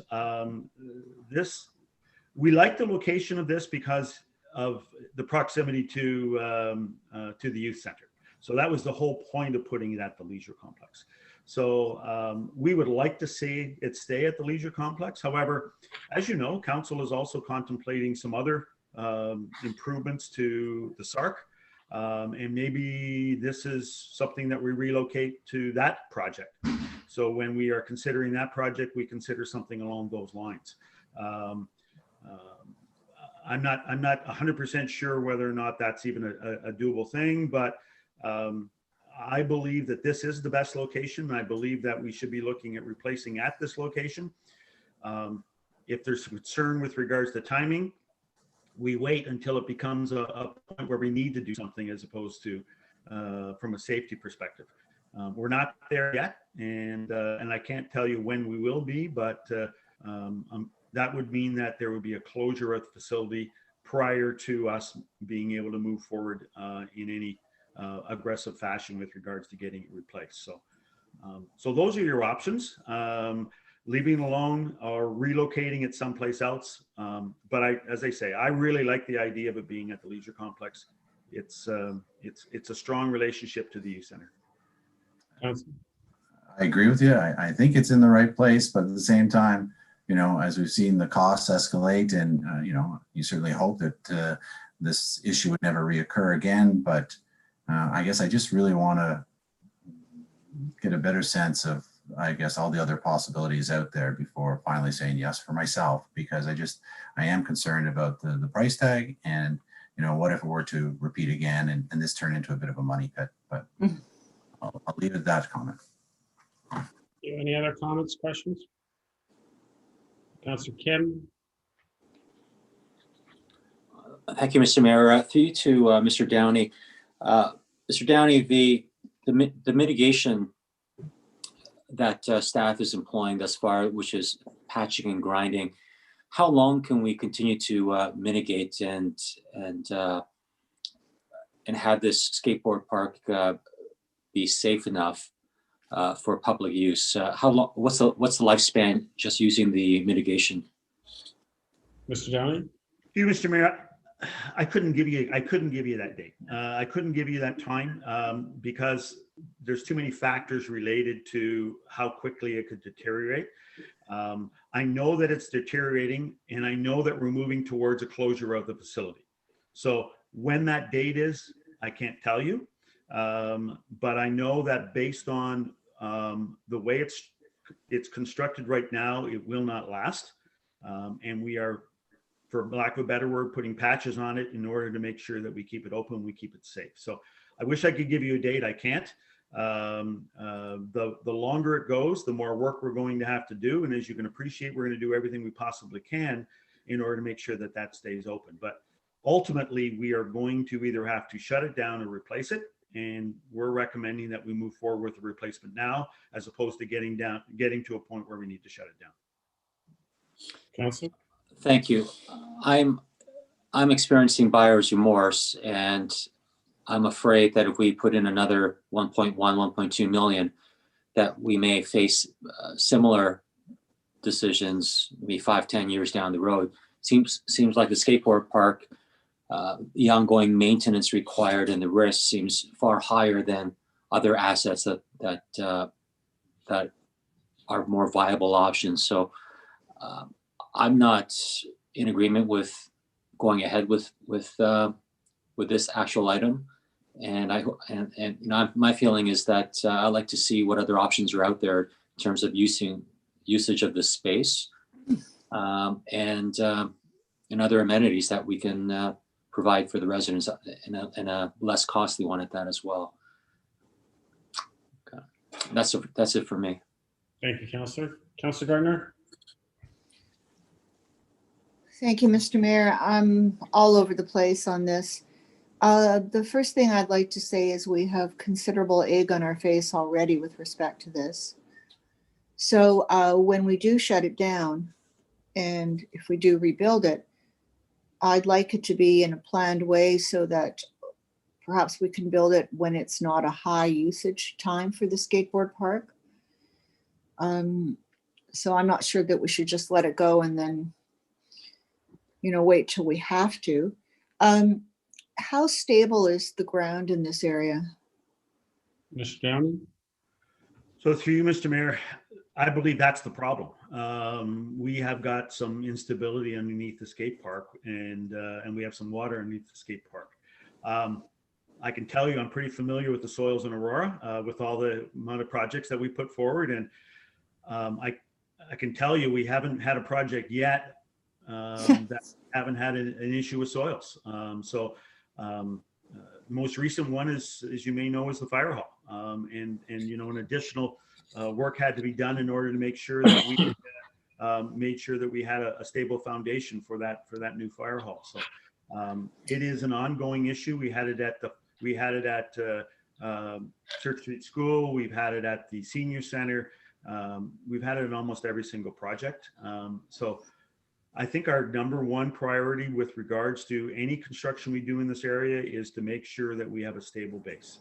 And you never really know what that's like until we actually get into the construction and get a better idea what our bearing capacity underneath that particular facility is going to be. I can tell you that even with the fire hall, and so that's my most recent experience, the helical piles we're putting in right now are going down somewhere between 90 and 100 feet in order to make sure that we get a stable base. But it's work that needs to be done to ensure that we have not got recurring problems in the future. So I'm just going to express some ideas that are in my mind. One of the things I hear about the leisure complex is that the parking, especially in the winter, is so far away. Could we perhaps consider making this into a parking area and replace a parking area closer to the dome that could house perhaps a double gym and a skateboard park? So do it as a 2-story. Mr. Downey. Through Mr. Mayor. So as I said to Councillor Thompson, there's always options. And if council so directs us, then certainly we can put our heads together and figure something out, and in consultations with Robin and with Doug with regards to options that are available to us and projects that are moving forward. That's always an option that is available to us. So if that's the route you want us to go, then certainly we would like some direction with regards to that, and we can come back with some options with regards to relocating it. As they say, one of the reasons I like where this is I really think it sets a great mood going into that facility and exiting that facility. There's always activity, there's noise. It really creates a great atmosphere as you come in and exit that facility. I think it adds a huge component to that particular facility, or its proximity to the front door. So I'm really happy with where it is, and I'd like to see us replace it where it is as opposed to turning it into a parking lot. Councillor? Well, I'm at this moment not happy with it being on, unstable ground that's got water under it. As I think it was, can't remember, one of the councillors said, I think Councillor Kim, I don't want to do something that will last us for 10 years and then we'll be back in this place again. With respect to Hickson Park is already pretty much overloaded. So I don't think I'd like to see this there. I guess that's all, but I'm not sure that this is the appropriate thing to do. And I was going to suggest the back parking lot, which is a nice flat space for gyms and the skateboard park, which could actually connect to the building. But Mr. Downey, I'm thinking that the baseball users park in that back parking lot. Mm-hmm. Yeah. I don't know. It's a lot of money. I think it needs more thinking. Thank you. Any other comments or questions? Councilor Getterline?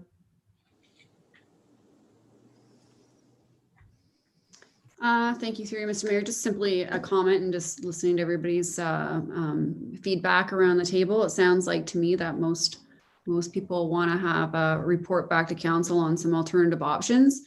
It seems to me that, you know, to Councillor Kim's point, like this could potentially just be an ongoing money pit. And I don't think that we want to be throwing more money down somewhere that just may not work ever. And I think we have an opportunity to stop and pause and maybe look at what other options are before we commit to this this project and continue just kind of flush it down the tubes if that's what ends up happening. And if there is already currently water issues there, what's to say that we're not going to repair this or put lipstick on a pig or whatever we're going to do, and we're just going to have the same issues again. So I would prefer whoever the mover was to maybe report back with options with alternative locations and go from there.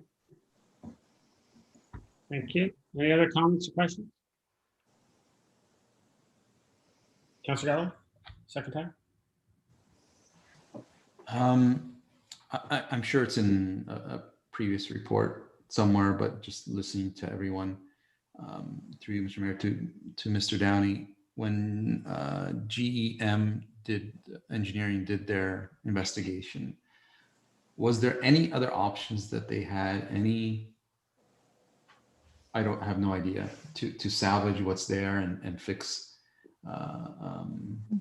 the issues, or was the only solution rip it out and do it again? You know, can we put piles in there, or I don't know what, obviously I'm not an engineer, but to try to do something to fix what's already there.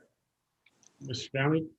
So through you, Mr. Mayor, the recommended option by the consultant was to rip out and replace. There were other options presented, and we did present those. I apologize, I can't remember off the top of my head what those were, but I could revisit those if we are directed by council to come back with a report. That's some of the options that we could present. Dewatering the site is critical, and so I can't recall what those options were with regards to dewatering the site, and I'd have to look back into those. But I know the recommended position was to repair and replace. And that's fine. I'm sure it's in the previous report. So I'm happy to, you know, get another report with different options. Listening to everyone, I tend to agree. Let's revisit and see if there's a better solution. Any other comments or questions? Councilor Thompson, did you move that originally? I think I did, but Or did you? Or Councilor Gallo did. Okay, Councilor Gallo, did you want to change it? Mr. Mayor, it's Sandra. I haven't had a chance to speak yet. I don't know if you. Oh, I'm sorry, Councilor. my Yeah, I didn't see. That's okay. Sorry, I'm not on. My video's not on. Sorry, I can't. It's not working well. Okay. Did you want? Can I just clean up the Sure. motion before I'll let you speak? Councilor Gallo, did you want to change it to asking just basically we get another report from staff? Go back, ask for another with options. Yes, I would. Okay, and Councilor Thompson, you seconded that, right? So you're okay with that? Okay. Mr. Downey, you wanted to add something as far as clarity to what we need as directions? Absolutely, Mr. Mayor, you're reading my mind. So when we're discussing options, you want options with regards to what we can do other than rip out and replace the existing facility. And then the other option you want to look at is where else can we put this facility?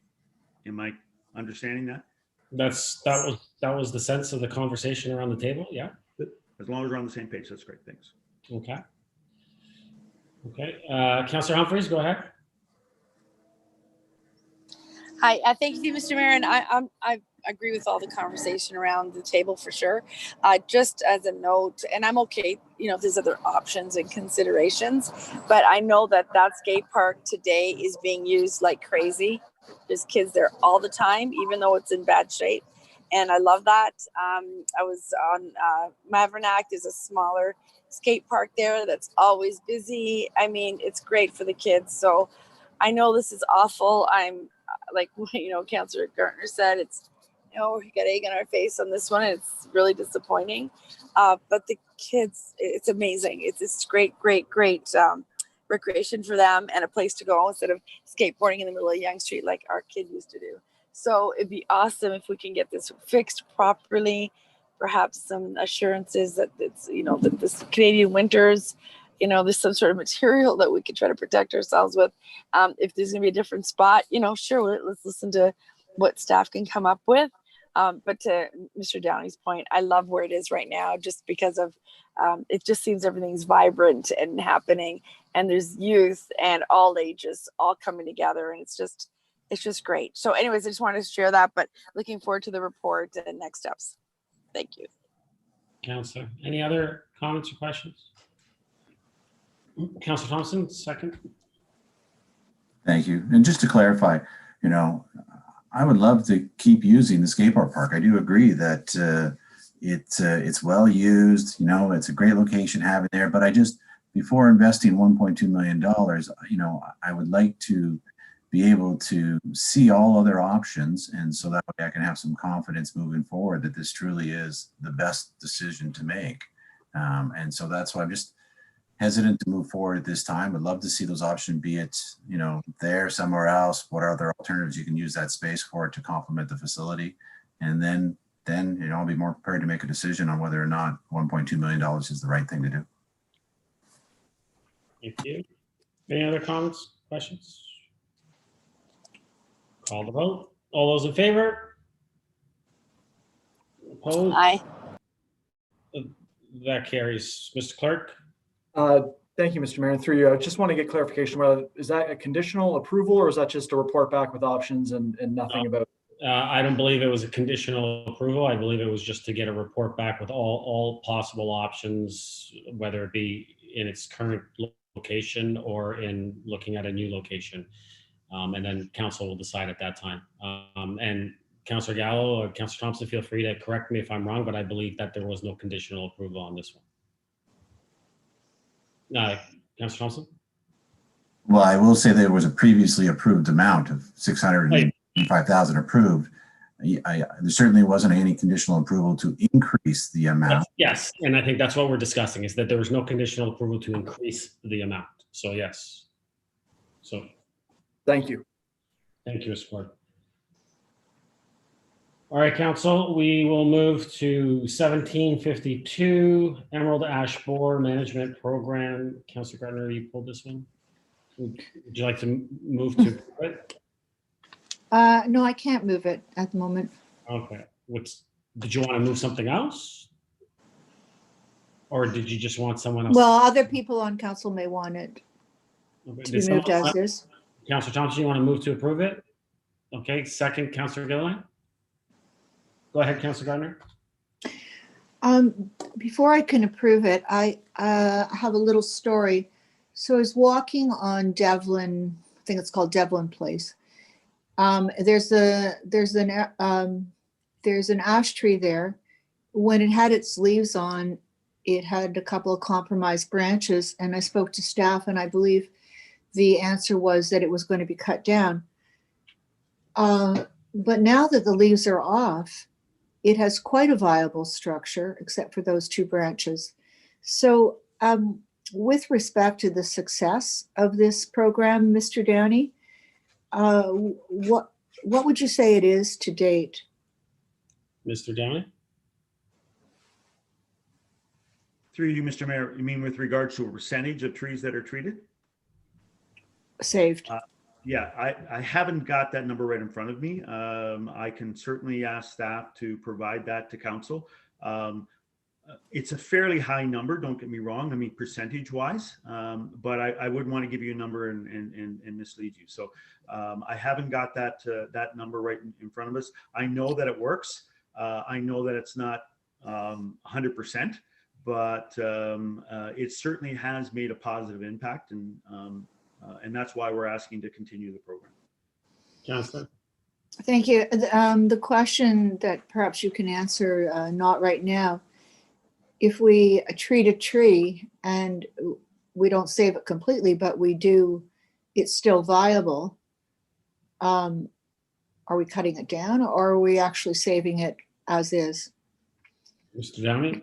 So through you, Mr. Mayor, we have a tree trimming program that we continue to do throughout the town every year. So our idea is to certainly remove the dead branches. If we find that that continues to decline, really the only thing you can do is cut the tree down, because it is going to die. It might not be completely dead now, but it will eventually. So it all depends on just how much of that crown structure we have to remove, and whether we have to go back to that on a yearly basis, because we do keep records. And if we're finding that it's a continual dying back of that tree, I think at some point we then say, it's time to remove it and replant it. Councillor? Thank you. I mean, when we're talking about success of a program, if we're spending money to save a tree and it's viable, even though it's not perfect, and we cut it down, to me, that's not a success story. So I don't know if it's possible to find out how often that happens. That's a big concern of mine. Thank you. Thank you, Councillor. Any other comments? Councillor Thompson? Thank you. Through you to Mr. Downey. Mr. Downey, it says that this is year 9 of 10 for this program. Is there a plan to bring a report back to council and have a conversation about whether we want to renew this program for another 10 years or make changes? What's sort of, I guess, looking ahead, the thought with regards to this program? Mr. Downey? So through you, Mr. Mayor, it's the exact same conversation I had with staff when we were putting this thing forward. So I think at some point we need to look at the future and determine what this program looks like when it's run its course, and whether this is something that we continue on. We know that the treatment program has changed. The chemical makeup has changed over this period of time. I'm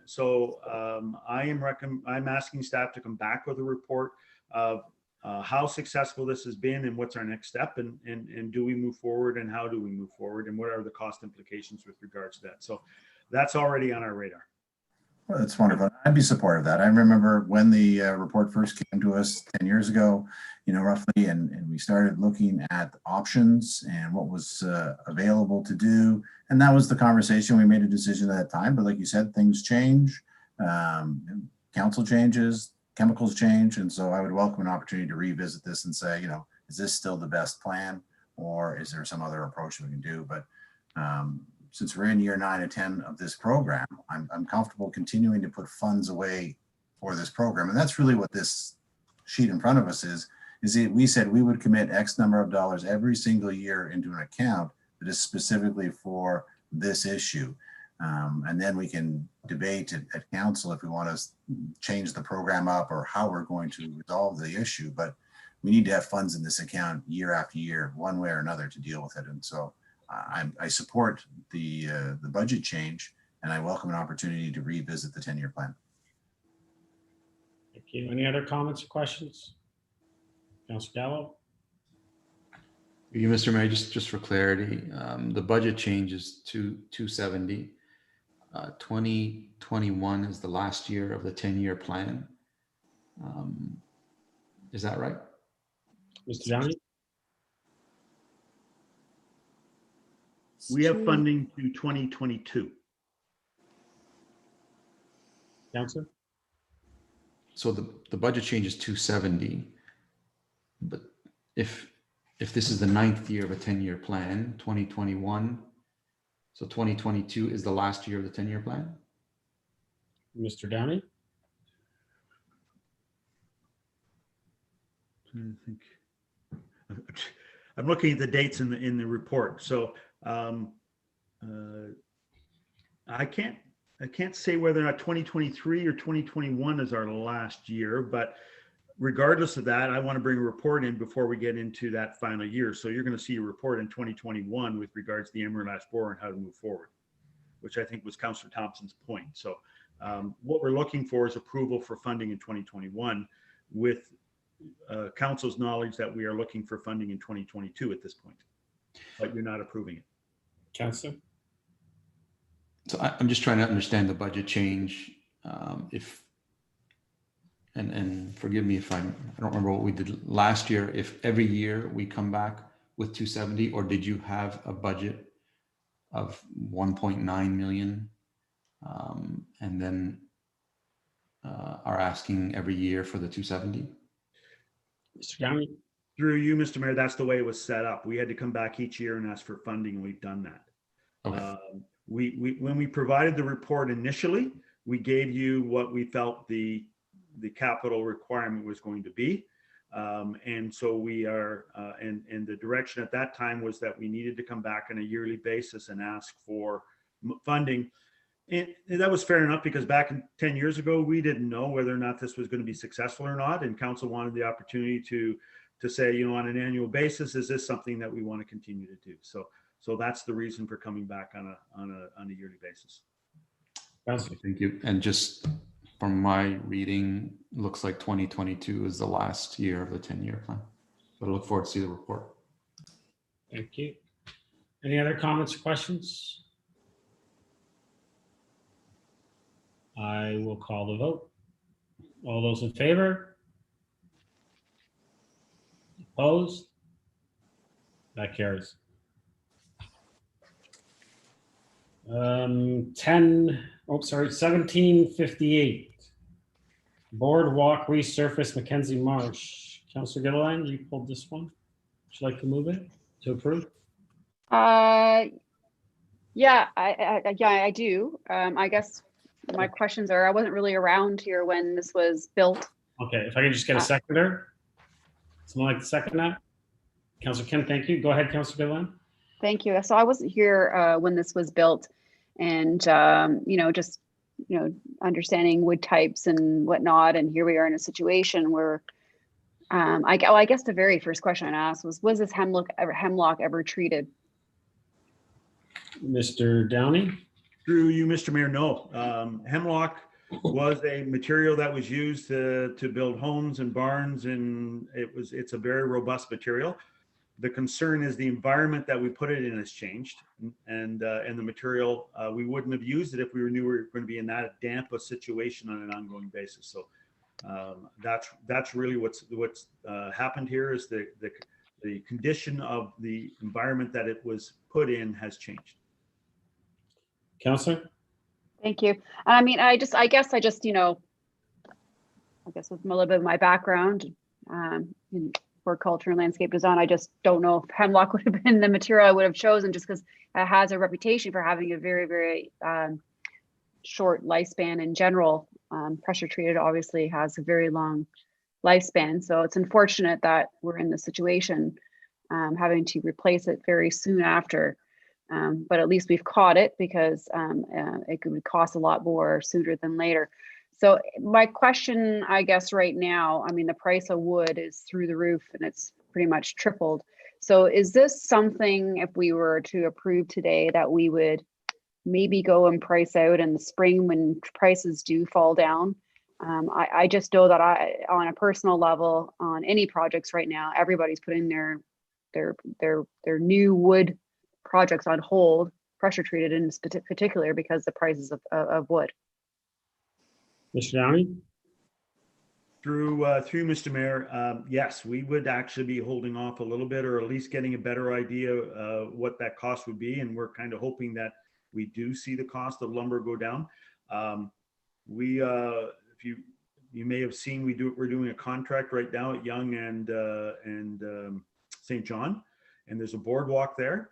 And the cost of that material has gone up over $100,000 since we let the contract, just because of the cost of material. We haven't changed the material. It's just that's the price of wood. So we're fully aware of that. So we aren't going to move forward at a time when, we're paying a premium. We're going to be looking at getting it at the best price we can, but I can't tell you when that's going to drop.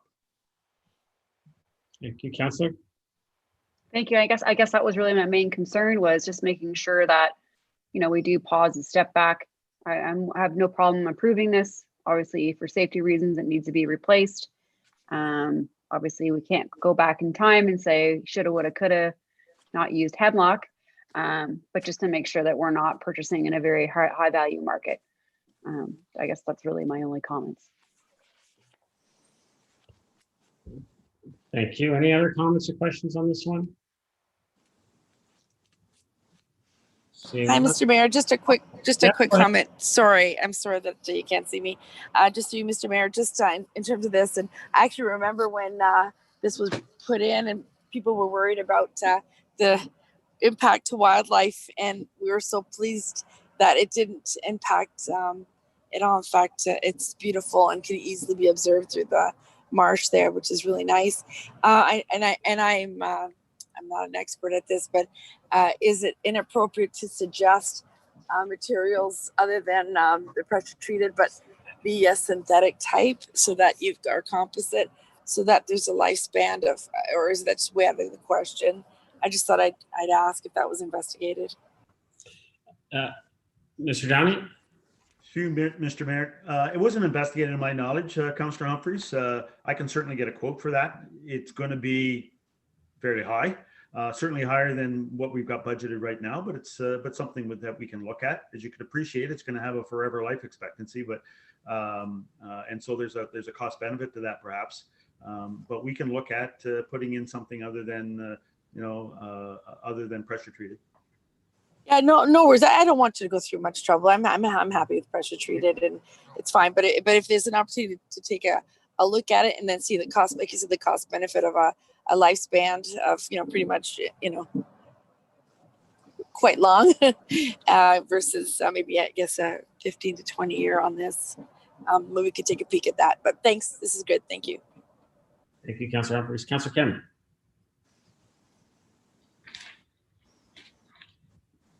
Sorry, I didn't have my hands up. Oh, it shows up. Oh, is that okay? Yeah, sorry. That's why you jumped in. So then, Councillor Gardner, do you have your hand up? No.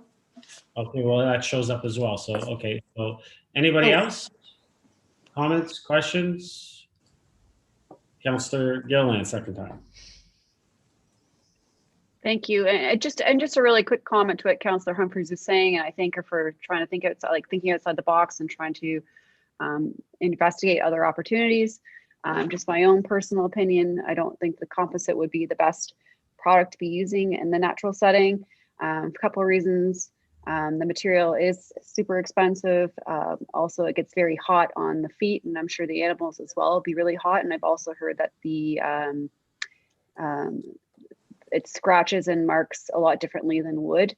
I just don't see it being the most appropriate for that space. But I appreciate Councillor Humphreys' suggestion. But that just for me is, I'm okay with the pressure treated. But if you want to come back with that option, by all means. But I just wouldn't go down that road.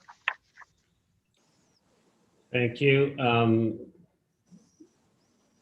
Mr. Downey. I'd like this. I'd personally like to see a lot of different options. I mean, when you look at different types of wood species that you could use for boardwalks, ones that are most traditionally used are the cedars, your red, your white cedars, and I know white cedars. White cedar has been over harvested, so you don't find as much. And but also Ipe hardwood is probably one of the best hardwoods, I believe, for decking materials, especially boardwalks, because it does offer high strength. Its durability is excellent. It's rot resistant. It's insect resistant, and it looks good as well. So it's one of those really, really good woods that So I think that if we can look in, see what the costs are of each of those, and maybe present that, and then we can go from there. That would be great. It's just a comment. for me. So, any other comments or questions? Oh, Councillor Gallo, go ahead. Thanks. And just to that point, and I agree, we should explore other options. And I don't disagree with ePay. I know it well. It's very, very expensive. You're going to need more than 600,000. And it also comes from Brazil. Although I don't disagree, it's probably one of the best wood types to use. Councilor Gallo, and I agree. I mean, that's and I think that's why we all want to see those options, right? Let's do that cost analysis and see if there is a benefit to it, to having it. If it is expensive, but how long is it going to last us? And if it lasts us a longer period of time and over each year, the cost makes more sense than going with something with less durability. That's cheaper, then that might be the proper thing for us to do, because obviously we want this area, this boardwalk, to last a very, very long time. We actually don't.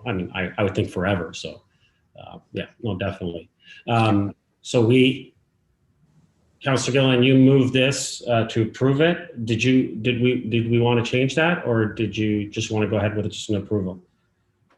I mean, yeah, we can come back with options. There's no harm in doing that. So, okay. I'm happy to say report back with alternative options to give us some choices, so we don't make maybe same as areas we did down the road. I mean, why not? There's new technologies, so let's do it. So conditional, a report with different types of options of wood species, I guess, or different types of materials, Mr. Downey. Does that work for you? We have time. What we could do is we could go out to, if we got this project approved, and I don't hear council saying we shouldn't do it, we just want to look at some options. We could provide those options within our tender package and ask bidders to provide costing on those, and then I could report back to council with those actual costs. At least then we would have a better idea of exactly what those impacts are. But I wouldn't be able to go to tender without approval at this point. So I would like to receive approval, and that we report back on costing options, or we go to tender where costing options and report back to council. Does Okay, that work for Councilor Allen? Does that work for you? Yep. Okay. Yep. Who seconded it again? Sorry. Councilor Kim, are you okay with that? Okay. Is that everyone understand what we're doing? Yeah. Okay. I'll call the vote. All those in favor? Opposed? That carries. 1766, improvements to Fleury Park washroom facility. Councilor Gallo, I think you pulled this one? Or am I wrong on that? No? Councillor Gilland, if I'm not mistaken. Okay. I must have wrote it down wrong. I apologize. Or was Councilor Gilland, did you? Not me. No? Not me. Councilor Gardner then? No. No? So did no one pulled this? Miss Wainwright Van Not Kessel, me. did you have that down? I had that one down as being pulled by Councillor Gallo. Okay. All right. Did we, Councilor Gallo, did you just want to just move it and we can just get it done with, or yeah? Okay. Can I get someone to second? Councilor Gilliland? I'll second. Okay. Oh. So no comments, questions? I'll call the vote. All those in favor? Opposed? That carries. Move to 1776, Henderson Drive Wildlife Passage. Councillor Thompson, you pulled this one. I did, but I cannot move the recommendation. Okay. Did you want to move something else, or? I'll see if anybody on council wants to move it first. Okay. So anyone want to move it? Councillor Gardner, you want to move to approve this? Thank you. Someone like to second it? Councillor Gilliland, thank you. Councillor Thompson, go ahead. Thank you. Through you to, I'll assume it's Mr. Waters. On page 3, it shows a picture of Henderson Drive. And so I don't want to be confused here. In terms of the price tag of the $1.75 million, it makes reference to road work. And then you see in the project description here, or the picture, it identifies all of Henderson.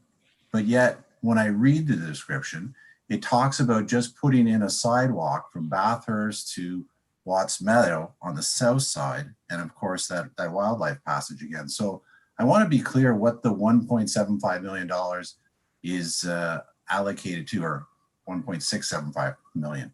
Is it the 1.675 just for the sidewalk from Watts Meadows to Bathurst on the south side of Henderson and the wildlife passage? Mr. Waters? Through you, Mr. Mayor, I'm going to have Anka respond Perfect. to Councillor Thompson's question. Okay. Through you, Mr. Mayor, of course, if I cannot start the video, the host has stopped the video for me. If Mr. Clerk. That's fine, Anka. We can still hear you though. So Okay. Okay. So the 1.5 million for construction is just for the Echo Passage. We are not doing anything to the road, and the sidewalk. It says sidewalk for design. We want to have part of the design, which was approved for 2020, $175,000, includes design of a sidewalk and the design for the Echo Passage. We are asking for construction money for 2021 because, and it's just for the Echo Passage. The cost estimate, it's a rough cost estimate. I don't have yet the detailed design for the Echo Passage, and we are looking at more options.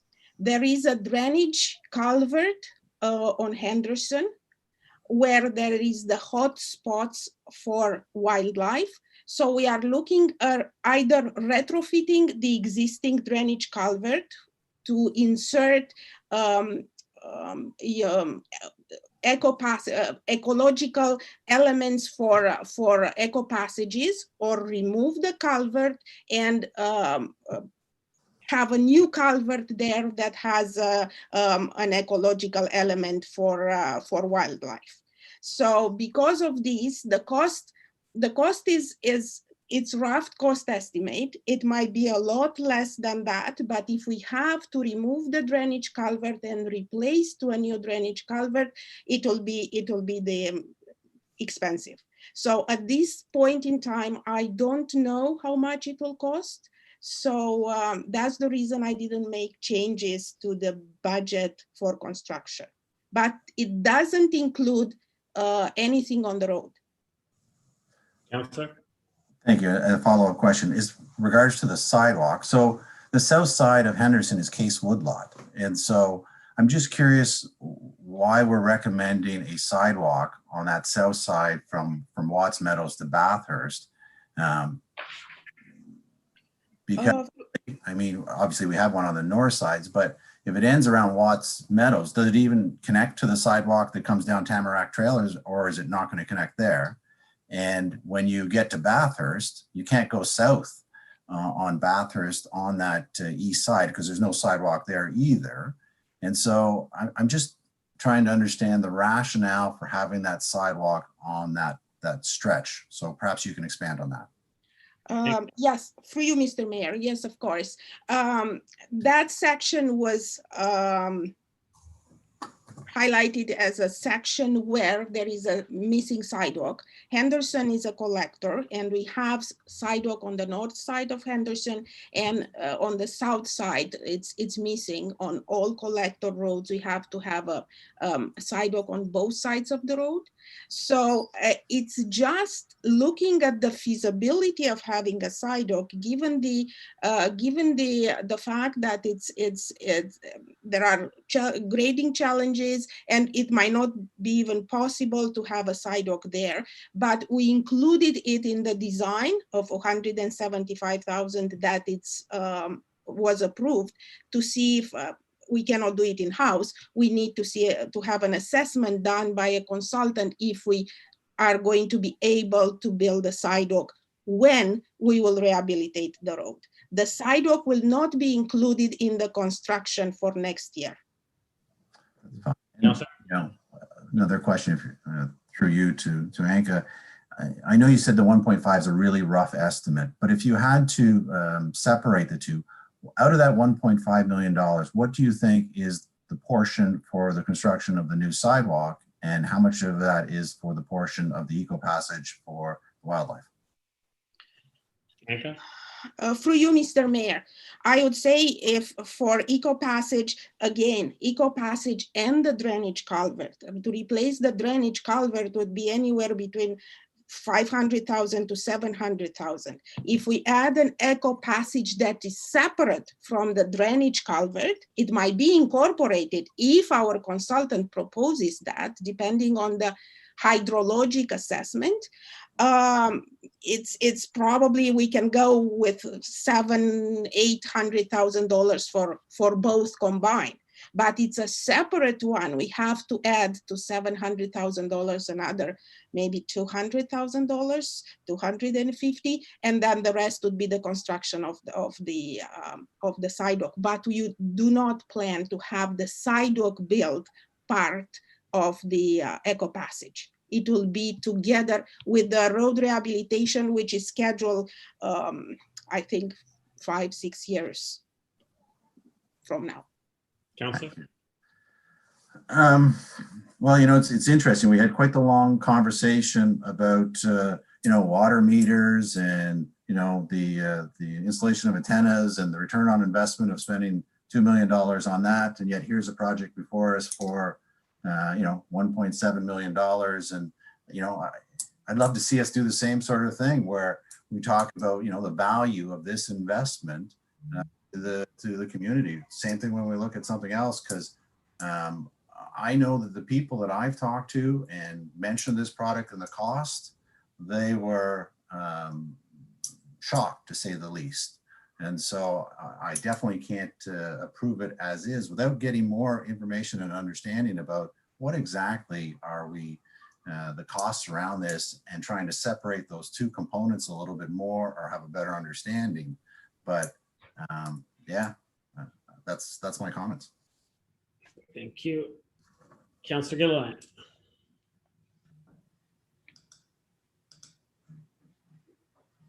Thank you, through Mr. Mayor, to Anka.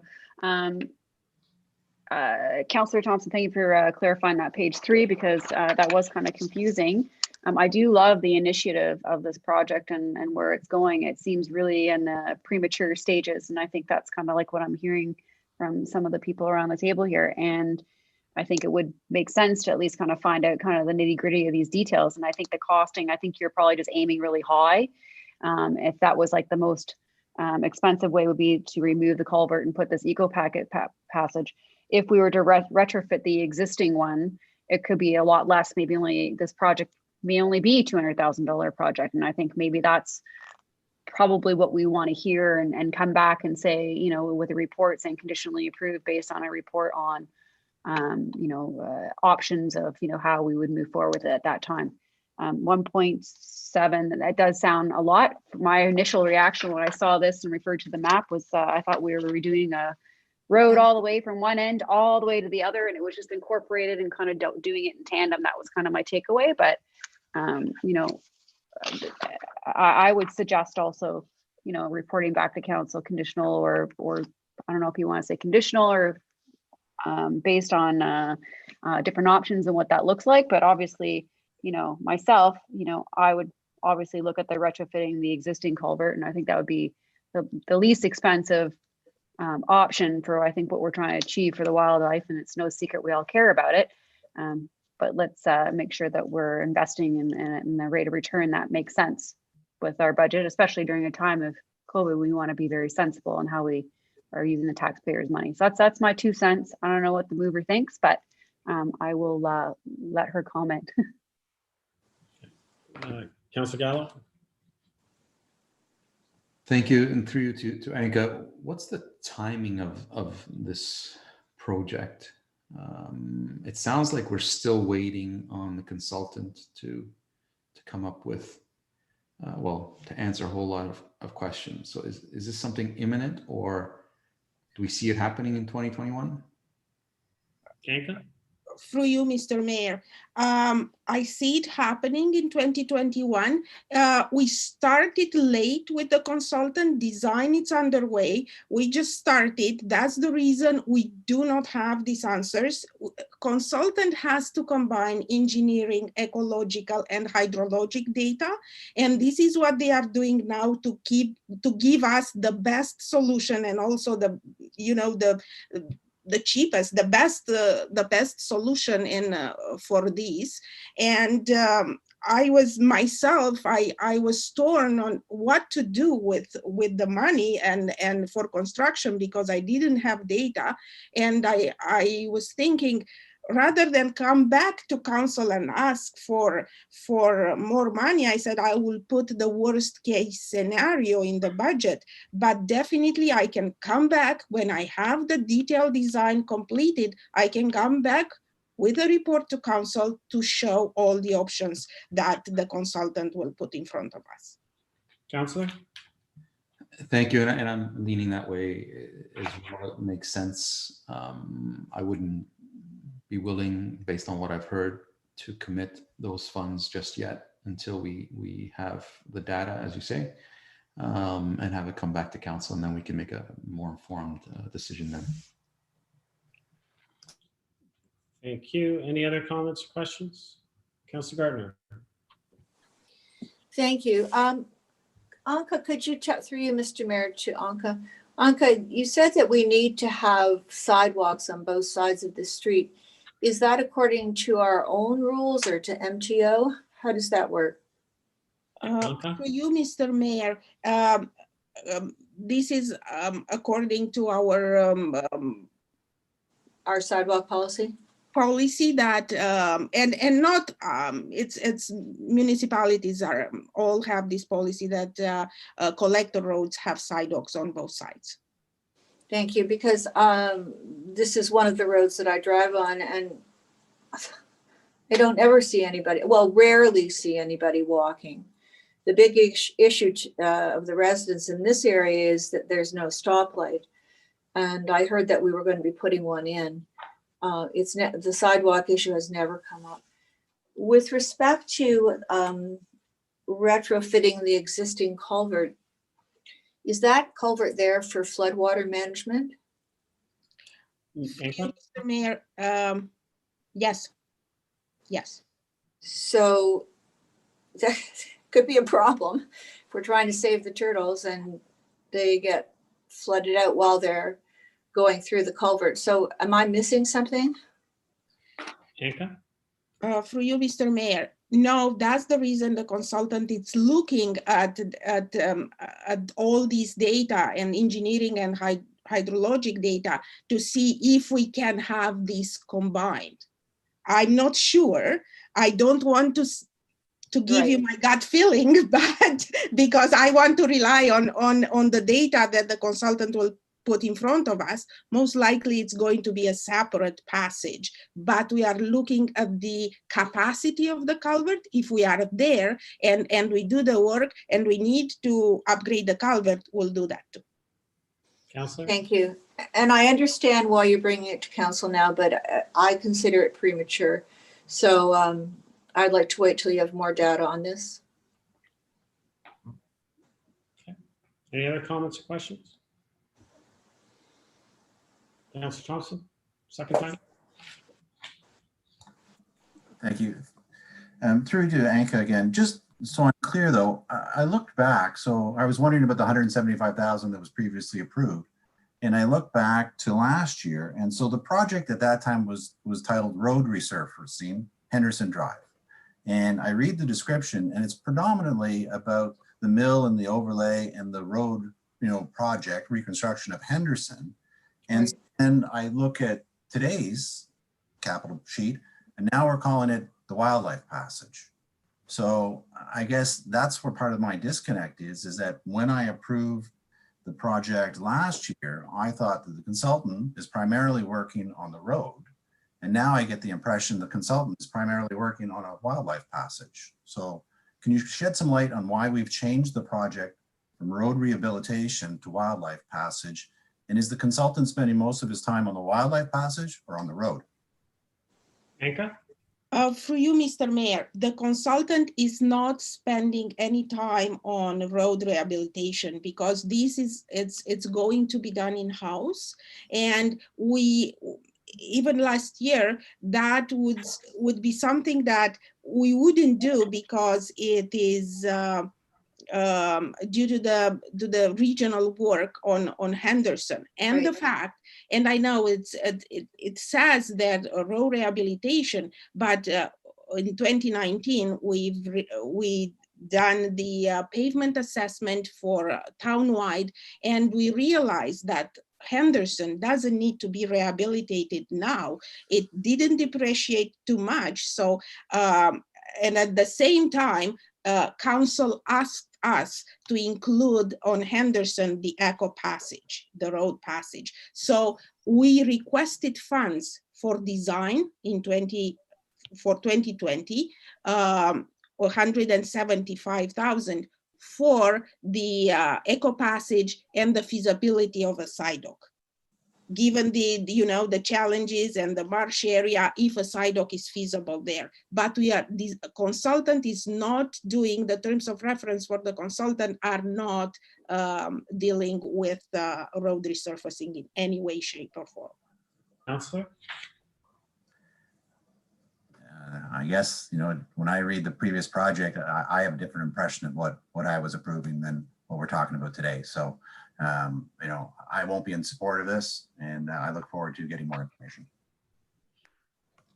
Thank you. Councillor Humphreys. I thank you, Mr. Mayor. Yeah, the cost is really quite high. I understand I love the initiative. We got to find a different way to do it at a more reasonable cost. Because when you look at this amount, it's just astronomical, to be honest with you. And like we talked about earlier, I had lots of discussions on water meter and customer service, and we have to make sure that we're really, we've got to do the right thing for sure, but let's find a good way to do it that makes sense as well. So looking forward to following reports as is. I can't support it as well. Thank you. Any other comments or questions? Councillor Gardner, second time. Thank you, Mr. Mayor. I mean, I would like this to go back to staff until we get all of the details. So I don't know what the motion should be. I don't think council will go for conditional, but go back to what would be the appropriate wording for this? What I'm sensing is everyone wants to see the full report or the feasibility report once the engineers and everyone have finished what they're doing. So just have staff come that report once it's done, and for council to make a decision at that time. Thank you. Does that work? That should be the motion. Yes. Okay. And Councillor Gilliland, you second that? Is that fine? Thank you. Anka, is that good direction? It's clear to me. Okay. Yes. Thank you. All right, council. No other comments, questions? I'll call a vote. All those in favor? Opposed? That carries. Next, council, we have 1785, long-term remediation for the pavement heave over Van Dorp Culvert west of Bayview. Councillor Gilliland, you pulled this one.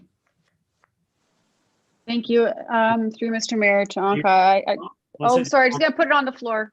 Do you want to approve it as is? Thank you. Second, Councillor Gardner. Go ahead, Councillor Gilliland. Thank you.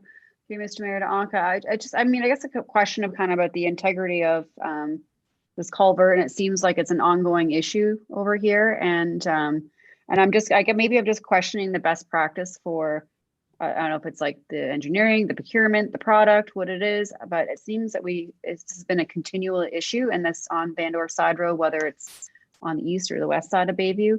Could you just kind of shed a little light onto why we're having this issue? Like, I understand the granular B versus the clay and the silt, but I want to avoid this happening again. I'm sure you do too. Anka? Through you, Mr. Mayor. Yes, of course, Councillor. This is the culvert located on Bayview, on Vandorf, west of Bayview. And it was built in early 2005, if I remember correctly. And the issues with this culvert have a hump on the road has been noticed about 2 years ago, and we didn't know what's happening. And we thought that with the reconstruction of Vandorf, we can address the issue by removing the asphalt and repairing the base asphalt. However, during the construction this summer, because we repaved Vandorf this summer, we investigated in detail why it's happening, and our geotechnical consultant realized that the fill on top of the culvert, when it was initially built 15, 16 years ago, was put a type of fill that it's prone to, susceptible to frost, and this needs to be replaced. Our contractor, Forest, who was repaving Vandorf, was not comfortable to do this repair, part of our repaving on Vandorf. They said they don't know how to do it, and we were uncomfortable going with them, knowing that they don't know how to do repair. And in discussion and consultation with our geotechnical consultant, we realized that we have to have a separate capital project to deal with these heaving of the pavement due to the fact that the culvert is open, water is there. During the winter, the fill on top of the culvert freezes, and then it's the freeze and thaw related to the change in temperature.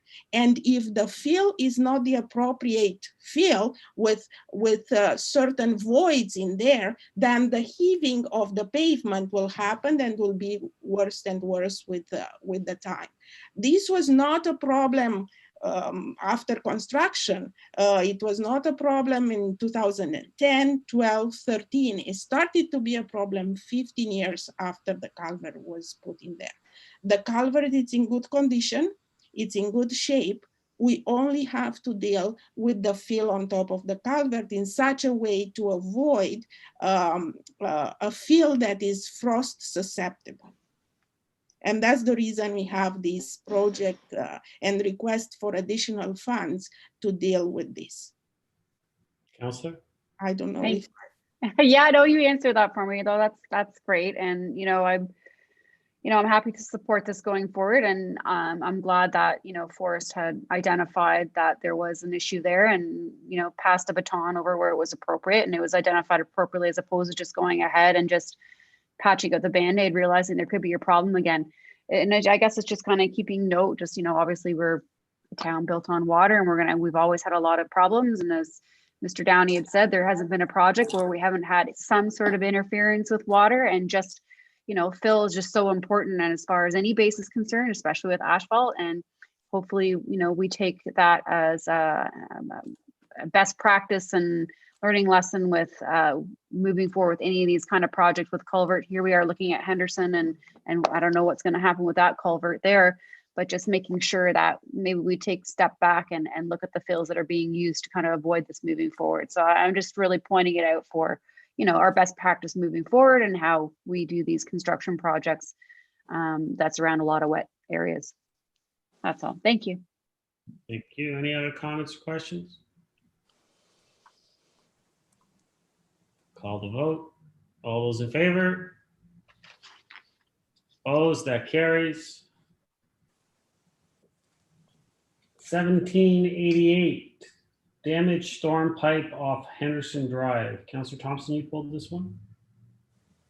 I did. Just for a question, I'm happy to move. Well, not happy, but I'll move the recommendation. Okay. If someone like second it. Councillor Gilliland, go ahead, Councillor Thompson. I guess through you to either Anka or Mr. Waters. Two-part question. One, just go through a little bit more about this project, because I'm not too familiar with it, and I guess it's a $4 million project. And secondly, it talks about delivering in partnership with the region. Are they going to contribute any funds to this $4 million project? Anka? Through you, Mr. Mayor, yes, we are in discussion with the region, and the region will contribute funds to this project. The same as we contribute to the sinkhole rehabilitation, that project that the region is doing on Yonge Street. So for the project on Yonge Street, the region is paying 2/3, we are paying 1/3. So the town is paying 33%, the region 66%. And what the region is doing on Yonge Street is related to the project that we do here on Henderson Plaza. They are lowering the water table, and they are putting more water into the storm sewer that goes from Yonge Street through the Metro Plaza at 1 Henderson, then on Poplar, and goes to outlet to the creek off Poplar Crescent. That pipe that goes through the Metro Plaza at 1 Henderson, it is under the building, and it's damaged, it's crushed, and we need to replace this pipe. That's the reason we do this project together with the region. We met with the region, and when they started the work on Yonge, we realized that in order to take additional flow through the town pipe, we need to upgrade this pipe. And the region will also contribute to this project.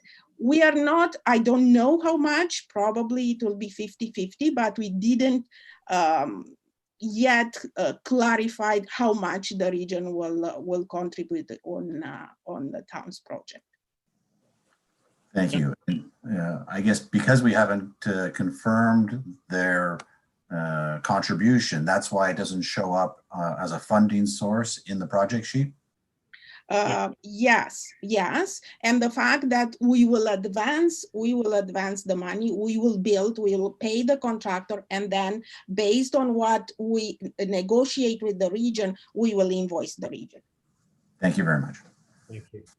Councilor Gardner? Thank you, Mr. Mayor. I don't know if I'm going to be able to be polite about this. To me, what's going on there is, it's just beyond belief. So in my experience, this is the third time that the region has tried to remediate the water underneath the surface on Yonge. They started the project, and at some point in the early summer, it completely stopped because they hit water and they didn't plan for it, or didn't plan appropriately. The region, sorry, Anka, you're not involved with this. The engineers have to know from past experience, if not geotech, that what's going on under the ground. And they don't seem to have any idea. So they said they're going to be starting back again on this. So did you say we're paying for 50% of this project? Through you, Mr. Mayor, Anka, is that our cost? Through you, Mr. Mayor, no, we are paying 33%, 1/3 of the cost of the Yonge Street rehabilitation. Well, first of all, I'd like to say, and to our CFO, I think we have to hold them to that price. Whatever we agreed on, whatever that price was with that 33%, we can't be liable for their mistakes with this. And second of all, with respect to the drainage pipe, I mean, I'm sorry, I don't have any confidence in this at all. Anka, if you have control over what's going on from the water under the bridge below Henderson, then I'd feel better about this. But is this regional planning? Anka? Through you, Mr. Mayor, I try to understand the question, Councillor. The question is, if the region is in charge of this and we're just paying for part of it, I don't have any confidence that the region really has this under control.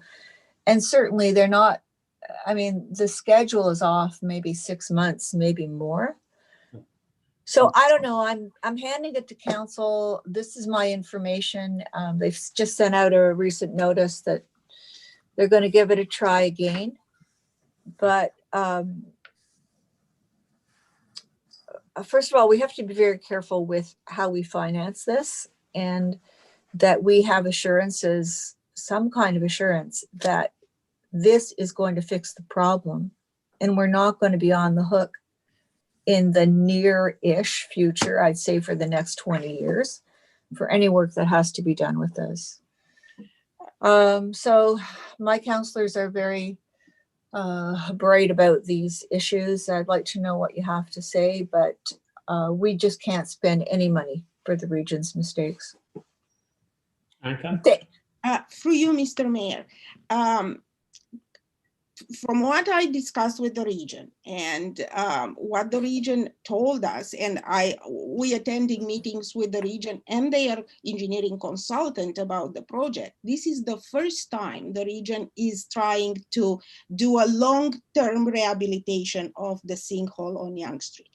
Before, they were doing maintenance, and the reason they started this project, and it's an expensive and at the same time a complicated project, a complex project, is the fact that they were putting on operating costs around $250,000 per year to keep Yonge Street going, due to the fact that they purged the groundwater, and that sinkhole was something that was, you know, always being there and making the road, you know, worse and worse, worsening the condition of the road. So they made the decision that instead of paying this money in maintaining Yonge Street, we have to address these issues once for all.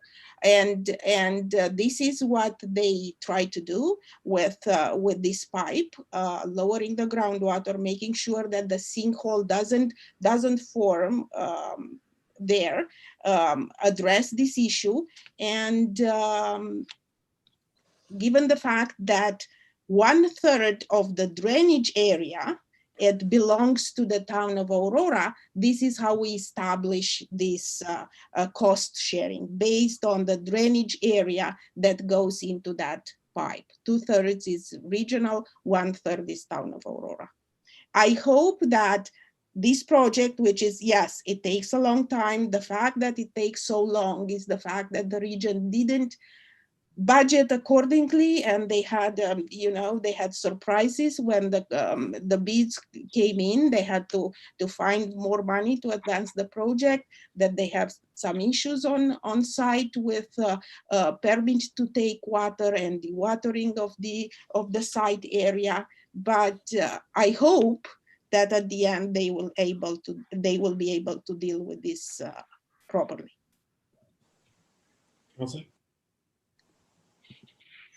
Counselor? Am I still on? Yeah. Yes, water has a mind of its own, but I would expect a lot of work would have gone into this to begin with. And when they talked about in the past maintaining it, doing maintenance work on it, that road was closed. I mean, it was months. So maybe it was maintenance work, but that usually doesn't take months. My point is that, yes, we need to contribute the appropriate amount, but I do not want us to be penalized for their lack of, I don't know, you can call it research, foresight, technical ability. It's very clear and has been for years, and the region knows it, that there's water there. And I don't think anybody in this area lives in the Tamarack Park area. We have the same, it's not the same problem, but it's a miscalculation of what's going on under the ground. And they actually, I think, hit part of the aquifer. So it's a science. Water is also a science. And I'm wondering whether they have the right people involved in the project, and I just don't want Aurora to take the fall. So I don't know if there's any talk, Mr. Mayor, of increasing the cost to us, or if we've agreed on a third of the cost, no matter what it costs. But perhaps our CFO could look into the conditions of our joint project. Absolutely. Get Ms. Mayor Van Kessel to look into that, or if she has any Thank you. answer for us. But I believe it's 1/3. And as Anka said, the Henderson one is 50-50. Well, most likely 50-50. But is it 1/3 of the estimate, or is it like, what were our terms? No matter what it cost, are we paying 1/3? Because to me, there's definitely an issue of, I don't want to be impolite, so I won't say anything else, but there's definitely an issue there. Okay. Thank you. You're welcome. Any other comments or questions? I think I'm going to talk about my favorite subject, and that's the 13% administration fee that the region. Did they charge us the 13% administration fee on the Young Street one? Through you, Mr. Mayor. No, they are not. Okay, good. I'm glad they finally listened and they're not charging that, because I was going to say, if they were, then we better put in that 13% on the Henderson project. So I will be sure to do that, but no, they know it's their project. They initiated, and because we do have a drainage area for that pipe, they are remediating. We contribute to that too, okay. And they will contribute to our project too. So it's a partnership. Thank you. I'm glad to see that they've gotten rid of that admin fee, because it was a little bit frustrating to keep seeing that coming in there. So I appreciate it. Any other comments or questions? I'll call the vote. All those in favor? Opposed? That carries. Next, we have 1793 Jones Court Stream Rehabilitation. Councilor Gardner, you pulled this one. Thank you, Mr. Mayor. Did you want to move it, to approve it? I will move it. Thank you. Someone like to second that? Councilor Kim, thank you. Councilor Gardner, go ahead. I think this needs to be done. My question through you, Mr. Mayor, is to Anka.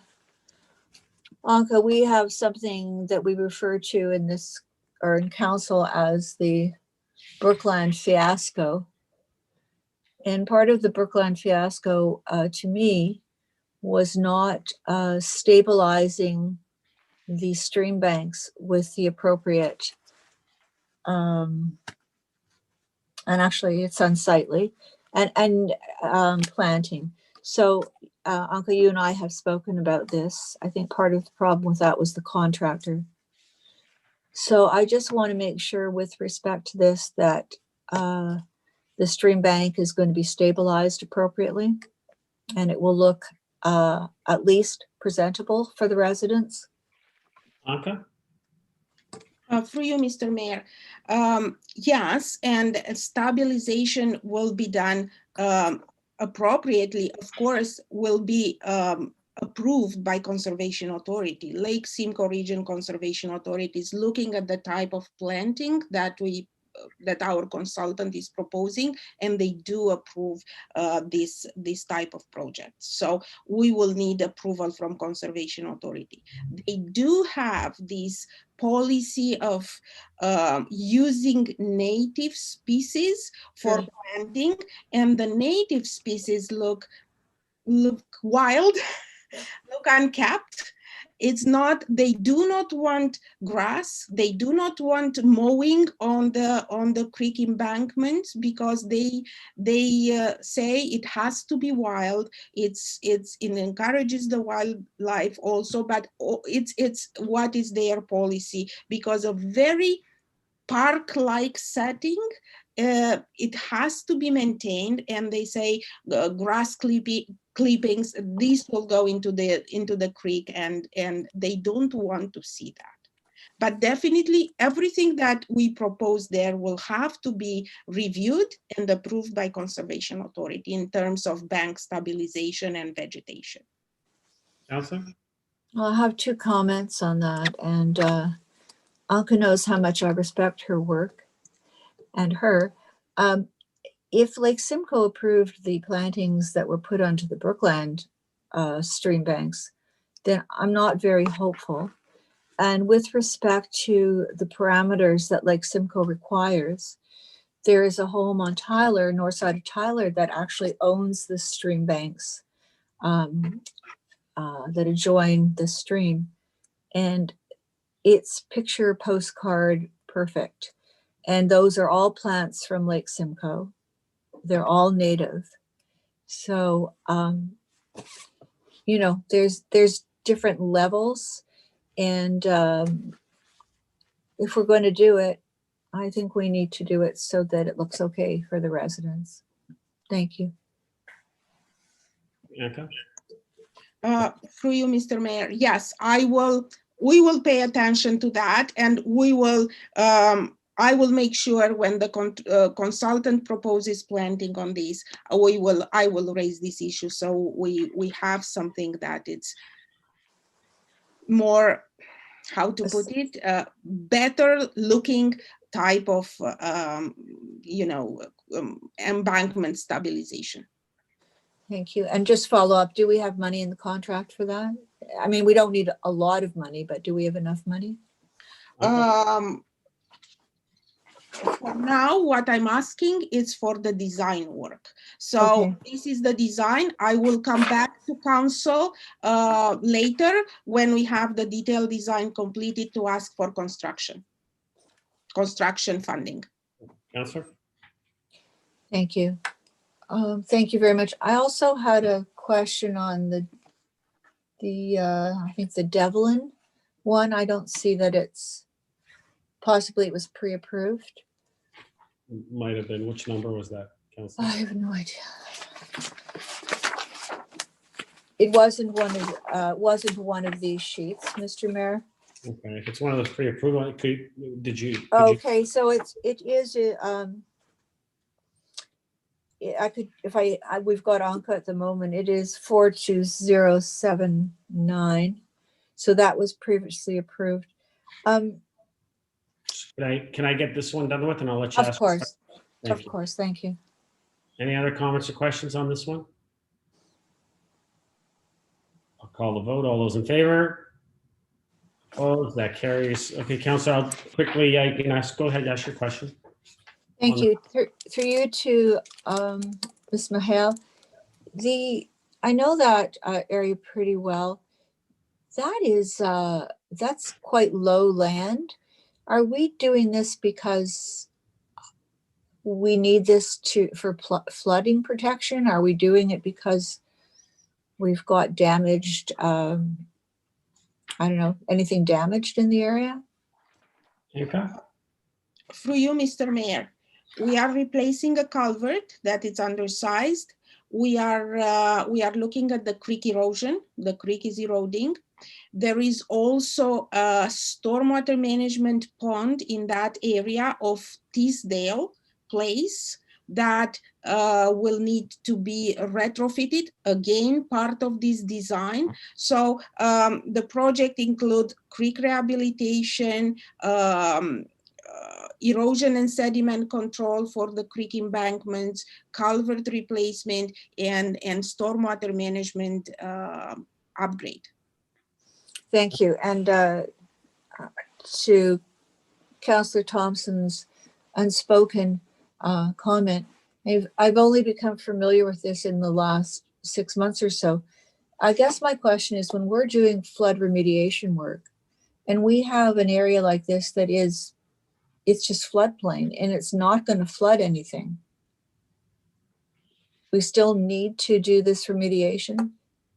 This is like a little valley. There's no way the water from this stream could get out to the residents in the area. So is it because of something that's farther downstream that we need to remediate this? Okay. For you, Mr. Mayor, we need to do it because it's eroding and it's water quality, and that's something that Conservation Authority is very adamant that we address. and also the capacity of a stormwater management pond that needs to be dredged, and the outlet structure needs to be fixed. This pond hasn't been looked at for years, so that's the urgency on that. Thank you very much. Thank you, Mr. Mayor. You're welcome. Thank you, Councillor. Okay, Council, so we are moving to review the proposed 2021 growth in new capital projects, binder tab 18. Ms. Wainwright Van Kessel, I think you wanted to add something before we started into this? Yes, to you, Mr. Mayor, I just wanted to highlight a couple of changes to the projects that have either been noted in the sheets or that have been updated based on latest information. So in particular, for the IT projects, per Ms. Van Leeuwen's email, for the projects that were duplicated, we would not be seeking budget approval for projects 14079, which is the data integration with tools, 14083, which is the meeting room hardware standardization, and 14089, which is the business intelligence. So those would be on pages 1810, 1811, and 1813. Okay, so those are just being removed. Those would be removed. Okay. There is also an amendment to 1824, which is the Hallmark lands. So after the budget information finalized, the tender did come in for this project. So the increase of 1.2 million can be reduced to 750,000, and that's noted on the detailed project sheet because the tender came in less than what we expected. So that is good news. Okay. And the final one is in operational services, the roads area, there's the cattle crawl underpass. We removed the sheet for that project because of the report that came forward very recently to council. We will be deferring that project to the next budget, so to the 2022, after the report comes forward next year that was requested by council. Okay. Okay. Oh, sorry, my mistake. Number 1489, which is 18-3, that one's not to be removed, sorry. 18-13? 18-13, that's the business intelligence one. That's staying put? That one is staying put. Okay. Sorry. All right, that's staying put. Okay. Thank you, Ms. Wainwright and Kessel. So council, I'm gonna go around and ask who wants to pull stuff. I'll just quickly, Councilor Thompson, I'm assuming I'm just gonna quickly, because that one I know I'm assuming you want to pull the SARC? I do. Okay. Councilor Gallo? Yeah, I didn't realize we were going to go this late. I actually have to leave. Okay, so how about this? I'm fine with this. If everyone will just pull them, that way we'll have the list of what's pulled. Let's just approve what we don't pull, and then we'll call it quits. I'm fine with that if everyone's good with that. Because if you have to leave, I think Councilor Humphreys has to leave as well, or she might have already left. So then I'm fine if everyone can at least hold off to do that much. Is everyone good with that? Yeah. Okay. So Councilor Gallo, I mean, we can always add more after if we need to pull a few others after the fact. I have 1820, 1824. Okay. And that's it for now. Okay. Councilor Kim? Mine was pulled. It was 1824. Okay. Councilor Gilliland? 18-8 and 1824 was pulled.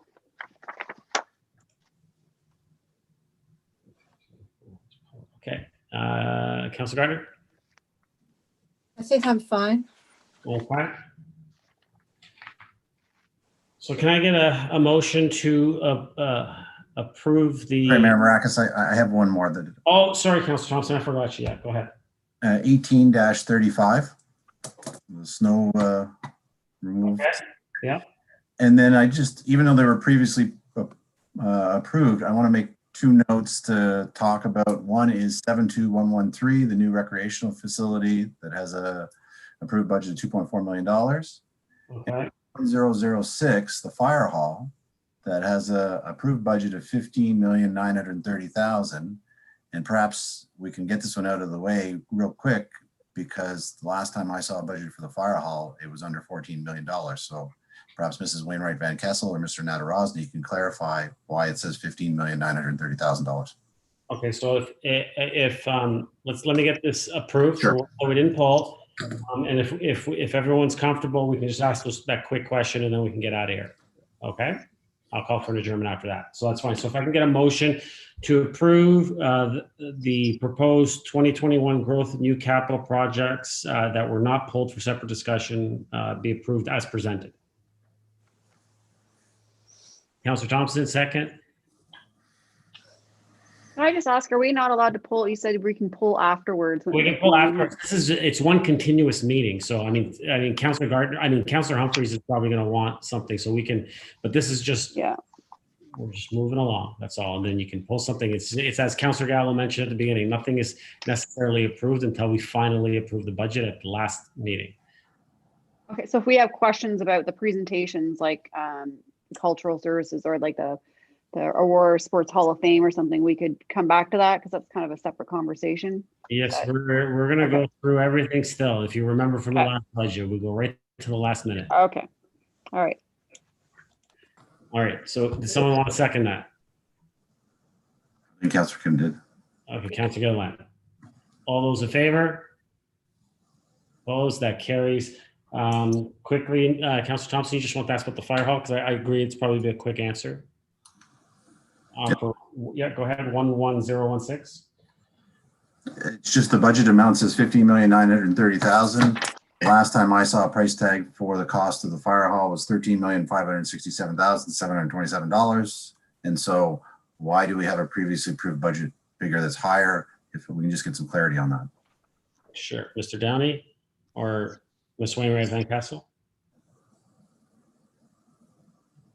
And if it's not a quick answer, it can wait until we get together next time. Yeah. Through you, Mr. Mayor, we'll pull together the details on that and give it to you at the next meeting. Is that it? Okay. All right. So call for adjournment. Would like to move that? Councillor Kim, Councillor Gardner, all those in favor? Opposed? That carries. We are adjourned. Thank you, everyone.